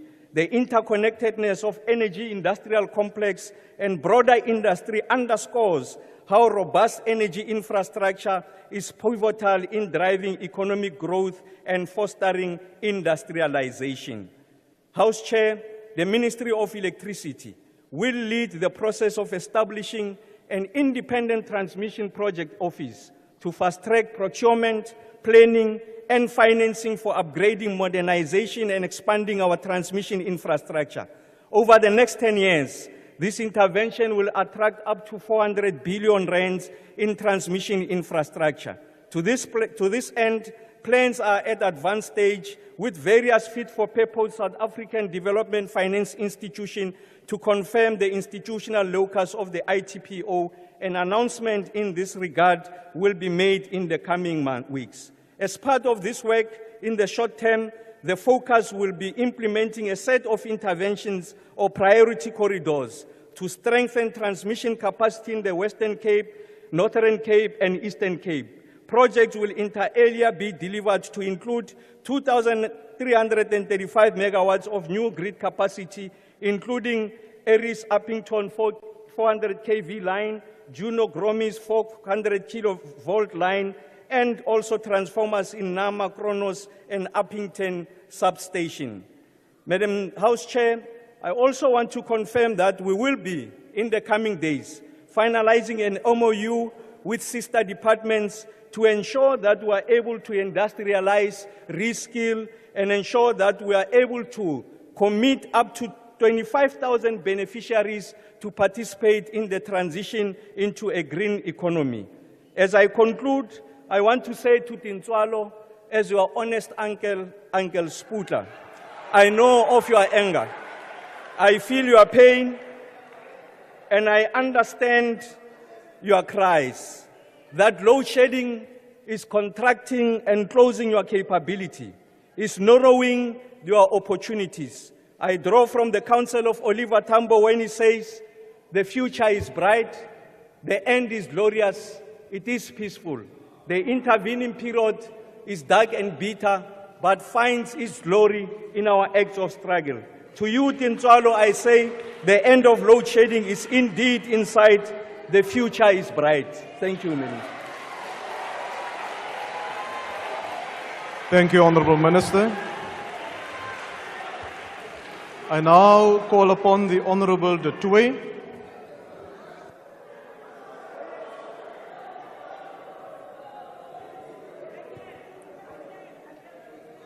Agbare Voorsitter, our President's attempt to sit South Africa down for story time over the tale of a young child who has allegedly benefited from government programs while he blatantly ignores the fact that under ANC rule, we've seen increased unemployment, dependency, and poverty. The ANC creates the constant need to address social ills as they create poverty and dependence. Mr. President, governments can only provide for the poor as long as they can get tax from the taxpayers. So the only ones that needs to be thanked for this little child's performance is the taxpayers in South Africa. Die toenemende armoede en misdaad en brutale moorde van soveel Suid-Afrikaners kan als aan die regering se onvermoë en ook hulle onwilligheid en opsetlikheid toegeskryf word. Jacob Zuma was not the sole reason for state capture. You were. Your failure to act decisively made you complicit. Turning a blind eye made you an accomplice. The ANC created load shedding, not Eskom. The ANC initiated state capture, not the Guptas. You are the ones with the Cadre Deployment Committee. Geen gepoleerde woorde of skyn empatie in u toespraak sal die herstel bring wat Suid-Afrika nodig het, meneer die president. No word of encouragement from your speech can rekindle the faith that South Africa has in government. You cannot be trusted. 2024 will be yet another year we will have to face the giants in our lives. At times, we might even feel overwhelmed. Ons sal reëse soos die nasionale gesondheidswetgewing, die Bella-bil, as ook onteiening sonder vergoeding in die oë moet staar. Maar die stryd is nie te vergeefs nie. My Bybel staan daar dat vat daar 1000 aan my sy en 10,000 aan my regterhand. Sal ons nog steeds oorwin. Al stap ek deur 'n dal van doodskare wees, sal ek geen onheil vrees nie, want U is met my, U stok en U staf, U vertroos my. It's up to us to put an end to this destructive and oppressive government and rebuild South Africa. Morena wadula stulu, batu wa lapisika kimaka, Hakuna Metsi, Hakuna Dijo, Hakuna Mosomu, Skalebala July 2021, Honorable Ramaphosa, Hasia Fela, Utlabuna Muputsa Hahu, Hotla Sintle, remember July 2021. Al julle haatspraak kan ongelukkig die vonk in die kruit vat wees wat ons ervaar.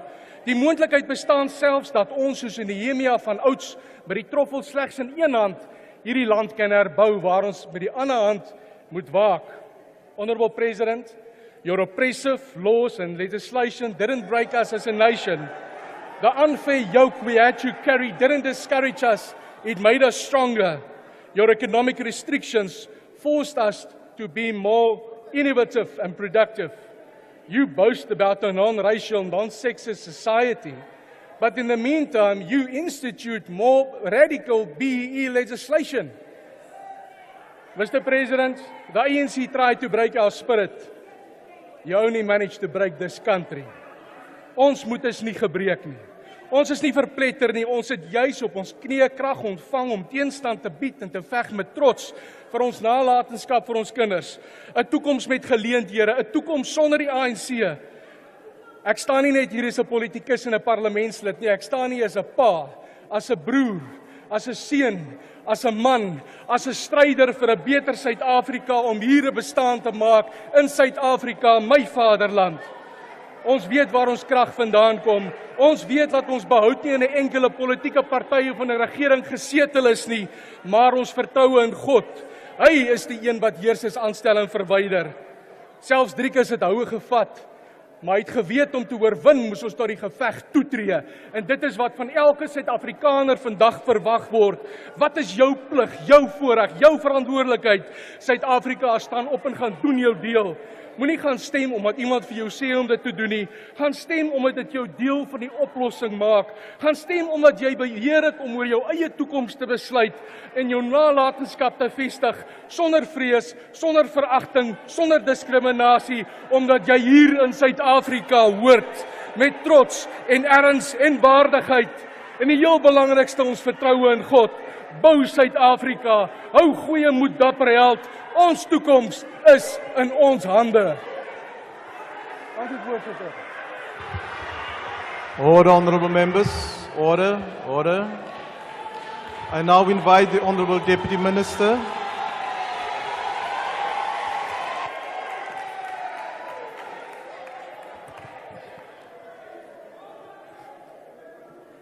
Honorable Chairperson of the House, His Excellency President Cyril Ramaphosa, the Deputy President of the Republic, Deputy President Mashatile, Honorable Members of Parliament, fellow citizens. It's wrong that the ANC campaign for end construction campaign. Some of the men still belong to the borders where they will go and fight and be eaten by them. They come here with a lot of emotions, these kufuts. But I take this opportunity to welcome the SONA 2024, delivered by His Excellency President Cyril Ramaphosa. His account does not only cover the 6th-term administration, but it covers 30 years of ANC-led government in which application and the implementation of the Freedom Charter has been successfully in producing intended results, especially its Clause 1, I quote, "People shall govern," and Clause 9, "There shall be houses, security and comfort."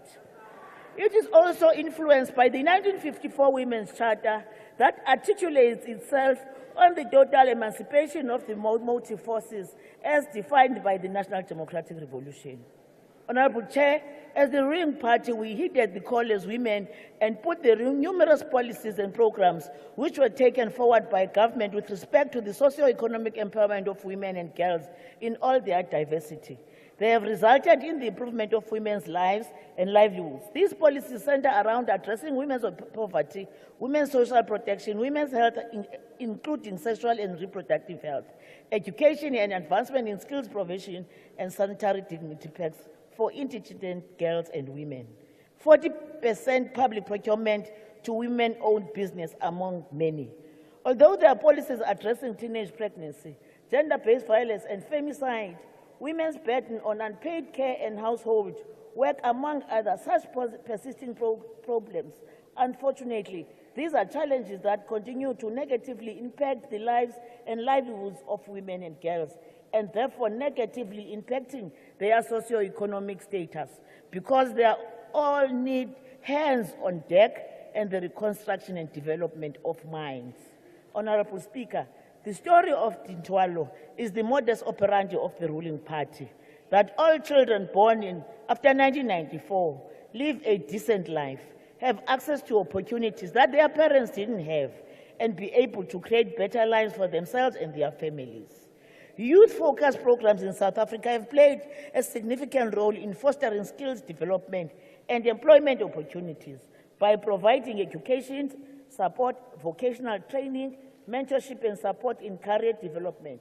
These initiatives have helped to bridge the gap between education and employment. Furthermore, initiatives focusing on entrepreneurship and leadership development have empowered young people to create their own opportunities and contribute to the economy.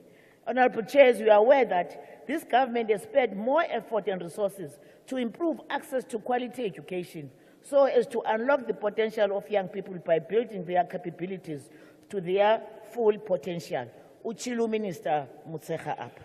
The presidential pronouncement on the upscaling of the initiative to address youth unemployment, according to the World Economic Forum of 2021, skills development can reduce unemployment and underemployment and increase productivity as well as improve standards of living when implemented properly.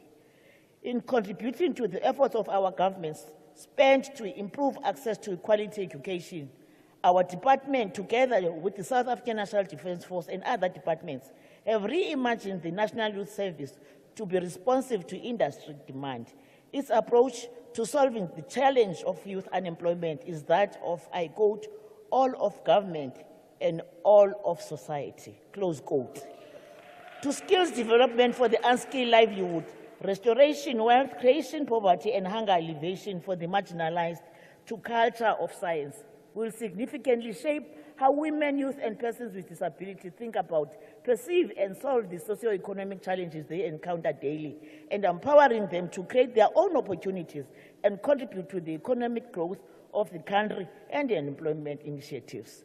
Honorable Chair, the initiatives have 6 employment streams, and that will be established, and they are as follows. 1, maritime skills and the ocean economy, engineering, construction and manufacturing for infrastructure rollout and maintenance, food agriculture value chain industry, digital ICT and 4IR industry, defense safety and security community-oriented services. Honorable Chair, with South African Sign Language becoming a 12th official language, all duty bearers, private and public, have to ensure that at all service points, including training, provide South African Sign Language physically or digitally to remove the communication and information barrier affecting persons who are deaf in particular. Chair, it is an honor that I stand before you to highlight the remarkable progress made by the 6th administration in responding to the gender-based violence and femicide. Throughout our tenure, we have prioritized accountability across all tiers of government by ensuring the implementation of National Strategic Plan on gender-based violence and femicide and enforcing compliance with reporting. The establishment of gender-based violence and femicide response funds signifies a crucial step forward in our commitment to address this societal scourge.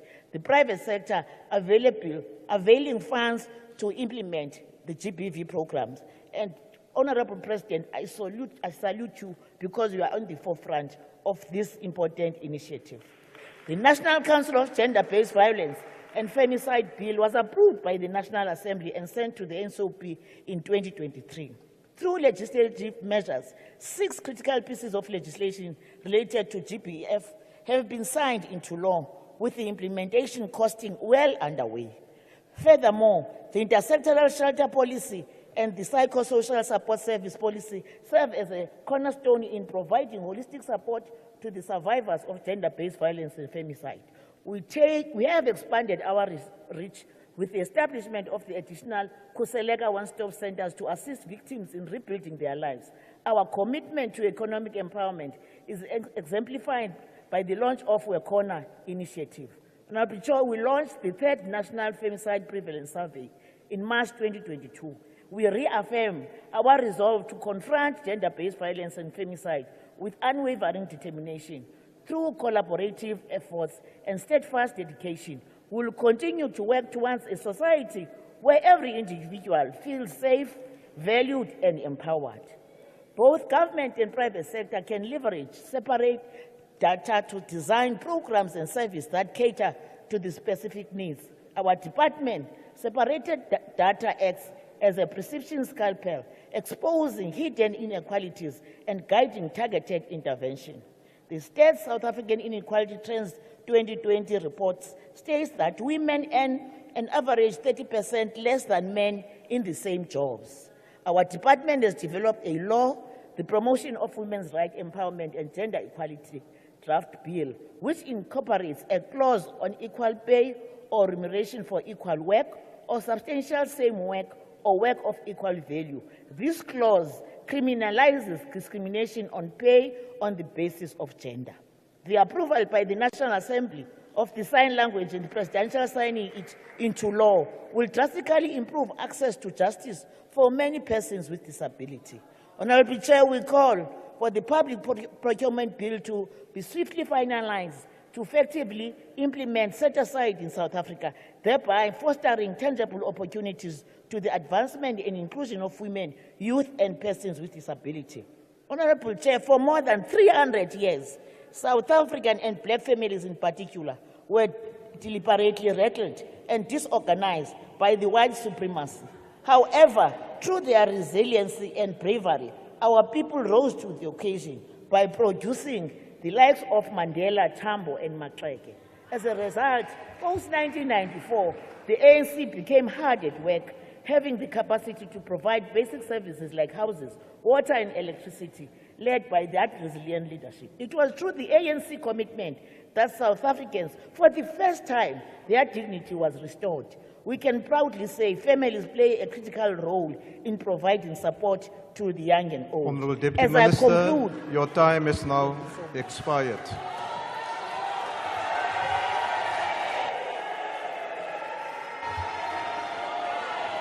The next speaker is the Honourable Darkmo.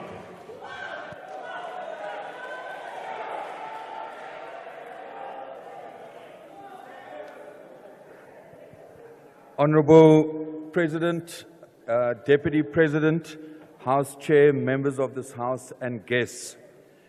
Ek wil net sê dat agbare de Tooi moenie hier kom en die Bybel gebruik.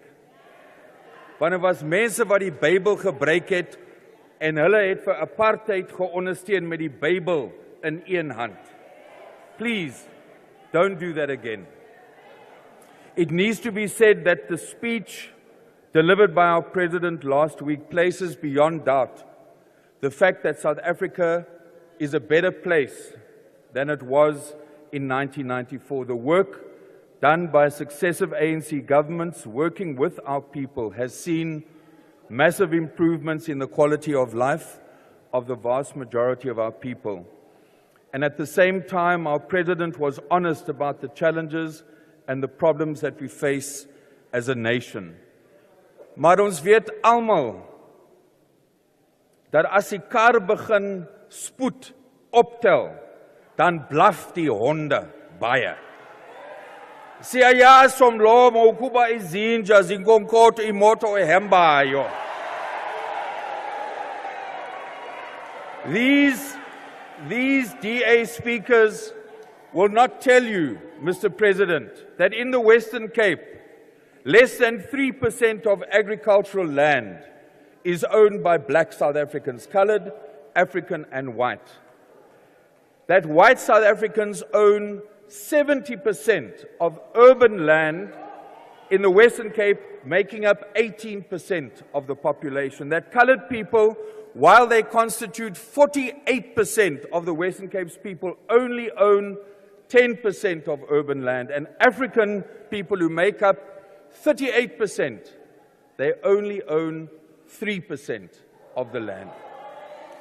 And also, I want to especially thank the Minister of Electricity and also tell them that when you go and buy 100 Rand of electricity in Cape Town, say you live in Cape Town, you buy that electricity from Eskom, you get 42 units. But when you buy for 100 Rand from the city, the DA, you only get 22 units.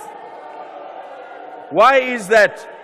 It's a NERSA surcharge, and over and above the NERSA surcharge, they are putting more. And now they want one of their powers to take control of energy. Soos, julle gaan dit nooit reg kry.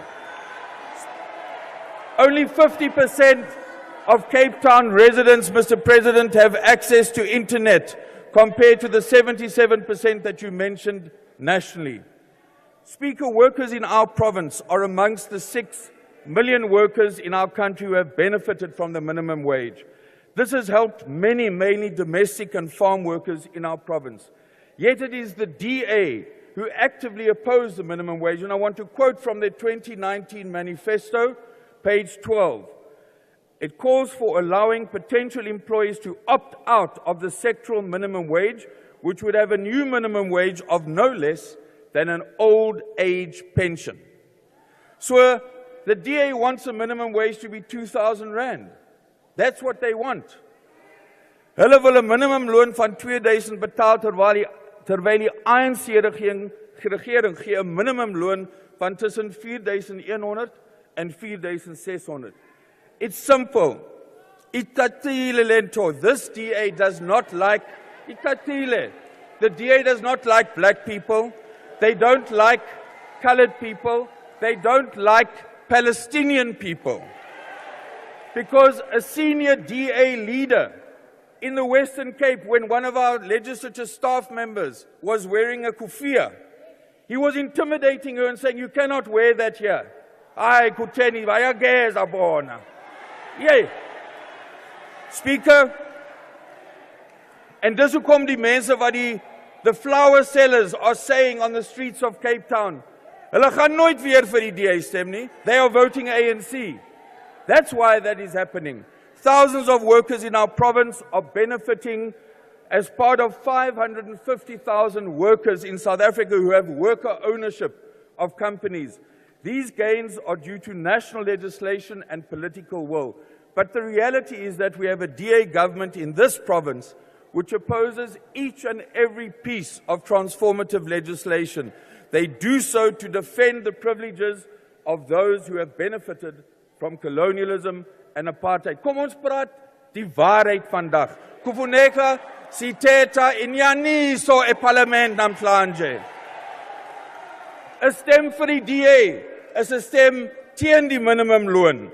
A vote for the DA is a vote against employment equity, whose regulations say that regional demographics must be taken into account, which benefits Africans, coloreds, Indians, the disabled, and women.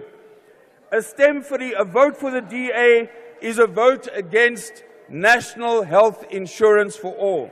A vote for the DA is a vote against the expropriation bill, which, when it becomes law, land will be distributed to those who work it. And this will happen in terms of our constitution. The DA are panicking. Their supreme leader, Helen Zille, sy is nie gelukkig met die matriek nie. She's not happy with the matriek. She doesn't believe that the matriek can appeal to voters. Zille is eintlik kwaad vir die matriek, and now she wants Jardine. So now they're trying to come up with a bill which wants devolution of powers. They are pushing for federalism, and with their right-wing allies such as the Freedom Front,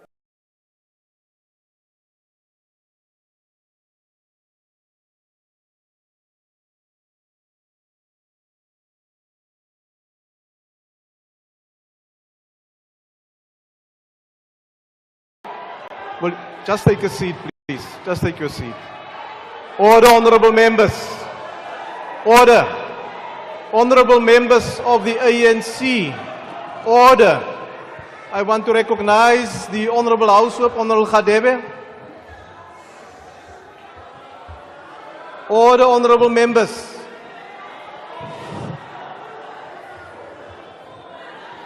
Honorable members. Honorable members, I will not be able to hear the whip of the ANC taking a point of order if you continuously interrupt him. Thank you, Honorable Chairperson. One member of the DA seated there has exhibited an unparliamentary conduct by showing a middle finger to the speaker on the platform. According to our rules, it is not allowed, Chair. We cannot do such gestures in the House. Who is the member? Oh. Order, That's honorable Bahrain. members. They says Bahrain. Order. It's Bahrain. Okay, calm down, honorable members, calm down. Where's the honorable Bahrain? Order, honorable members. May I ask the ANC whips to please ask your members to remain quiet so that I can deal with this matter. No amount of shouting and screaming will address the issue.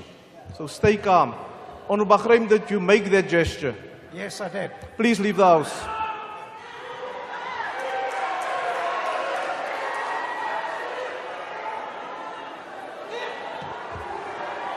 Honorable Bahrain. Order, honorable members.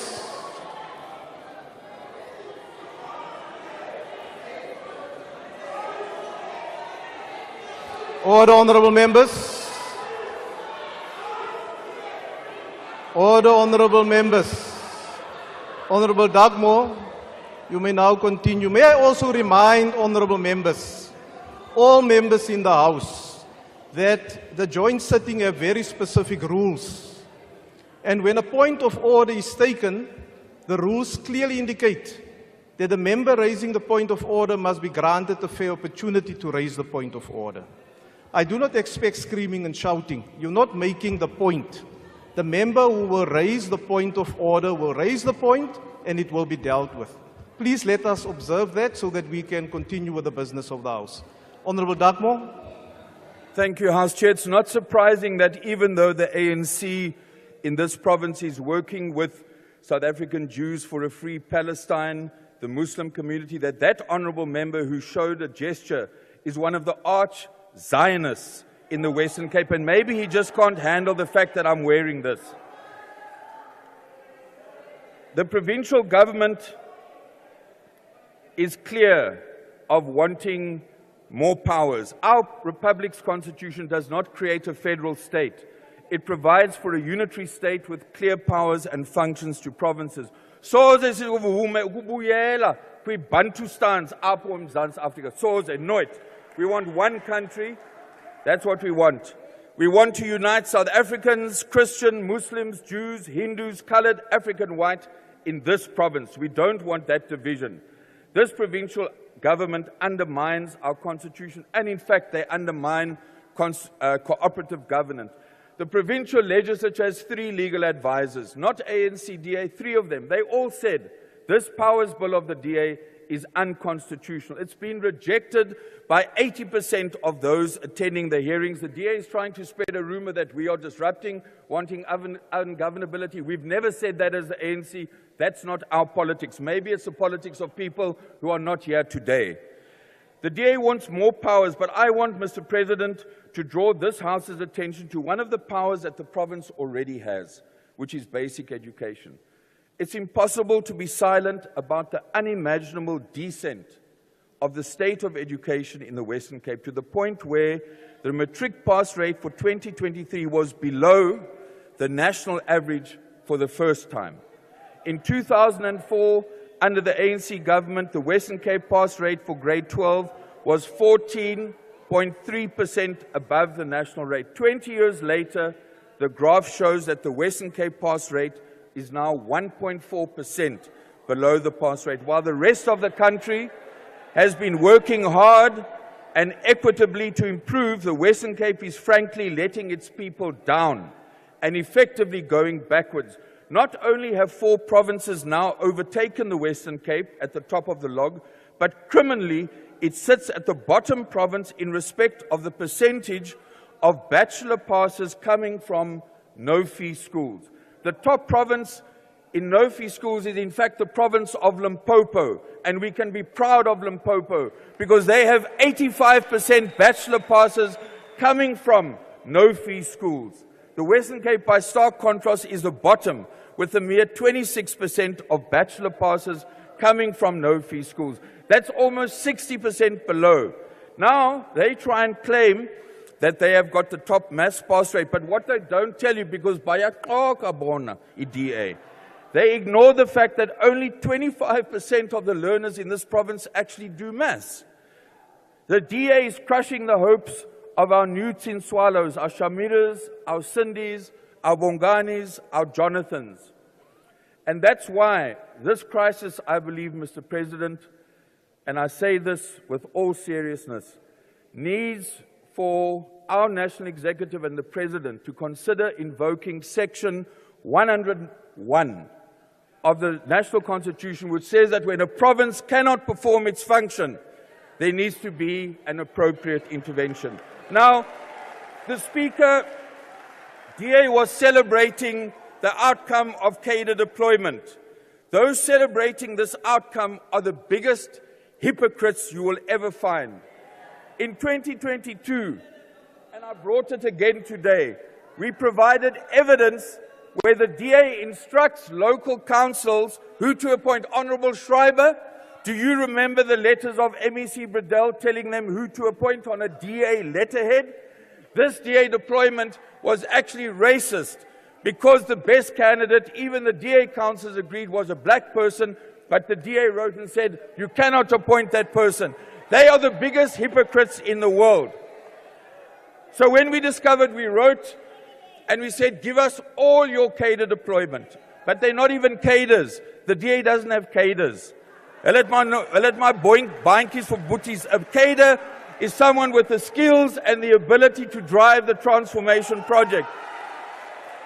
And 4 years later, no information about all these DA so-called baantjies for boeties. Net soos die Broederbond gedoen het. And I want to clarify, Cadre is a capable public servant who advances the transformation project and the national democratic revolution from within the state. It's about bringing diversity. Now, I want to move towards the end to say that Comrade Minister Mantashe said that when the ANC took over, there was not a single black DG. All over the world, deployment of those who support the ruling party's policies and meet the qualification, it takes place. And we as the ANC support the resolution of our National Executive to review, Honourable Member, but never your time abandon is expired. Cadre deployment. I thank you. Thank you.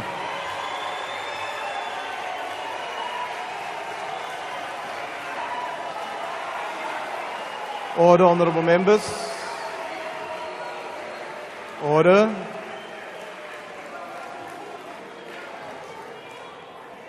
Order, honourable members. I now invite the Honourable Minister.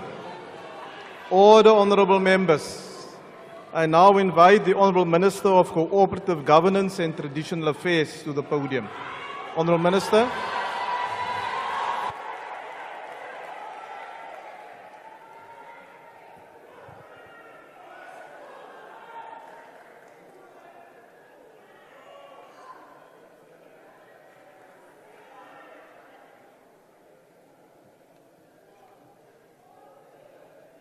Thank you very much,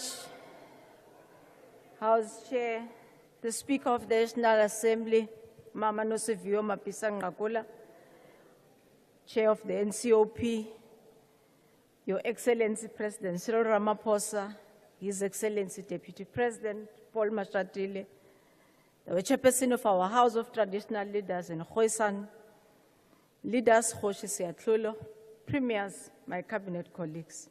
Good day to all fellow South Africans. President, just last week you addressed our nation, delivering your State of the Nation address that filled us with pride. As we gather here today, we are all reminiscent of Tintswalo. For each one of us has reaped and continue to reap the benefits of the rewards of the tireless efforts of our democratic government, especially a developmental local government. As we stand here 3 decades into our democratic journey, we reflect on the significant strides that we have made that have touched so many citizens in ensuring that they are able to live a better life for themselves, assisted by a government that cares.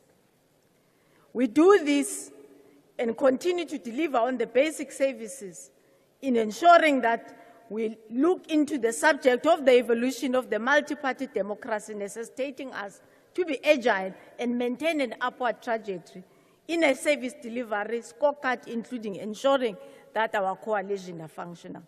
We are aware of the strategy of the opponents, which is to consolidate the anti-transformation forces through these coalitions and the Moon Pacts. But just yesterday, 7 February 2024, Honorable Jones Deneze, MoneyWeb article, City of Tshwane is sinking deeper into debt, and it owes its debt ballooned to 1.1 billion in September last year. No, wait, that's legal. In February, now as we conclude, they are 3.9 billion.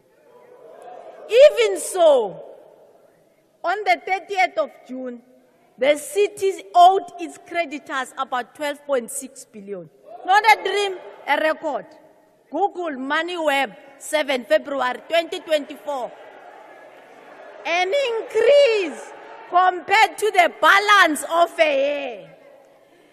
But let me tell you the worst dysfunctionality that has ever happened in the history of municipalities in South Africa. JSE listed City of Tshwane yesterday as one of the measures that needs to be looked into, and your bonds may be suspended. Yesterday. Just yesterday, you turned back 2.6 billion of the money meant for the people of the City of Tshwane for services. That was not enough. In 2016, when the City of Tshwane under the Minister Sputla Ramokgopa, they were spending 96% of their grant. Today, you have returned 2.6 billion. In 2022, we granted you permission of 900 million of our grant money to pay a ESCOM debt, which has now tripled. So the City of Tshwane, as of June, could only submit financial statement 3 months down the line after the time has been set. And as a result, all municipalities in the country have given their audit outcomes in January to their council, except the City of Tshwane. Yes, you will be quick to remind me of Eguruleni as if I have forgotten it, precisely because they have been granted authority to do so. And that comes just after an adverse outcome of Randall Williams, and you quickly hid him under the carpet as if South Africa doesn't know why he left. Adverse outcome for the first time in the City of Tshwane. We are still waiting for the audit outcome. But this is a history of recurrence. Where does it come from? Before, after Randall, you gave us Stephen Mokhalap. We had a sex in the office scandal. Not even in a small building. What did you give us before that? You gave us Solim Sima.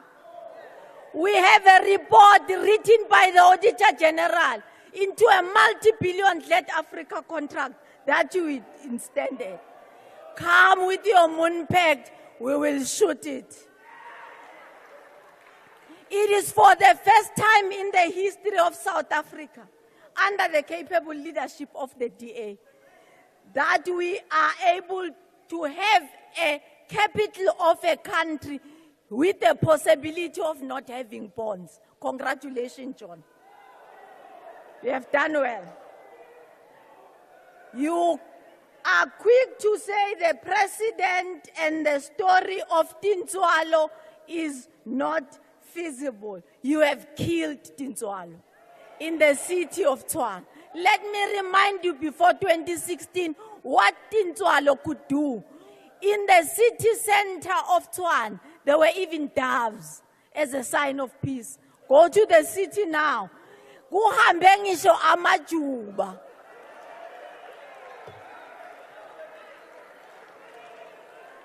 I had not read for this, but we have introduced, we have looked into what Stats SA and the census has given us in the city. And we are saying today we are looking into the replication of what we have been able to deal with as the lessons of what have been given throughout our systems. The lessons from our presidential imbizo has given us a total of about 60 projects, which give us a total of 60 billion for a Sandleni district municipality, 13 funded catalytic projects, and Gersibande district has given us 29.4 billion, President, 10 projects, and of which 3 of them have already been successfully completed. The institution of traditional leaders, though it is still in the process that the President will be addressing it at the end of the month, we are looking into 10 SLPs as a start, covering as such Bakubung, Baranteo, Royal Bafukeng, Barolongba, Ratlo. We look forward to have you officially open the House, President, at the end of the month. And this will accelerate all the projects that have been listed through all the partnerships that we have to ensure that there is governance, there's water management, there's disaster mitigation, additionally, there's spending of resources. I'm joining DFFE to go to Inyanga, Diokoshin Kunkuma for the people of the Western Cape who are not well taken care of even when money has been allocated. DBSA has refocused itself into ensuring that all our municipalities, starting with our capital, the city of Tshwane, needs to be repurposed. And we will look into that. Since 2018, 7 billion has been allocated to look into the issues of disaster to ensure that the permission of the 7th administration carries the journey of the Mtintwalo Fed. If you look into the DPG water scheme, which came under the capable leadership of the ANC-led government, is already in completion, and communal taps and house taps instead of communal taps have been. Extension 7 in Kwazamoguhle, where the residents table a request for a road. That road is currently under construction and will be handed over to the communities. We have said it before. Maspala utlaobonsa spoke. Come with the pact, we come with delivery, we come with integrated planning, we service you till we get it right. As I step down, I urge all of you, those who resonate with the spirit of Tintswalo, to join me in ensuring that you go back and clean the city of Tshwane to make sure that we do not have cholera that kills people anymore. You have got 40 plus people who died because you did not service the Rooiwal. The money was allocated for Rooiwal. The money is going back to the fiscals so that more people can be able to die. The 3 next decades to come, because I say, Ningawar, Siabui, decades will even surpass the loftiest and the biggest aspirations of what the African National Congress has for you. If you want to know who Dintswalo is, go and look for the best rapid public transport that Tshwane once had, the buses that it had, the Wi-Fi that it had, the bursaries that it had, the products that it produced for the world and for the city to ensure that you are inspiring leaders. What do we have to show today? 20 years under your rule, 0. Honourable Minister, your time is now expired. Like Thank you. 0.